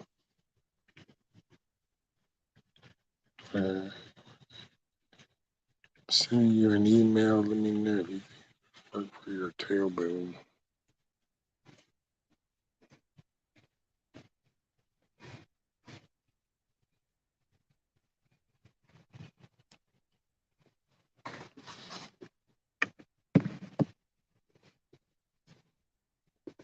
And see, I gotta go to the liquor store today, whiskey, and grab a little store-bought Shan. Oh man.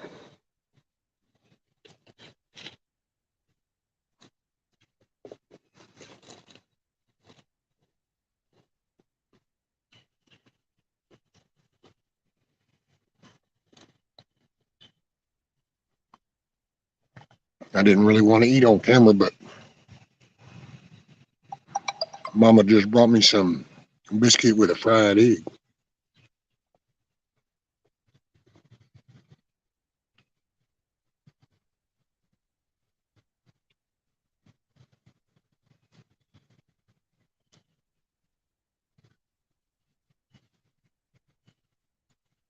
What's up, Garrett?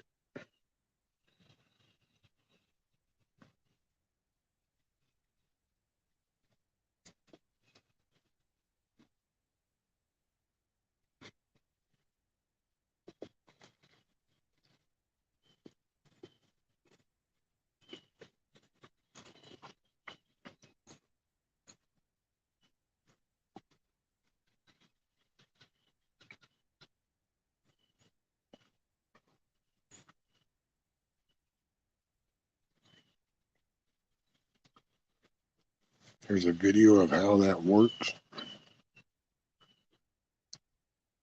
Hey, Rescue got my brandy for the weekend. Hope it helps this cold. Have a great weekend and Happy New Year. Hey, you too, Miss Karen. Have a Happy New Year. And I hope you make today a great day. Hopefully, I might see you in the morning.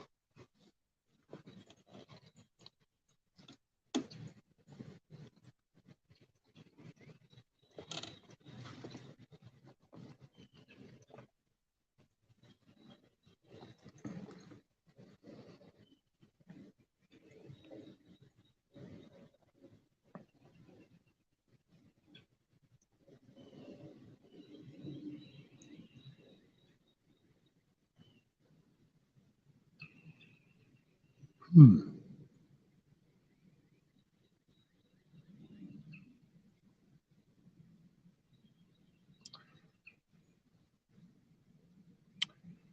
don't know. I'll have to look at that. Kiss off. That little brace thing, it kind of looks kind of what I had in mind. Okay, later, Tiger. Make it a great day, ma'am. Tell you what, I'll hang out for a little bit longer. Let's see. How come we won't post that? I'll just.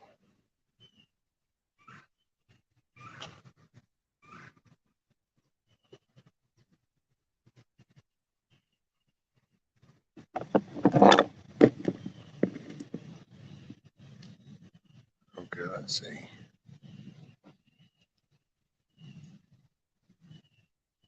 There we go. Backwooders, anybody if you want to come up.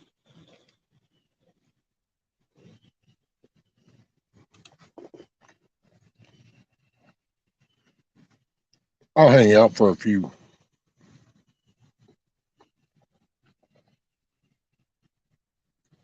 I have one more biscuit and egg to go.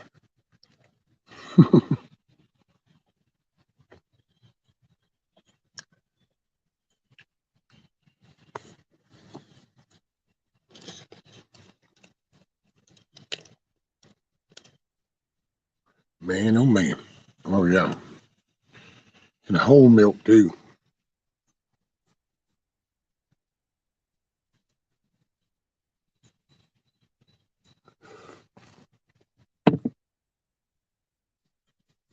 Yes, ma'am, Miss Nikki.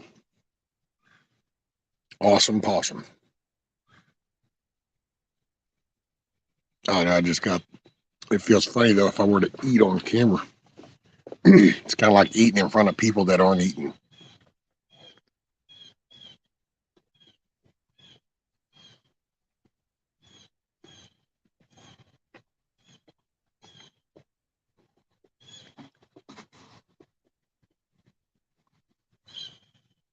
I got mud on everything.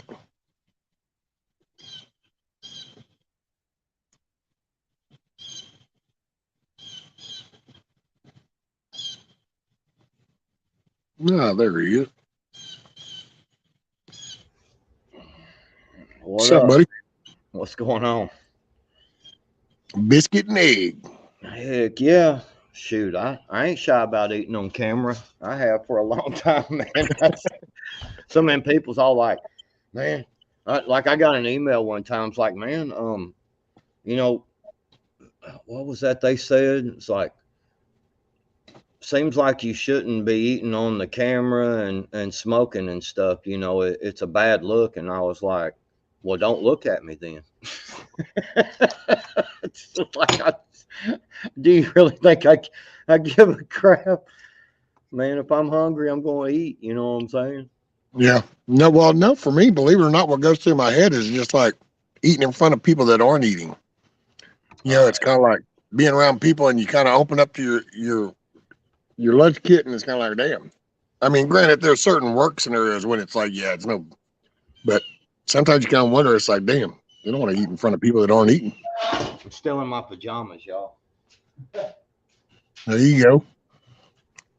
I ain't gonna lie, man. It's a lazy day, man.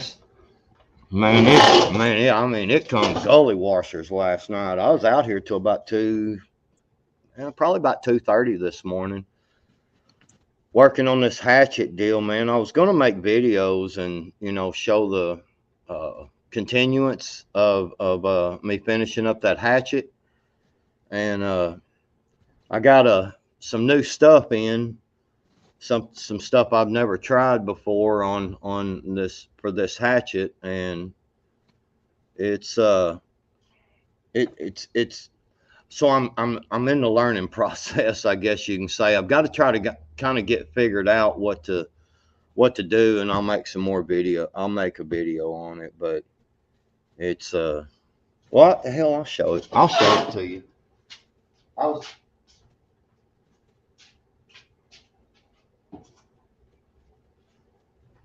So this is just a start of.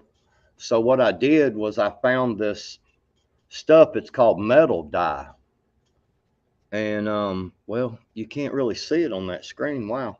It's actually no, it's actually green. It's an emerald green with black in it. Oh wow. Yeah, it's weird. It don't show up on camera. Huh. That's wild. Take you full screen and see if it'll. It's actually, yeah, it's showing it up as black. Huh. That's weird. It's actually emerald green, man. Weird. Oh yeah. That's really weird. Yeah, on the camera it looks like it's black. It looks like a gloss black. Yeah, and so yeah, wow, I don't know, that's a trip. But anyway, I'm working on this. So what I was doing was looking up how to like if you could color, you know, metal.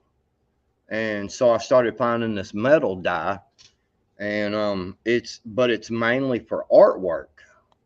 And so I emailed the guy, and I'm waiting to hear back from him, because when I would dye this metal, you know, and I let it dry and everything, done everything the instructions said. And I went and chopped some wood with it, you know what I'm saying? Because I wanted to see, and it was scratching it off. So I was I kept looking up and trying to go through this guy's website and look. And I found one spot that said if you use any type of cleaner, that's a lot of them have some type of oil in them or something. Oh yeah, that permeates the metal and it'll keep it from going in. Yeah. So what I did finally last night. Give me 1 sec backwards. Yeah, go What do you, ahead. hey, Kiss Off, what do you mean you need a, you said rescue, give me the peace sign and let's try. What are we talking about? Well, I'll look that thing up. If you're talking about that thing you sent me, let me look it up when I get inside.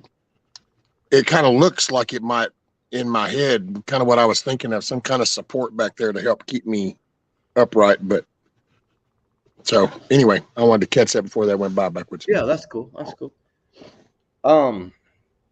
Anyway, I finally found a spot, a place in there in his website. He's got multiple videos and all this blogs and all this shit, and I was digging through it, and I finally found a spot in there that said if you're having trouble with the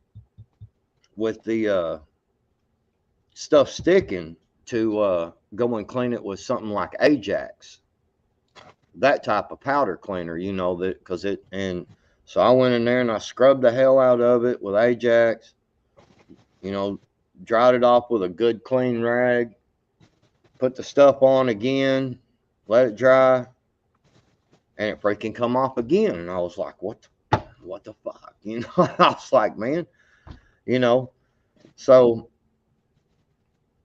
just, you know, just trying to sit here and think of what to do. So I put another, you know, I went in there and cleaned it again real good with the Ajax. Nikki! And what I finally, right at the, before I put this coat on, I got my little torch and I heated it up. I thought, well, let me heat the metal up some. When I started heating it up, man, moisture started coming out of the metal. And I was like, oh, okay. I bet you it's, you know, it's just, you know, because it's cheap metal. You know what I'm saying? It was like a $10 or $12 axe. There's no way to keep it other than, sorry. Well, Moose Man, this stuff, yeah. Well, when I you know, warmed it up with the torch and got all that moisture out of there, and then I heated it, you know, and put this stuff on there, put the some clear coat over it, and I chopped the shit out of some wood last night, and it didn't come off so far. So I don't know. We'll see. Well, I will tell you that some of that being when you heat the pores of that metal up, right, then while it let that moisture come out because of the heat, but then what it'll do is if you're applying that, and I bet you if you were to probably do that again, but next time do a couple of coats over a little time, and as it's cooling, keep putting another layer, it'll soak it in. It'll basically pull it in those pores again as it's cooling and they're closing up. Right. Well, and Moose Man, I was trying to just, you know, come up with something different, man. I wanted to be able to put some different colors, like some greens and some red and you know, stuff like that on the metal. And I'm gonna get it figured out, man. And you know, some of this stuff I'm trying to build for kind of like, they'll be useful, but make them nice enough that someone's like, man, I don't really want to just be out here using this, you know, it's a, you know, and put it up as a display piece, you know. I want to try to build some frames and stuff too. What are you doing, Nikki? Man, the sound on this thing sucks. I don't know why. It's like it always seems so loud when I'm inside, but it's not that loud now. What's going on? I miss you. Merry Christmas. Merry Christmas. Merry Christmas. It's so quiet. Well, how'd you do during your freeze down in Florida? Shit. Let me tell you something. I get in the truck and I drove up to Uman on, I think it was Thursday or something. Well, it's all a blur. So I get up there and we had like a whole day and a half left of decent weather. And then we got spanked in Florida, man. And I was like a little over 3 hours north of where I live. Dude, I got up in the morning and I was like, what do you call this shit? And I had to put my fur hat on. I had on a tank top, a t-shirt, a turtleneck, a sweater, my goose down jacket, my mom's fur hat. I thought I was gonna die. It was 33 degrees. Like, this never happens in Florida. Oh God, I was dying. You know, but it was cold down here too, from what I understand. We got down by my house here to, I think it was 43 or 44. That's darn cold down here in these parts, because we never get that cold. Terrible. Anyway, I'm still alive. I was gonna tell Moose Man real quick in the chat. Yeah, I'm new at this, Moose Man, on this kind of stuff. And Firefly, I see saying something. I'm new at this. I'll get it figured out. You know, that's why I'm just using a $12 hatchet, you know, to experiment on and experiment with some stuff. So y'all got pretty cold where you're at, Nikki? Oh my God. Well, I'll tell you what. Y'all know that I got the soursop, the sweet sop trees growing here. My soursop tree right there is torched. Done. Oh. It was bushy and green when I left. Everything turned brown. Most of the leaves fell off of it now. I'm praying that, you know, because it's a few years established, it'll come back. I think it will. But, you know, a lot of the plants that I've got, they don't do less than 55 at the least. You know what I mean? They're truly tropical, and that poor thing got smoked. I mean, no, there won't be any leaves on it in the next day or two. They're all falling off. And the sweet sop over there on that side by my garage is the same. It just got smoked. I feel terrible. Well, Yep. I'm pretty actually happy that the hard frost come through here, because I was getting a whole bunch of that winter weed grass, you know, the old kind of clover looking stuff, and just that old different looking, you know, winter grass. And so it was starting to kind of get thick, you know, around edges of stuff and all that. Man, it killed all that shit. It's all gone. I was like, yeah. Oh, great. Yeah, I was like, damn, hell yeah, I ain't got to get out there and weed eat. Yeah. Torched it. Awesome. Yeah, I did. Morning, Firefly. Terry.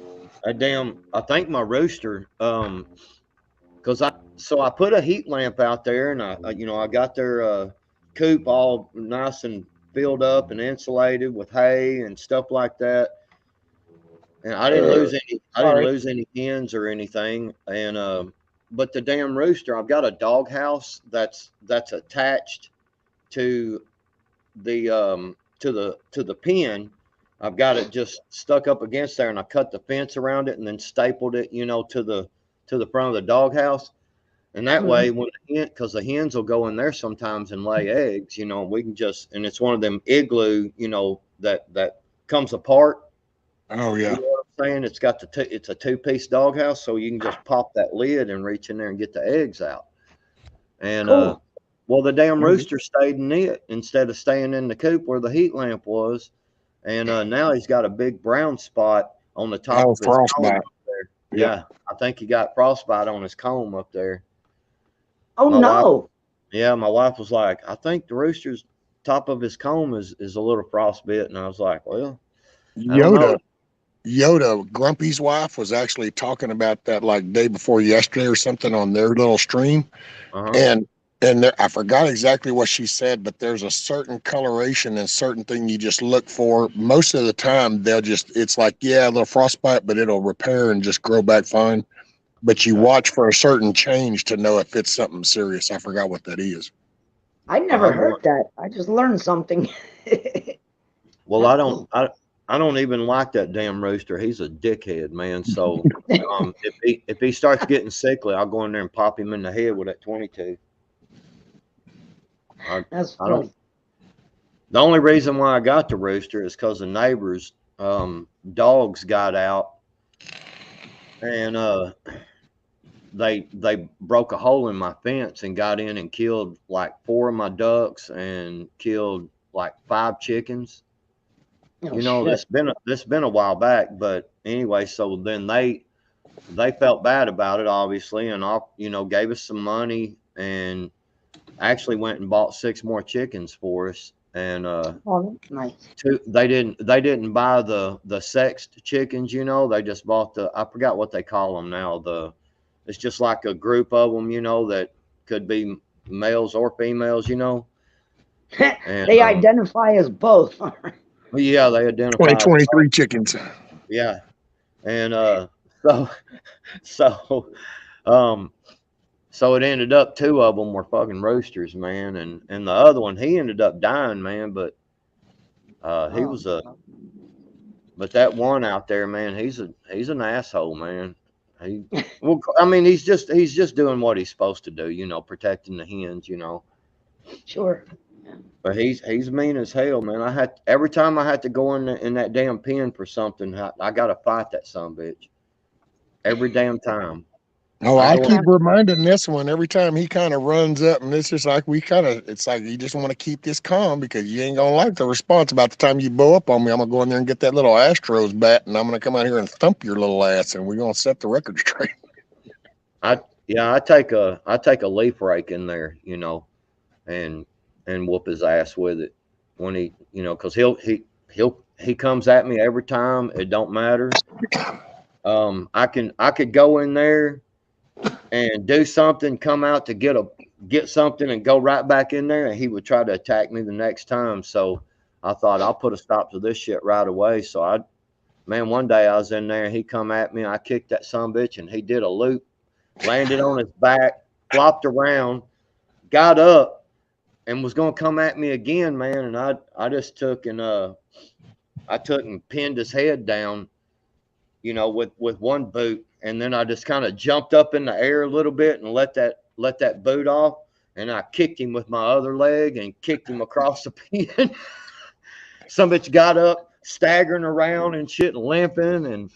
And he went down in the end of the chicken run down in there and was sitting there looking at me like, man, this dumb bitch is crazy. I was like, I'm the head cock around. What you're saying is you finally got your cock under control. I'm proud of you. Yeah. Right. Well, see, we didn't even know what was going to hatch. When Nikki first hatched those, we weren't even sure. But after it became the rooster, the only reason I kept the rooster and thought, okay, it wasn't even the protection thing. That's the only way you can end up with a hatchery. Yeah. Well, they say that's the only way you can fertilize that egg and get them doing that, to where you can then hatch them. And that's what I wanted to get to next year. Otherwise, it was just shot in the dark that he came out. 6 eggs went in the hatchery, 4 survived, and now I ended up with 3 hens and a rooster. So, well, that's good. That's better than. But yeah, I never even thought about the whole protection thing and like having, you want them as like little sheep dogs of your herd. Yeah, a rooster will give his life up, man, to protect the hens. Sure will. Yeah. That's just what they do. They'll, you can go. Yeah, they're nasty little shits. For sure. Yeah. I mean, like if a dog or something tries to get in there, the rooster will fight that dog, man. He'll give up his life basically protecting the hens. He sure will. Think it'll work if I chuck a cock in the door and shut the bedroom door and late at night, maybe he'll do a number on Gary. I don't think it'll protect you much. Yeah. How to rooster your boyfriend. Right. Step 1. Have a few drinks. Open He's the door. pretty Throw mellow. him in there. Kick him first. Get him good and pissed off. He doesn't bow up. Shut the fucking door. Yeah. Yeah, he'll be fired up, man. I guarantee you. Gary be hollering and shit like, what the? Well, they demolished them biscuit. Fucking hilarious. Oh my God. It's weird. It got really warm and I only had 1 iguana yesterday and it kind of looked at me like, oh crap, she's home. So I killed him and he ended up in the canal. But I really haven't seen any. Yeah. I didn't get him the first time and then that dumbass was standing there with his head up looking at me. I'm like, stay right there. That's a perfect shot. And I nailed him and he fucking fell in the canal. So, but it's weird. They've gotten less and less. I asked Gary if they were falling out of the trees. Not that he recalls. But then I was like, Dude, this is perfect. That tree right behind me, that's my big old mango tree. That's where they roost at night. And I'm like, you're going to hear it because they'll hit the patio roof. Jake, stop fucking scratching your ass. What the fuck? So then they, like, if they fall down and hit the roof, you can't miss it because the bedroom's right there, you know. And then I'm like, listen, here's the thing. When you get up, it's your day off because we're talking Christmas right now. So it's, you're not doing shit. Gun's right there. You know, it's always loaded and ready. So I'm like, if they start falling out of the trees and you see them, easy pickings. There's going to be your beginner start to offing iguanas, right? You know, and he says to me, he goes, well, that's just really mean. That's taking advantage of an animal that can't do anything about it. So what's your point? It's an What's up, iguana. Joe? Oh my God. I'm like, he's hopeless. I would have thought that cold snap would have actually caused a lot of them to kind of die off just because of shock and awe to them. They don't die unless we kill them when they're on the ground. But Unless they got look like a they're dead. hibernate, they do. Yeah, they fall out of the tree. They lay there. They look like they're dead. And once, even if a little sun hits them and their blood circulates enough to where they can get moving, but you can see for the few days if we have a little bit of a cold snap, they get real slow. Easy pickings, man. Well, Yeah. see, that's to me. I'm just that way. I don't know. Maybe there's something devious inside of me, but like I would wait till it got really, really cold, and then I'd start walking up on them, and like their buddies and shit are sitting around, and I'd be like, I'm about to fuck y'all up. You can't run away. You know, I'd like kind of. Dude, that's what that's entertainment down here with red wasp. That's what you do. You wait till nighttime. When you know where that red wasp nest is at, then you wait until after 10 o'clock at night. Go out there. Mm-hmm. You can reach up there and pull them off by their wings. And because that cycle just has them shut down, they just, and you can just literally go crack with a pair of needle nose. Crack, crack, crack. And they're right next to their buddy and they don't have a clue. It's true, you can walk right up on them. It literally is like they're dead. And then, like, we rarely ever get this gift of that type of cold snap this far south by me. Yeah. So when it happens, man, you gotta take advantage of it. But I have another tool in my arsenal. I won't even shoot them. I just pull out the machete, chop their fucking head off, and then, you know, that's that. Or if it's like in between where they're not like dead on the ground, like they look like they're dead, and they're really slow moving, and I'm like, now it's time to break out the little. I have a little pistol grip crossbow. That thing is awesome. Let me tell you, you can staple an iguana to the ground. It's so much fun. It's got some power in it too. It's only an 80-pound, but it feels like a lot. You know, I'm like, bam, this is cool. I usually don't get to do that, so you know, when you get those oddball moments, but we haven't had one of those this bad in years. So I was like, please, I'm not going to be home for like a week, man. If they fall out, just do it. Because if they get away eventually, because if they'll jump in the canal or they fall in, they won't drown. Iguanas can stay underwater a really long time.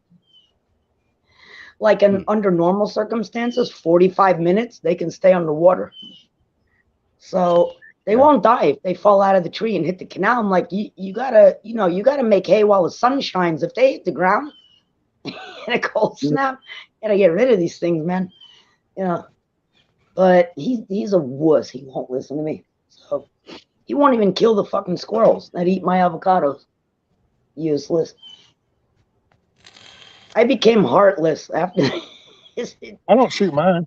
They get out. And actually, there's about a half a dozen of them running around right now foraging because they actually I've gotten to notice the past couple of weeks since I've been coming outside streaming and stuff in the mornings that they get more active because they know that if I'm sitting out here that none of these ferals are going to come around, and so they literally come down and they get to rummage and go through the ground. And it's like, there you go, y'all just have a field day because I'll drop them ferals quick. You score them along, the cats don't. Yeah, you see that, Nikki? Most man says it tastes like chicken and sells for $60 a pound. It does. There are people begging me to send them iguana. I said I can't do that. It's illegal across state line. And I mean, everybody south of me, them Caribbeans, they all eat these things. But you know the deal. I'm not eating that shit. Ron was always trying to get me to eat these things. It was I like the understand, ongoing you know. joke, you know. I'm not eating that crap. That Well, ain't it's happening. okay. Let me ask you this: is it illegal if you were to can? So if you were to go out there and say you killed a couple of iguanas and you came and you cleaned them up and you decided to can that meat, and you said, hey, you know what, Backwoods, you ought to try this out. It's illegal for you to send him some of that. I don't think so. You know, we were talking about that when I was up with Uman. And I think actually if you process them like into a canning type of deal, I think that's totally cool. It's just in any other form, you know, you probably Or like the actually, raw. I You mean, can't do it let's raw. say you even process them and make like jerky out of them in the dehydrator, you know, probably do that too.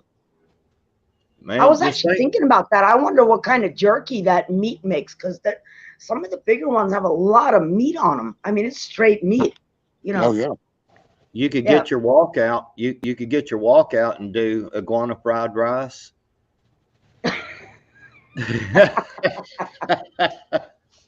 I should do that. I should feed it to Gary. Like, yeah, I just got some fresh chicken. If he find out I was feeding him iguana, I'd be like, I don't think he'd eat them either. But no, maybe he would. He's got, yeah, I won't eat those nasty things. But whatever. You know, I told you I used to trade at my old house. So if they've got something, I'll give them, because I shot so many iguanas, man. I'll trade, you know, if they got a bunch of fruit that, you know, I don't grow or something like that. It works for me. I got plenty of meat. I don't care. I don't need the iguanas. But I'm happy to trade with somebody that's got something else, you know. So kind of works that way. Yeah. I can see that. If that's how I was in that area, I could see that.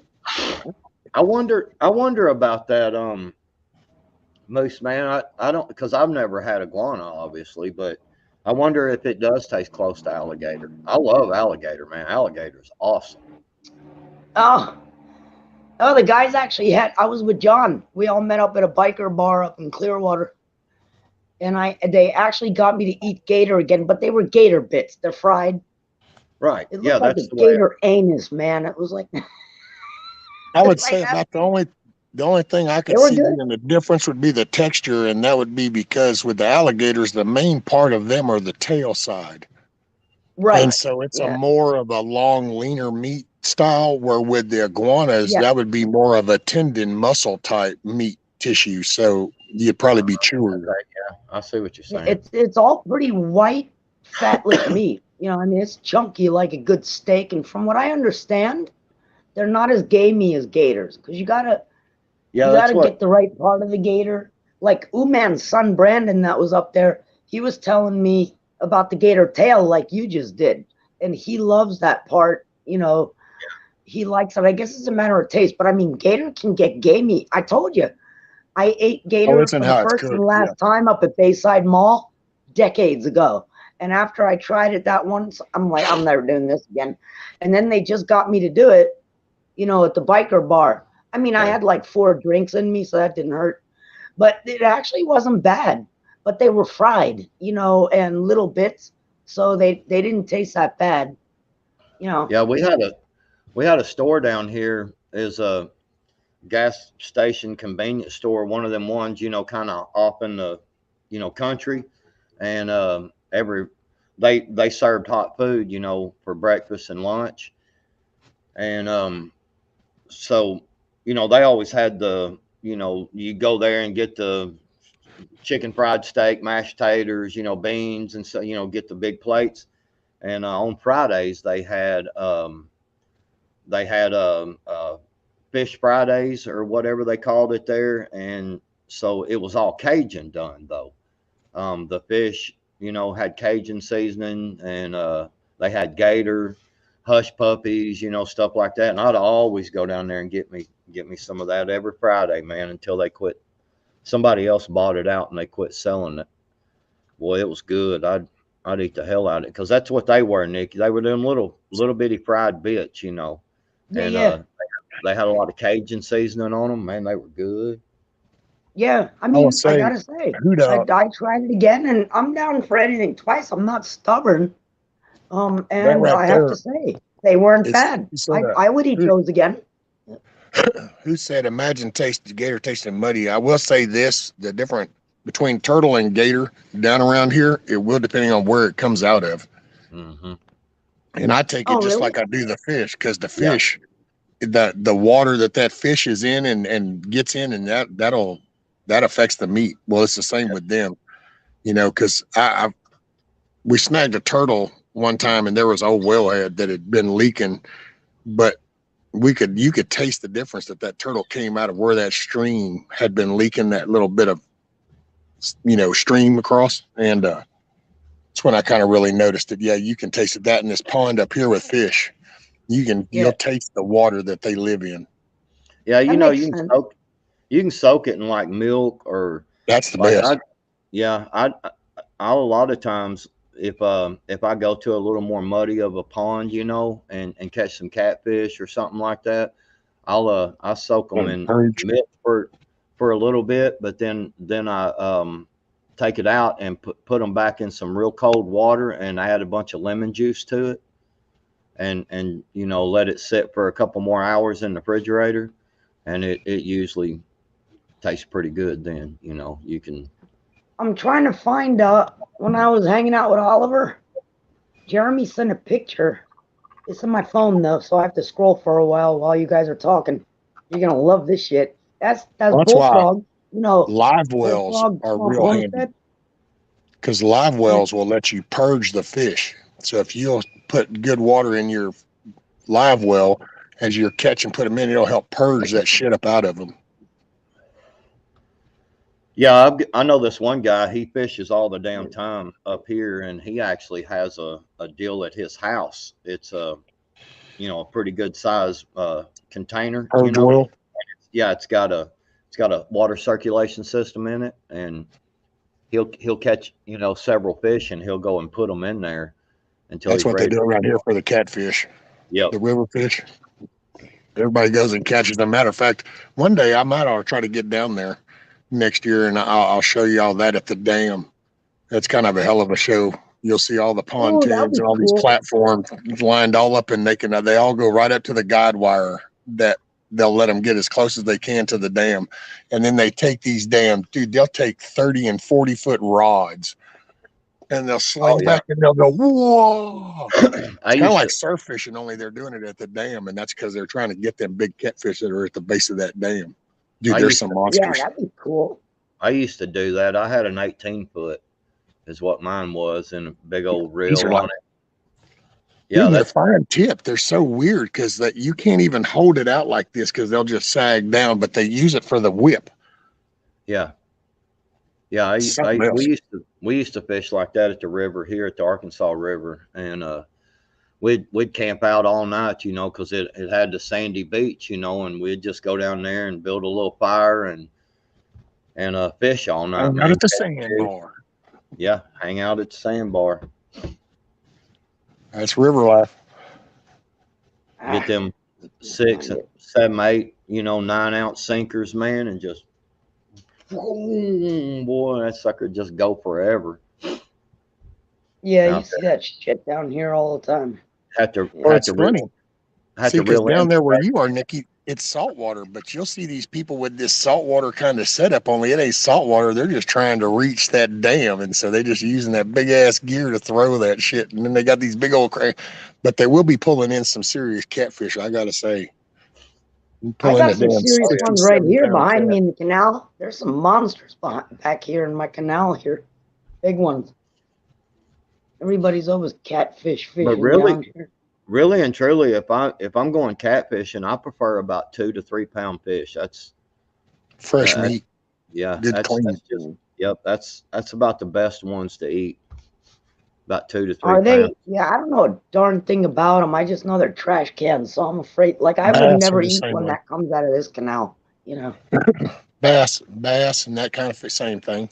Yeah, same You thing. kind of get that good little young range. You get that good, clean, lean meat. It's not Mhm. fatty. Well, you can Right. on bass, like you can take even like the bigger ones, 4 or 5 pound fish that, but what you do when they, when you fillet that meat off there, it's going to be pretty thick, on the sides, and I take and cut it in half. So the meat's only about this thick. Because when you try to cook bass too thick, man, it tastes like crap, man. Yeah. but you cut Really? it down. Yeah, you cut it down thin like I'm talking about there. You know, just take the fillet because it'll be about that wide, and just fillet it. Fillet the fillet. Yeah, fillet the fillet right down the center, and make it thinner, and it's pretty good. Then you can Cool. add that Awesome. I always add lemon juice to mine because when I'm cooking, like when I'm frying my fish, I'll actually pick the fish up about halfway through it being cooked. I'll pick it up, the basket up, and take and squirt some lemon juice on it. And you got to be careful. You don't want to just plop it right back down in the grease because it'll boil over. But just kind of ease it back down into that fish fry, into the oil, and just add that lemon juice to it. Boy, it really tastes good when you're done with it. That's cool. Sounds good. Let me grab my pillow. This chair is pissing me off because the chair is so low. Shit. What was so you're gonna fix your washing machine, and then what else you got going on today, Rescue?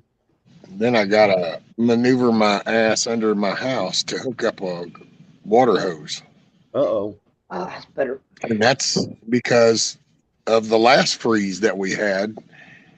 And that's how I fixed that leaky pipe of cold water. Was I found an old piece of pipe that we used to have for an old garden faucet, and it still had enough PVC and a faucet on it. And I said, well, by God, I can't find any fittings, but I got a coupler. So I just coupled the faucet on underneath the house.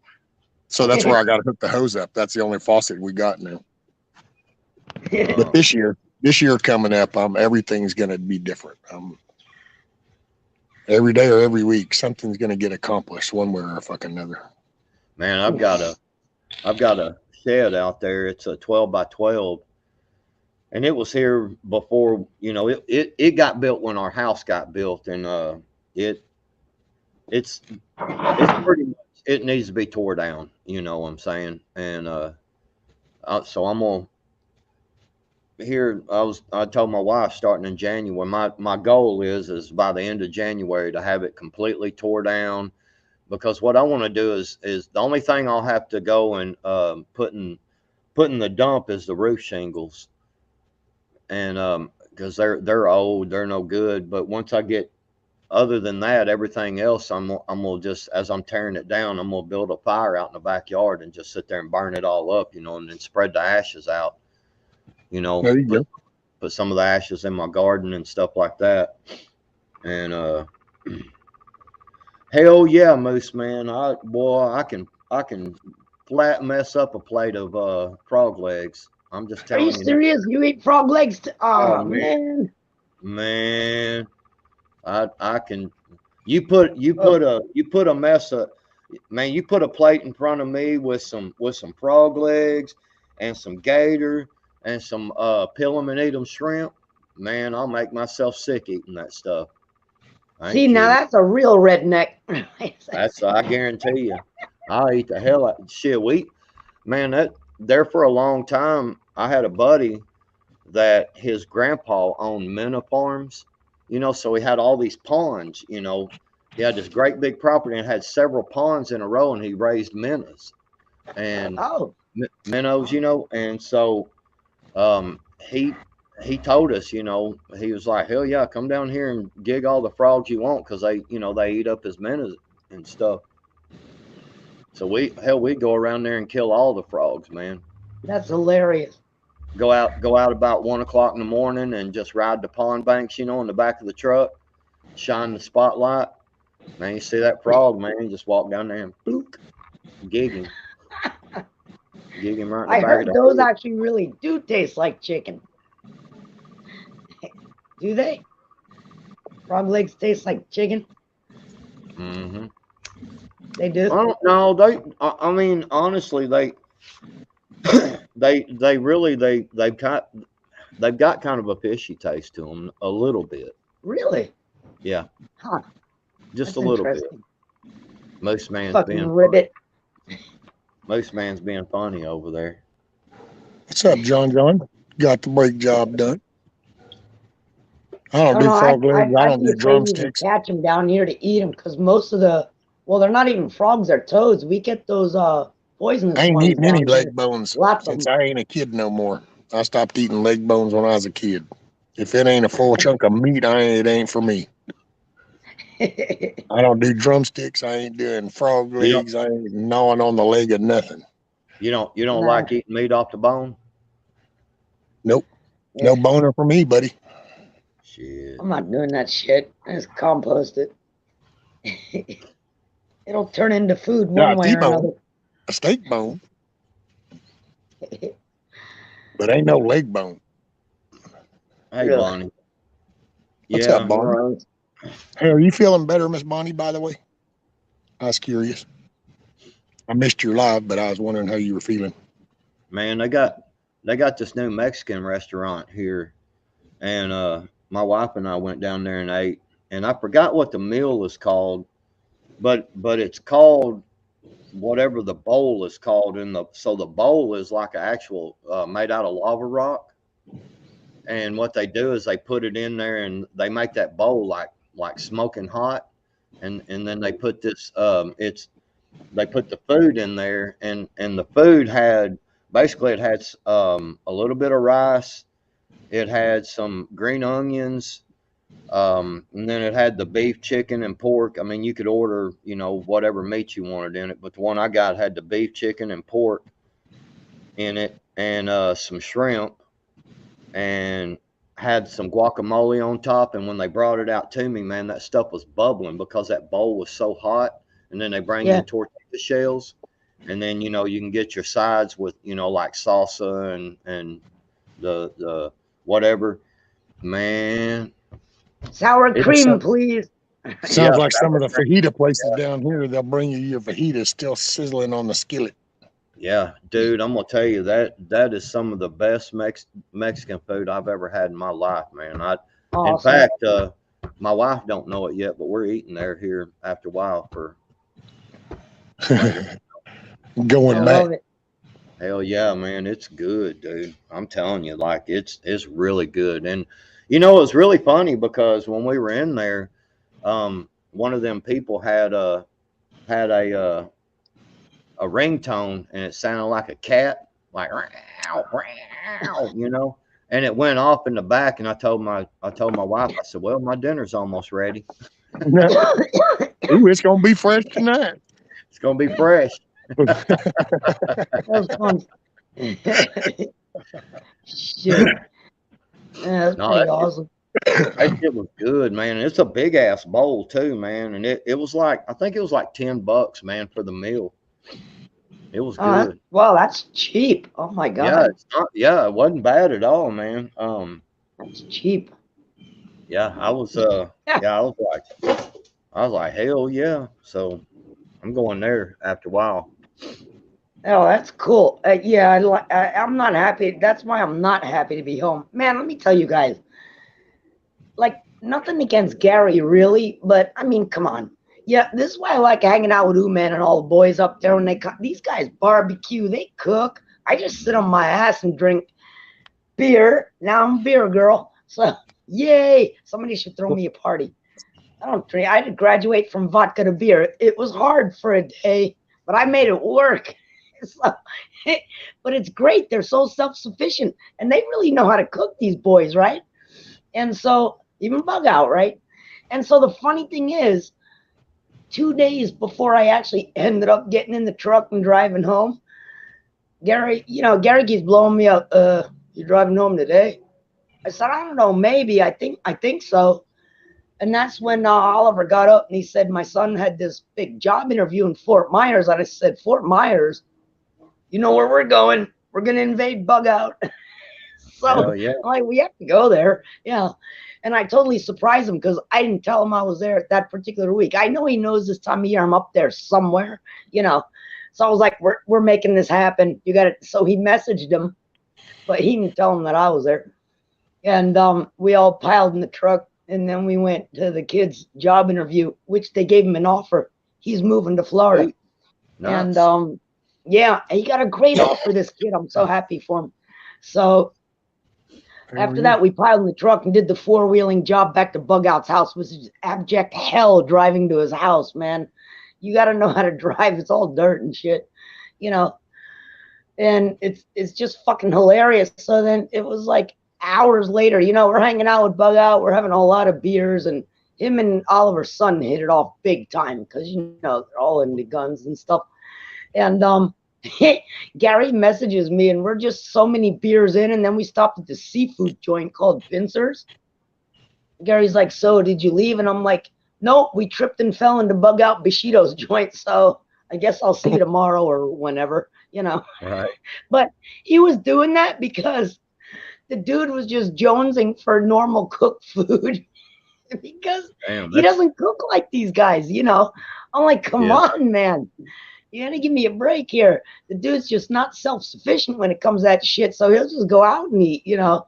I've And never. I'm like, and then of course, guess what? I come home, and I didn't get to do the last of the dishes in the sink when I left, but I figured he'll clean it up, you know. Usually I try to leave it clean, but I was on such a schedule. I come home, same bloody dishes are in the sink. When I Damn. got home, I was like, really? Do I need this shit? Living room was a mess. It looked like a bomb went off in here. Way to go, Yeah, dude. Love coming home to that. Ugh. That's one thing I know how to do. I can cook. I can flat ass cook. I mean, I'd love to cook. I know you do. most- That's what I love do. about you guys. Yeah, I do. I Most kind of of the- like it. It depends on the kitchen. It's the atmosphere for me, buddy. If the kitchen ain't right, then it just ain't. It's like, shit. I kitchen love got to be right. Well, that's what's great about you guys. You just pick up and you just cook. You know, Bullfrog's like that. You know, Bullfrog hunts. He's got Nicole out there watching the deer stands now and shit. This is hilarious. Yeah. Nicole's a Southern girl, baby. Yeah, it's great. So, you know, that's Nicole Double D for you guys that don't know, because it ain't a secret anymore. So, you know, it's awesome. And she's a total country girl now because, you know, they're out in the middle of nowhere. And he's got ducks and quail and all kinds of shit. And he's hunting gator. And that's the picture I was trying to look up for y'all. Huge gator him and his boys killed. I mean, huge. Had to be, I don't know, looked like it was like a 12 to 15 foot gator. I mean, this thing was a monster. You know, maybe bigger. I don't even know. But, you know, that's what he does. He's a wild man. These guys all do it. You know, and then I come back to libtard land down here in South Florida, and it's like, great. I got to get back to cooking. Just go kill yourself an iguana, would you? I had a buddy that he had moved in across the street over there, and he was from New York, and so he started wanting to kind of get into hunting and fishing and stuff like that, you know. And so we went fishing and hunting and different stuff. And he told me one day, he was like, you know, this is pretty cool, man. You go out and you catch fish, or you kill a deer or whatever, and you bring it home and clean it, and then you cook it too and everything. He said, man, that's pretty cool. And I was like, man, that's just the way I grew up. I mean, you know, it's, yeah. You know, he just thought it was amazing. You know, it's like, wow, you know, I mean, who'd ever thought? I guess you it know? doesn't ever occur to them that maybe you look at them and you go, you know what? I'm fucking amazed that you're amazed. Right. That's what amazes me. It Yeah, amazes right. me that self-reliance is some unusual concept. Shit, I before mean, he it left isn't here, for me, but, you know, I'm over this shit. You know what I mean? before he moved away, man, he could fish. He knew, you know, some stuff about fishing. He knew some stuff about hunting, and I had him growing a garden every year over there in his yard too. Oh, great. That's Yeah, awesome. I just, That's man, so it's like, cool. how do these kids grow up that it's like, Yeah. so you never saw no fishing picture in a magazine, or you never saw a hunting thing and went, wow, I wonder what that is, or you never realized in the sporting section there's a shit of rods, and what's that for? I mean, it's like, how do you get so disconnected with this is the food source? It's right out here. Right? Yeah. And I hear you. I totally agree with you. I mean, it's What's up, ridiculous. Ron? I don't get it. I totally don't get it. I hope I don't lose you right now because I got to hang on a second. City life. Sorry. Can't see you for a second because let me answer this. Oh, jeez. Well, that's okay. You're frozen in a decent position. You don't have an awkward look on your face or anything. I'm frozen. I'm sorry. Hang on a second. Oh, no, I'll you're good. unfreeze in a moment.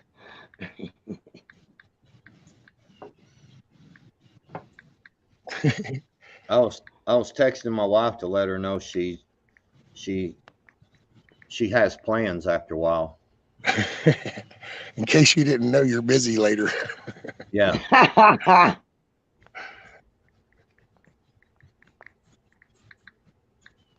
Jeez.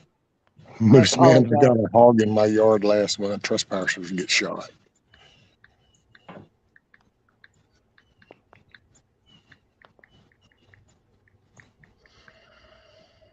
Man, All right.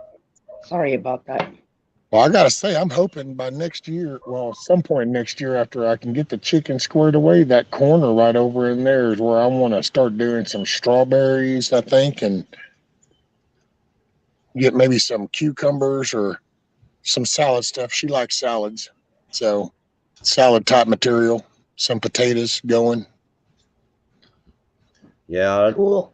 I didn't really do much of a I didn't really do much at all of a garden this year. But I am going to this year. I've got some, once I get that building tore down out there, and I'm gonna build some new raised beds and stuff in that spot, because it gets about 3 hours in the morning. It doesn't get much sunshine, but then for about 6-7 hours it gets good sunshine, and then once the sun goes on over, it puts it back in the shade. There you So go. I think it'll be a good spot to grow some pretty good, pretty good stuff. Cool. That's what I'm hoping for right there, because in the morning time, it'll get that morning sun from that open direction. But then as it comes this way, the shade from these trees will give it some shading in the afternoons and then the evenings. So Right. that, and also getting planned out along this edge over here, I'm going to take and I want to do a raised bed like Billy has. But I'm going to also use that to divert the water that comes off of that side and divert it off of this shit, so it'll stop washing this away. Oh, that's a good idea. Use it like a barrier and a raised bed. Right. You bet you. Yeah, that's a good idea. Plant some Really good. potatoes in my border wall. Yeah, that's a good idea.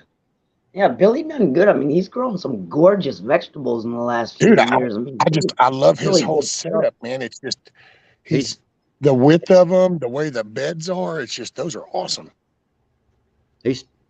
He's talking about Best Life, right? Yeah.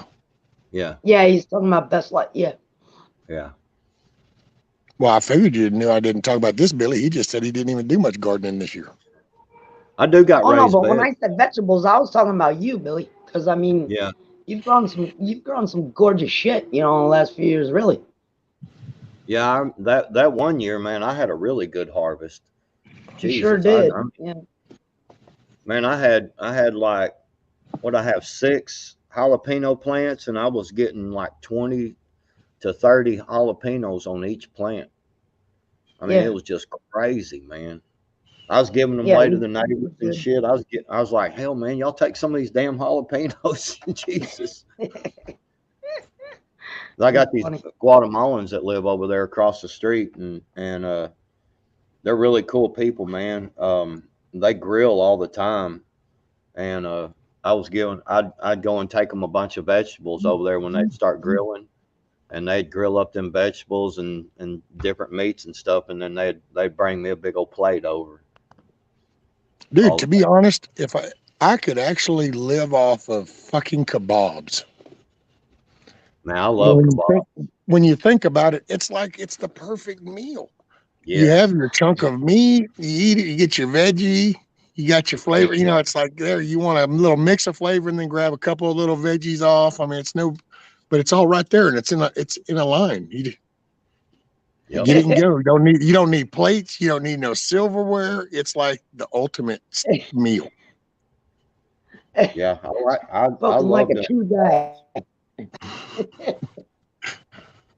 And if you use the metal skewers, it's even better, because then you just reuse those. I hadn't used kebabs in a while, or ate, cooked kebabs in a while, rather. Oh, baby, I love those things. I That make might them a have lot. to Those are the perfect. Soft That'll- tacos, love 'em. Huckleberry. That'll have to be for tomorrow, I think. I might go get stuff and make kebabs tomorrow. And let's see, See John what John we said, are doing? rescue. I used to have big gardens for years, and now everything I grow is in planter pots. I'll do a video this spring when I get it going. I wasn't able to this year because of the cancer treatments. Well, yeah, and the only reason I want to do raised bed, like I said, it's going to help me divert the water, but also then I can just do this in my chair Right. and Yeah. just makes it easier. Oh, sure. You have the raised bed. You can just go right up on it. You don't have to, it's so much easier. Yeah. I hear you. Yeah, Yeah, I got a problem here because if I put stuff like I can use that whole area there, I've got stuff on the side, but this is a terrible problem that I've got in this house because, I mean, y'all know I had plenty of iguanas at the other place, but they were usually on the other side of my pool on the fence, So I just shot them off the fence, and I had a big property that I turned into that fruit forest over there. But here, everything is so tight, and the iguanas are just right on top of me. So some of the stuff I can't put out there because if it's unattended and I'm not constantly watching, I mean, I got cameras out here, but that doesn't help, Yeah, if they'll you're ram not it. here. And the Well, iguanas will come in it and don't just help you none just to watch it get obliterate it. eaten if it ain't still there. right. Yeah, the iguanas will obliterate the stuff. I kid you not, in one day. Yeah. One day, done deal. So that's a lot of hard work, for them to eat down, which they did at my other house on some plants. But they got wise after a while because they knew, they had to dodge bullets, but and of course that's I it. had more room. So it's an I'm gonna have to put adjustment. the wire mesh. I'll have to put all that stuff over there and wire because the deer will eat that shit up in a heartbeat. Oh yeah, You you go got plant the stuff around here, right. you got to fence up. If you don't fence up around your garden, it's like the deer will have a field day between the possums, the deer, the coons. Right. Yeah, I forgot Especially the about that. deer. We That's had what that in New ravaged their Jersey. The garden deer down the ate road. everything. Yeah. Yeah. That and hogs. Hogs will jack you up around here, little bastards. Oh shit! Yeah, we got those too. Yeah. My great grandma, where she had a big garden all the time, like a big garden, and she put pie plates out there, and my uncle put up these things. So it put up them little loops, the little screw in metal. You know what I'm saying? The little Oh yeah, the outlet. little eyelet. It runs string through it, and when she would look out the window, if the deer would come up there, she would grab that string and pull it, and it would slap them plates around, and the fucking deer would take off running. Oh, That's cool as hell. Yeah, she sure did. that's funny. Oh, we're back to that again, are we, Eric? Oh my God. That too. Yeah, I just hate them. I don't know how people can touch them. I won't touch them. I got so many ducks behind me. I wish you guys could see it. Let me see if I can pick up my. Let me unplug this. See if I can figure out how to. I should change a camera to. But I have my ducks. Some of these are the baby. I don't know if y'all can see. I got a tub out there. They come to take a bath. Hi, kids. So there's some of them right there. I have about 12 that live on my property. Is that hang out here with me all day? They're is that so canal sweet. pretty deep? Yeah, believe it or not. Let me see. Hold on, camera. I'll turn it around for y'all. Hold on. Where is it? I'm making it happen. Oh no, that was the wrong button. Sorry. I'm out of practice. Oh, here we go. Setting. I'm trying to turn it on. Yeah, I got 1, 2, 3, 4, 5 of the duckies are here right now. All right, so what do I got to do? I got to change the position of the camera. Facing settings, and then under your camera, you should be able to select front or back. Yeah. This thing's so fucking slow. All right. Do it. Oh, there we go. Can you see that? Mm-hmm. Yeah, here's one. I have a little tub. That's one of the babies right there. They're all babies. That's a mama. And the rest of them are babies. But I hatched these out. They hatched right over there by my mango tree. But yeah, this canal, super deep. It's really deep. And we have some, and it goes way the hell down. It's hard to see, but way down as far as you can see. So yeah, it's crazy. It's really, really deep. You have alligators much through there? No, we don't see them. I know, they've got in some of these canal systems, they have the netting set up. It's like some kind of mesh they do. And so occasionally you'll get a little one that gets through, but if they get big, one of us will eradicate it or they'll just get rid of it. But since I lived here, I haven't seen one yet, to be honest. So they've got it pretty well under control here. Because in an area like where I live, because you can see I told you when my deck was closed, because this is a long ass deck. This is all the screened in part of my house. The other deck isn't, but you guys can see we live close together. There's hardly anything going right to the canal. And so if we have a gator situation, it could be really bad, with all the kids and families living here. So they tend to get rid of them pretty quick if there's, rumors of a gator in the neighborhood. So oh, there's the black one. I love that duck, Blackie 10. He's so cute. They're really so sweet. Oh, and Huckleberry said Muscovy ducks. Question. I'll be right back. Yes, y'all. they're they're Muscovy ducks. Yep, we call them ugly ducks. Some people let these things just stay around, the people that have farms and stuff, for meat birds, because they're native to this state. They breed like crazy. But the weird thing is, like, you get some ducks, they're good layers. These really aren't, so they're not great for the eggs, but some people do have them for the meat, Oh, thanks, Bonnie. Yeah, it's very peaceful here, Bonnie. But they're great duck to have as a prepper, because once they know you're kind to them and you feed them, they'll stay around forever. They'll nest on your property. They'll have kids here. They always come home every evening.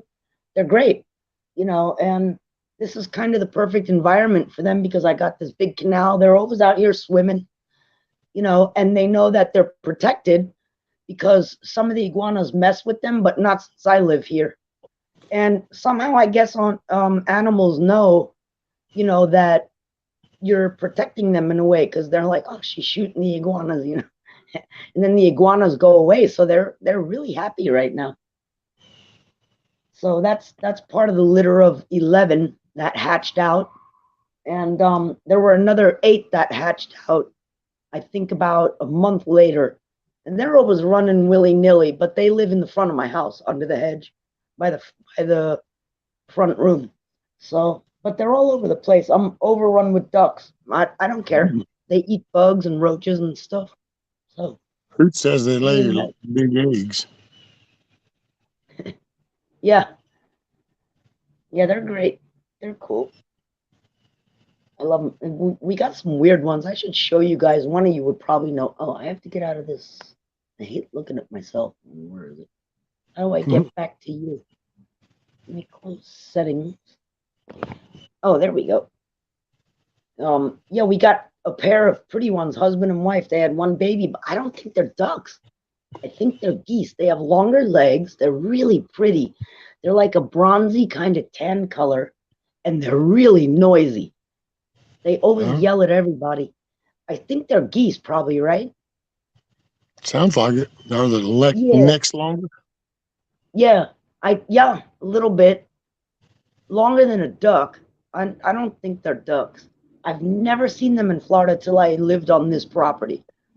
And they're here too. They're usually on the other side doing stuff, and when they see me come out, they fly over because they know I'm going to feed them. And then they yell at everybody and chase the musco. They're mean. They're aggressive. But they're gorgeous. They're beautiful colors. Really. Oh, I'm here. Maybe. Yeah, they're absolutely beautiful. I got to take a picture for you sometimes.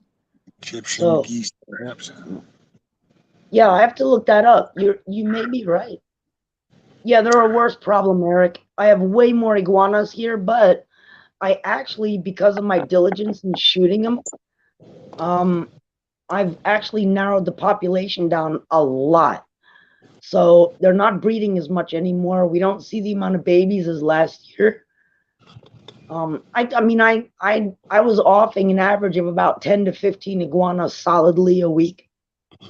And that's just with me going in and out, not even really concentrating on it. So after a while, it adds up, I suppose. You know, they can't breed as much. And so it's gotten less and less. Like today, ordinarily, if we go back a year, there would be 4 or 5 of them right behind me. You could see it. You probably did, you know, and the few times we streamed here and there, or I streamed when I first moved in. This is like their highway here. They come out in the sun and then go to the other side. But I've actually reduced the population quite a bit, so it's working out. I'm doing my best. We all are, you know, because you have to. They'll destroy your house, your foundations, everything. Yeah. Gotta kill them. Yeah. Look, you got a population control. Otherwise, there's repercussions. I said, with all Nikki shooting their peckers, I am. I'll shoot whatever, man. Well, even with all of us, like you see the chick with the Iguana Hunter channel. She's awesome, man. And I'll tell you, and she'll even tell you, even with them going out, and she'll bag 30 or 40 a day if it's a good day, depending on the area they're in. And the truth is, even with all of us collectively doing that, we're just barely making a dent. It's like the pythons down here. It's a big problem, you know. Yeah. So, yeah, we just It's a big chip. yeah, we just keep doing it. The lionfish are another thing, and again, they turned lionfish into a food source down south of me.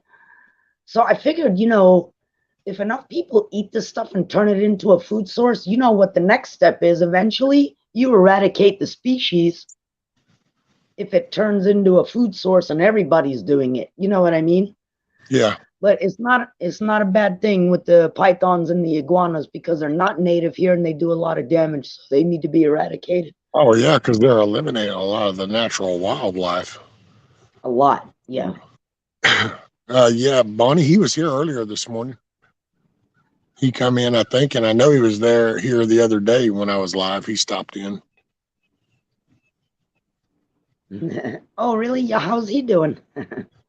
He said he's doing pretty good. He comes in, he usually hangs out a little bit, and, you know.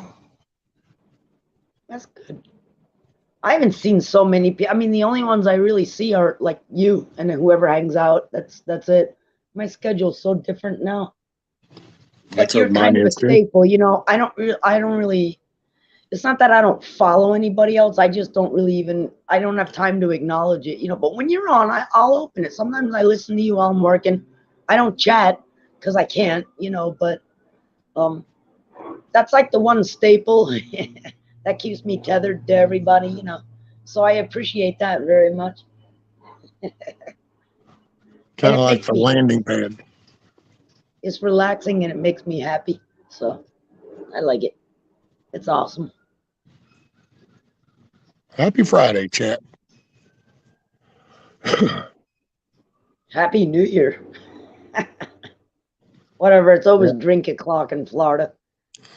It's a vacation state. What can I tell you? Yeah, what do we got? One more day, huh? Yep, tomorrow. Can you believe it? I really can't believe a year went by already. It's crazy. Time just seems to be going by so fast. I'll tell you what. This was the first time legitimately I didn't want to leave Port Charlotte and come home. I really didn't. Something about the West Coast. I don't really want to be on the West Coast of Florida. It's considered Southwest. But Hey, I was born up there. I'm a native Floridian. I was born in Tampa. So I guess maybe that's why it moves me. You know, I go up there and I'm peaceful, man. It's all country. They're all like-minded people with the guns and the trucks and everything else. You know, it's not like libtard land like a lot of down here. And hey, Chad, real, what's up? Yeah, Hey, I real didn't want quick. to leave. Hey, real quick. My parents are here. They had took my daughter out to eat, and so I'm gonna go and visit with them for a little bit. So everybody have a good weekend. Have a good New Year's. You know, I'm sure there'll be some live streams, whatever. Big chat. What's up, man? Anyway, y'all own the day. Don't let it own you. That's it. Because Happy remember, New Year, Billy. Super What is happy it? New Year to you. what do you got to remember? Huh? When you prepare your mind properly, things will fall into place. Oh, there you This go. is right. Just saying. Just saying. Hey, everybody, peace out, man. Appreciate you backwards. We'll probably see you on some live streams over the next couple of nights. I'm sure got it, somebody brother. will go live. If they don't, I might, because I'm going to be getting drunk. Right? I'm just telling you. I There ain't you even go. lying. We'll see y'all. Later, brother. Be Take safe. care, Billy. Make I it a love good you. day. Happy New Year. All right, bye bye. It's funny. Yeah, I don't know. I was sad. I had such a relaxing time because they're always at this. There's a ex-military base. That's where he goes because his toy hauler is monstrous. I mean, altogether he needs like 46 feet. I mean, the thing is monstrous. It's a land yacht, and there's only a few places that can accommodate it. But this place is great because it's an old military base. The roads are insanely wide, you know. Yeah. And it's so quiet there. You get up in the morning, and he's got the patio on his toy hauler. So we sit on the patio dicking around and just kind of looking out at everybody. Quiet, you know? No cops, no cars, no ghetto music coming out of the trunk like here. You know, all that. It's just quiet, man. And one person's nicer than another, you know, that's there. I love that life, you know? It's great. And it's hard when I first go up there because I have this anxiety, like, God, I'm going to miss all this work. But once I'm there, it's totally different, you know. It's just great. And I'm very sad every time I have to leave. But this year was particularly bad. I didn't want to leave. I had a really good time this year. I was really relaxed. And that doesn't happen too often, you know. So I needed it. I really There needed you it. go. Hell yeah. Little change. Flipping B. Oh, shit. So what are you doing for New Year's? You're staying in? Oh, yeah. I ain't shit. Just another day. Same here. Although I am going to the country bar this week. It's going to be great. They got a mechanical pool there. I was going to go live, and then I've heard other people were going to go live, and so then it's like, okay, well, there's no point in a bunch of people. And then it's kind of like, I'll just hang out. I might listen to somebody if they go live. I might just sit in. Yeah, I'm not a there you chatter, go. so I don't do that. I can't do the texting. I just all that. Yeah. Well, that's cool though. You get a break and go sit in and relax, you know, a little bit with somebody. That'll be cool. Oh yeah, I just kick back and if there ain't nothing going on, I'll fire up Band of Brothers or some show, and then I'll read something. There you go. Just another day. Yeah. Come out here and hang out with the chicks. Yeah. I've got work to do on it. What is it? 12. Go and hang out and realize next year is probably going to go even faster for some weird reason. Oh well, yeah. Next year will be more productive. I know, at least for me, because I'm going to make it that way. But I refuse to be in this muck anymore. So one way or another, might not be much, but I'll do something to brighten my day. You got it. Yeah. Yeah, I hear you. Yeah, I was already hoping I'd be out of here by this time. Sucks. Definitely didn't think I'd still be stuck down here. I just can't stand it down here. I don't mean Florida. I mean this far south. Just to be clear for anybody that doesn't get that. Because I love Florida. I'm never leaving it. I was born in the South and I'm die here, you know. But yeah, I hate way South Florida. So but my plan, you know what my plan was. My plan was at this time we're talking, from last year, I wouldn't be here anymore. It just never works out, man. But Gary is extremely sick right now. So that's another thing I don't really put out there on streams or whatever. Gary is in such bad shape. To be honest, I don't really know what's going to happen right now. So he's getting worse all the time, and not sure what's going to happen. So we're just doing the best we can, Well, I can only do so much to help him, but yeah, he's really bad. He got real bad after we moved, and nobody can seem to figure out what's wrong with him. So, we'll see. I don't know what's gonna happen. Hey, Foam, to see. Good to see you. Yeah, that kind of that's. And it just, yeah. I talk a lot of shit about Gary because we've got our issues, but the fact of the matter is that I've been with the guy for 17 years, and I've known him longer than that because of the motorcycle business. So no matter what personal problems we may or may not have, that gets pushed aside because I can't stand to see somebody suffer, and my job's to take care of them. You know what I mean? And so I'm in it for the long haul, whatever happens, but it's not going to end well. I will just tell you guys that. So that's where I'm at right now. I won't go into details. It's not good. So you just pray for the strength to make it through. Yeah, I try. I wake up every day with a smile on my face and make the best of it. But that's another reason why, I just haven't put the energy into YouTube and videos and all. I have bigger priorities and problems in my life at the moment. That's it. Exactly. Can't do it. Yeah, so we'll see what happens, but it isn't going to be easy. That's for sure. Yeah, it's gonna be a rough year, I believe. But hey, positive attitude can help a little bit. That and booze. It doesn't make it easier. It just lets you. Gives you the strength to make it through it. This is right. Yeah, exactly. Yeah. Ain't nothing easy about it. It just gives you strength, and that's what you need to search for. Some people, I think, get lost trying to figure out, make it easier, and it's not going to be easy. There's nothing easy about it, but it's just getting the strength to go through it. That's the catch. Yeah, literally, and my dog's doing that too. Little Jakey, the Jack Russell, he's tanking. He's not doing good.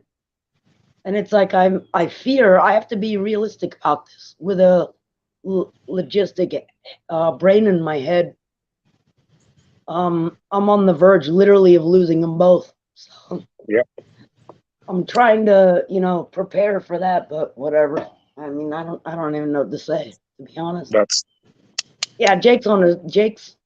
Jake's good. I feed him good. If it wasn't for that, I probably would have lost him a long time ago. And then the cool thing is, Uman is a huge fan of Duluth Trading. This guy is so Duluth out, he should be their spokesperson. So I get up there, and my Christmas present was, he gave me angry beavers. They've got these stuffed animals. They're angry beavers. Oh, damn. So that was the joke the whole week. But the sweetest thing that he did, he's such a sweet guy. He goes, here, this is for Jake. And he gave Jake this plush, super soft, angry beaver. But inside the angry beaver, there's 2 tennis balls hidden. I'm like, this dog's going to freak out because he loves his stuffed animals, And he just lost the other one because he shit all over it before I left. So I was like, he needs another one. So it was great. And I got to be honest, it's the first time I've seen this dog perk up, in months. When I came home, I'm like, look what Uncle Oliver got you. Angry beaver. He was so happy. Yeah. Yeah, but he's on his way out, man. Jake's 15 years old. He's not the dog you saw at my old house when I was streaming chasing rats. He went downhill real quick. So he's not in good shape. Right, dog? He's sitting out here with me. That's my best friend, man. So that's it. That's hard. I still, like I talked about earlier, when Rank was up here. I mean, it's just I don't know. Yeah, that was like one of my kids. I still think about Buster. I look at Yeah. Rudy now and kind of think about him and going, man. But it's just, it's just one of those things. Like I say, there's no easy way about it. I realized that with I don't know, everybody around me kind of passed away. So you just Yeah. kind of, it's a part of the cycle. So it's not That's that it's right. easy. It's the strength and the push through it. Yeah, you got to deal with it. I mean, I grew up on a farm, so I'm used to it, but some things hit you a little harder than others, you know. Oh yeah. Yeah. Oh well, That's the way definitely. it works. Well, and it's the same with Yep. people. It's just like if you take somebody. I did it with my mom. You can do it with Gary, but if you know somebody's on that path, then you just do what Yeah. you can do to make it as pleasant. So Yeah. as that moment comes, then life's a little easier for them. It's more pleasant, more enjoyable, and as that happens, and it happens. Yeah, And you then you bet. That's pick up your pretty much bootstraps what and my you go, life's well, been the last wash year. your That's face what I'm off and you doing. go on for another day. Yep. Yeah, you bet. So that's just part of that whole overall process. And ain't no magical solution. All these books that have been written over the 100 years about how to handle this and that and the other, and every one is individualized and it's all different for everybody, because you can describe this is the proper, how you should handle the loss of a loved one. And I love a book titled like that. And it's like, really? So Yeah. do you know the whole history of the relationship with that person? Because that's what's going to have the impact. That's right. Yeah, you can't write a book about it because it's No. different for everybody, you know? Yeah. All you do is encourage people to find the strength to Yeah. get work through Yep. it. Yeah. That's it. Yeah, I mean, like I said, it's no big secret. Gary and I were on the outs, a year ago, but there's business involved and a lot of things, and we coexist really well, and I care about him as a best friend and everything else. And I'm not one of these people that's a bitch that's going to abandon somebody, just because, I said, I'm leaving, I'm getting this, because there's a lot of women that would have done that shit. I'm checking out, and all that, and I would have made it happen, and I'm not doing that. He needs my help. So, and to be honest with you, if I get that phone call tomorrow, that's it. They just put him in, the hospital. I'm the only one that can run and has access to our shop, because we don't give that access to anybody. So ultimately, I have to take the business over. I don't want to do that, but it's not my first rodeo, so I'd have to do that and close everything down.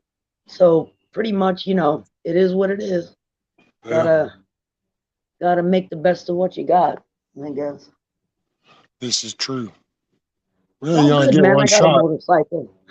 It makes me feel better on the weekend. Just get on Duke. Each person grieves different. Yep. Yeah. No time frame either. No, there's not, Bonnie. Ah, There's no to each their own. That's that good old phrase, you do you, boo, kind of thing. That's everybody needs to. Life is such it's a different set of lenses. Everybody wears a different set of glasses. You got it. Oh, that's a good way to put it. Give me 1 second, Rescue. I have to get the charger for the phone, because I'm looking at it. I'm like, why is it so dark? Because it's 4%. That's fucking why, you dumb bitch. Nikki, I might be fixing to shut it down. Plug it in, you stupid whore. Right.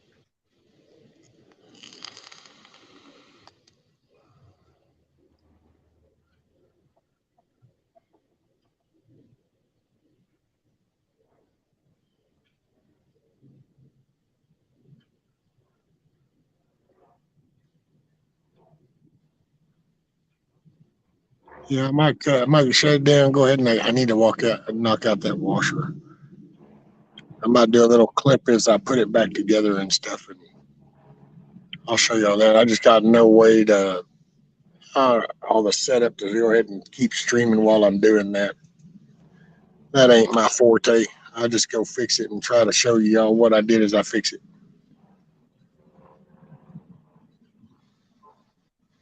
Chad is screwed up. Z-Fat THJ. All righty, Mayor. I don't know. Mayor's like a Z and then Fat THJ. I don't know if that was. And then chat is screwed up. Yeah, I don't know what the decipher of that is, Mayor. You know, I got that cryptic code by me.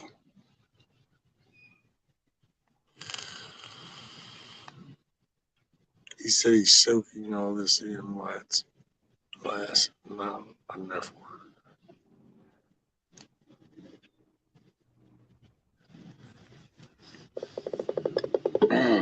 Yeah, I think when Nikki gets back, I'll shut it down.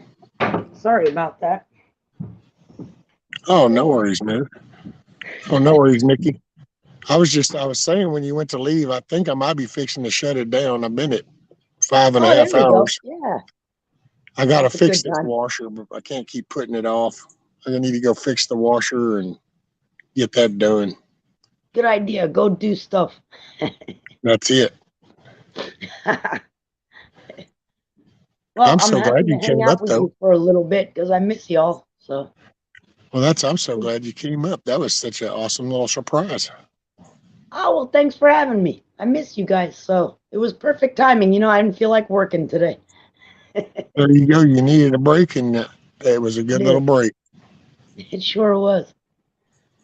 Well, I'm sure I'll see you in chat and all that. But until then, Happy New Year. Yes, ma'am. Happy New Year. Thank you, Nikki. Yeah. And Happy New Year to everybody. Really. I love you guys. We all need some good stuff for the new year. Yep. Chat is where it's at. It's my phone. No, don't worry about it, Mayor.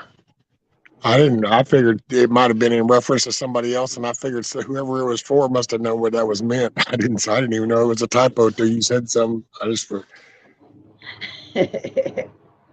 back from groceries and taking grandson for a walk in the woods. Oh, there you go, Kenya. Happy New Year, Hoot. I love Hoot. I'm going to try to go live tonight and cut up some. My son will be here tomorrow, so can't tomorrow night. Hope to see y'all later. Oh, cool, Bonnie. Oh, nice. Cool. Yeah, Kenya fixing to actually shut it down. That'll be cool. You know, it's New Year's. I'm going to be drunk and not doing the damn thing for the whole weekend. I'll see somebody over the weekend, I guess. Might as well take advantage of it. I don't get too much time off. Well, I think, I don't know. I think, what was it? Tribe was going live. Ghost was going to go live. Then you got like Angry Conservative. I think David Devine, Steve. There was just so many people that were going to go live. So there'll be definitely somewhere to go on New Year's night. I haven't seen Donkey in a minute, man. What the fuck's he doing? Yeah, it's been, well, let's see. It's been a couple of my lives. I think about 2 lives since he was in. He was up for a little bit. Yep. Yeah, I've seen. He's hilarious. Ugh. Yeah, and I'm just going to hit New Year's and count the clock until Bike Week comes up. There you go. Only a few more months. It's beautiful. It's a thing of beauty, baby. Beginning of March, Bike Week. All right. Shoot, I just make it through the year and I'll be content once the next year starts and it's okay. Get this ball started. Same here. It'll be hilarious because if I drop dead before everybody else, like, oh shit, she said she was invincible. Right. You're not getting my bike, asshole. All right. Oh, ain't nobody getting out of this alive. So ain't nobody immortal. I got a text from Steady on Christmas. He's been busy. Yeah, there you go, Eric. Yeah. Well, I think I'm going to shut it down. We got to go fix this washer. All right. Well, I'm out of here. I'll let you say your goodbyes and all that stuff. Love you. Thanks again for having me. I truly appreciate you.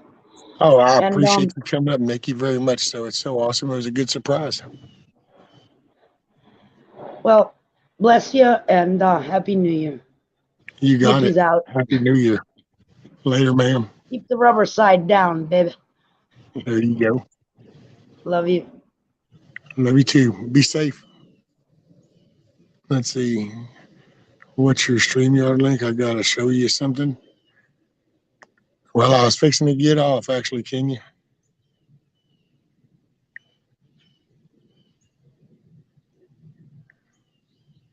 Can you take a picture?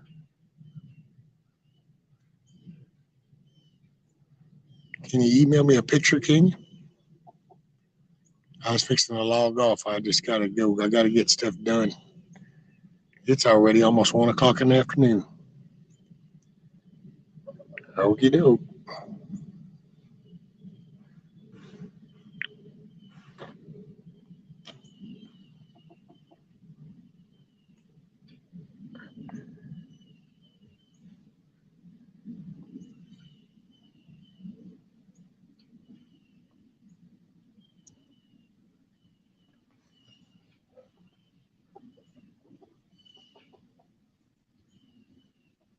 You too, Patrick. And you too, John John. I hope everybody has a good new year. You know, I definitely be safe. And hey, I will say this. I mean, now it's only 22 of y'all still here, but hey, this New Year's, you get out and about this weekend, keep your head on a swivel. You know, not only were we in some kind of crazy ass times, but it's that time of year when it's New Year's when even if we weren't in some under crazy ass times, things would be getting a little wild. So this is going to be an escalation. Here we go.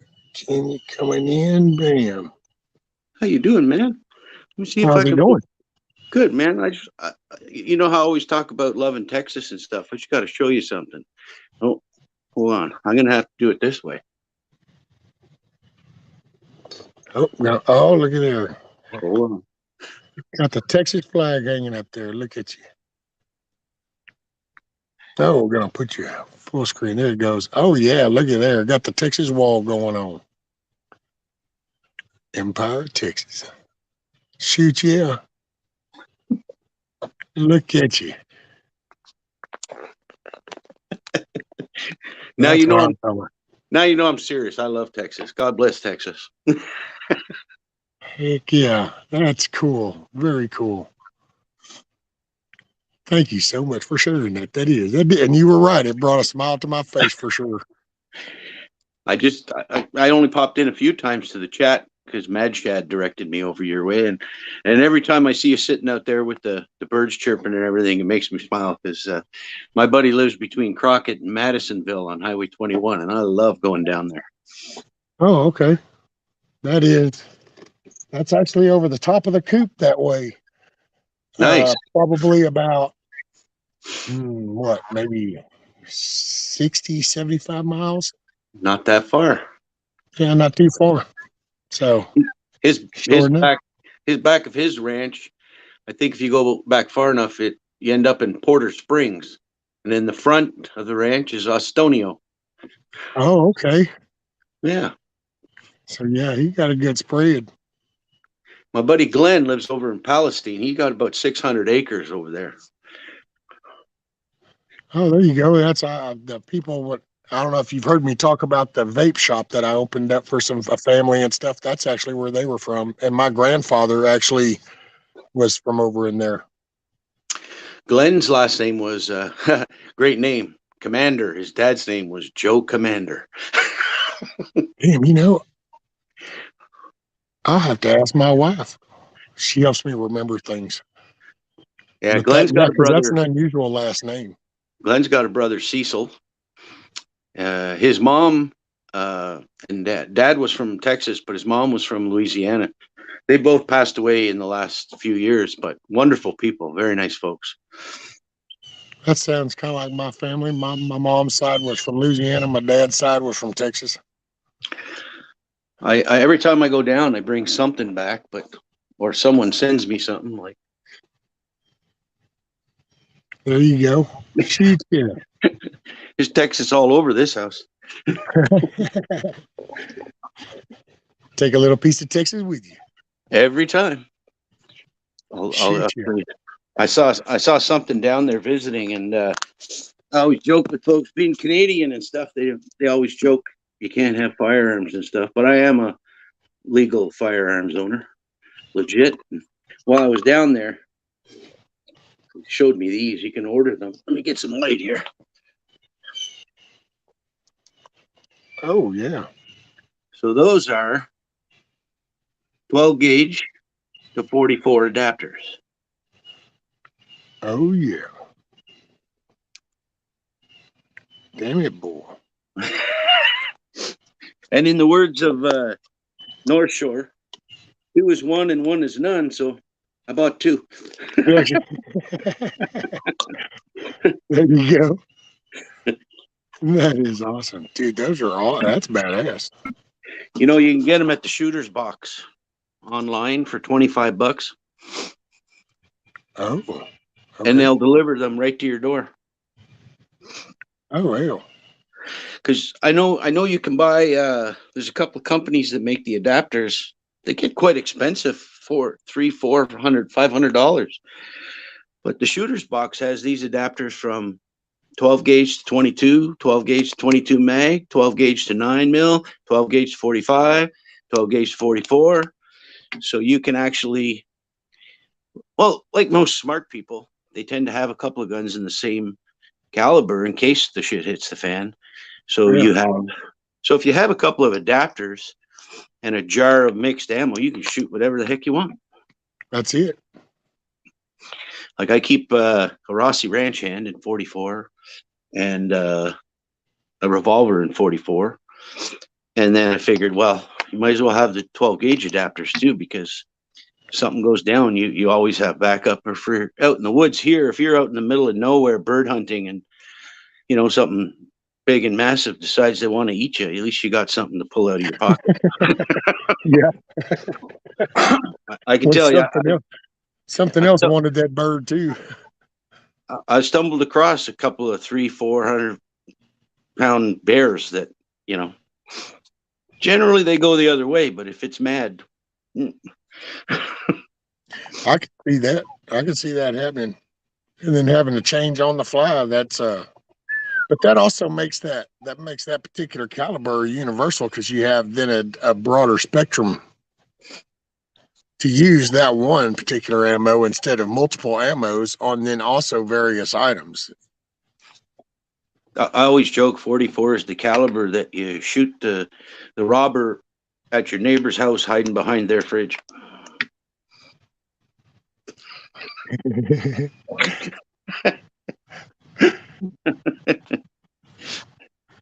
Anyway, I know you want to get going. I just wanted to show you that wall back there. That's awesome. It's a little mini part of Texas up in Canada. So hey, you know I'm legit. I'm gonna show you then tomorrow when I go live, when I'm inside. I actually have a full-blown legitimate Canadian flag too. I just haven't figured out where to hang it up in the house yet, because it's a big one. So it's kind of probably going to be half my wall. Honestly, I'm not too happy with our government right now. So, hey, it's not. You know what? But I'm gonna tell you, like I tell people, because people are like, you know, and if you heard me say it before, but I love my country. Yes, I just think my administration sucks ass. So. But my country's awesome. Well, Canada is an awesome country. It's just the administration's sucking ass right now. I think history shows that we all go through some idiots. Yeah. And I personally love Whistler Mountain. So if I had to go somewhere else, I would love to be able to go to Whistler Mountain and plop a cabin right on top. I'm outside of Ottawa, near the capital, on the eastern Florida side. About 4.5, 5 hours east of Toronto, between Montreal and Toronto. See, I haven't been that far. I went over into Vancouver, and then I forgot how far east from there we went. But I mean, at that time, I was also I was like a kid in Toys R Us. You know, I mean, I was just kind of like going, damn, this is all just awesome. So, and I remember seeing the Swedish ski team on Whistler Mountain. So that was kind of an impressive memory. Here to Whistler is probably 4,000 kilometers. If you want to drive across Ontario, it's about 23-hour drive. That's almost like going across Texas. Texas is a big state, but when you think about Ontario alone, I believe 12 Germanys would fit in Ontario. Right. Yeah. And another funny fact is that 95% of the Canadian population lives within 100 kilometers of the American border. Oh, well. Yeah. There's a whole lot of vastness up above. Yes. And we think we know so much. Juanita says the Rossi Ranch Hand is the same as the Mare's Leg, which is the same 45 short that Steve McQueen carried and wanted. He's telling you his is 44.95. Oh, yeah. Yeah. Wanted that was a fictional gun. It was created for that series, and then the Mare's Leg was made in real life. And Rossi's I just like because the price value. I think Henry makes one in 45 long too. Yes, they do. The nice thing about 45 long is you can shoot 410 through it. Makes it a little universal. I saw my buddy. I used to go to Michigan for a charity shoot for Benefit for Kids. Actually, b4k.org. It's a company, the 501 charity company that grants kids with life limited situations where they're going to die or gravely ill. They grant them outdoor wishes, hunting, fishing. And I sound like the Make-A-Wish.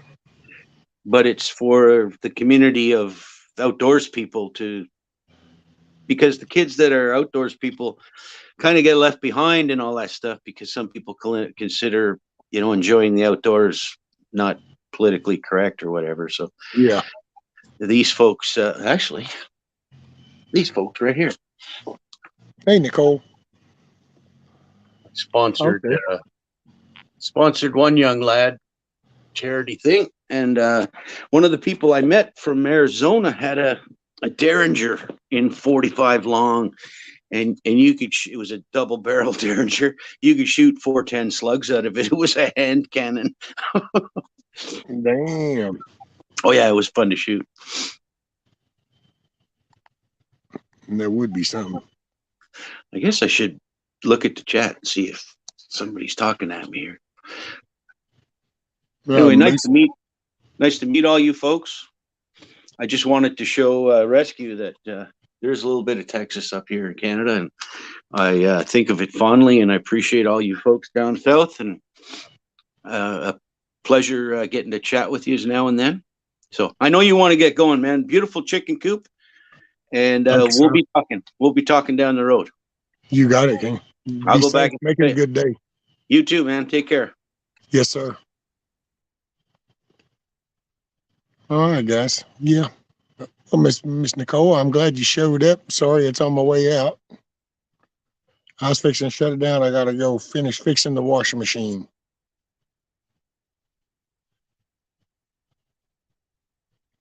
But then, I don't know if I'll be back on today, but I'll probably be going live in the morning. Maybe we can get a couple of guests up and have some good conversation, drink a little coffee in the morning, start the day off, the weekend good. Get ready for the new year. I think what I'm going to do, I'm going to call it. Y'all have a great day.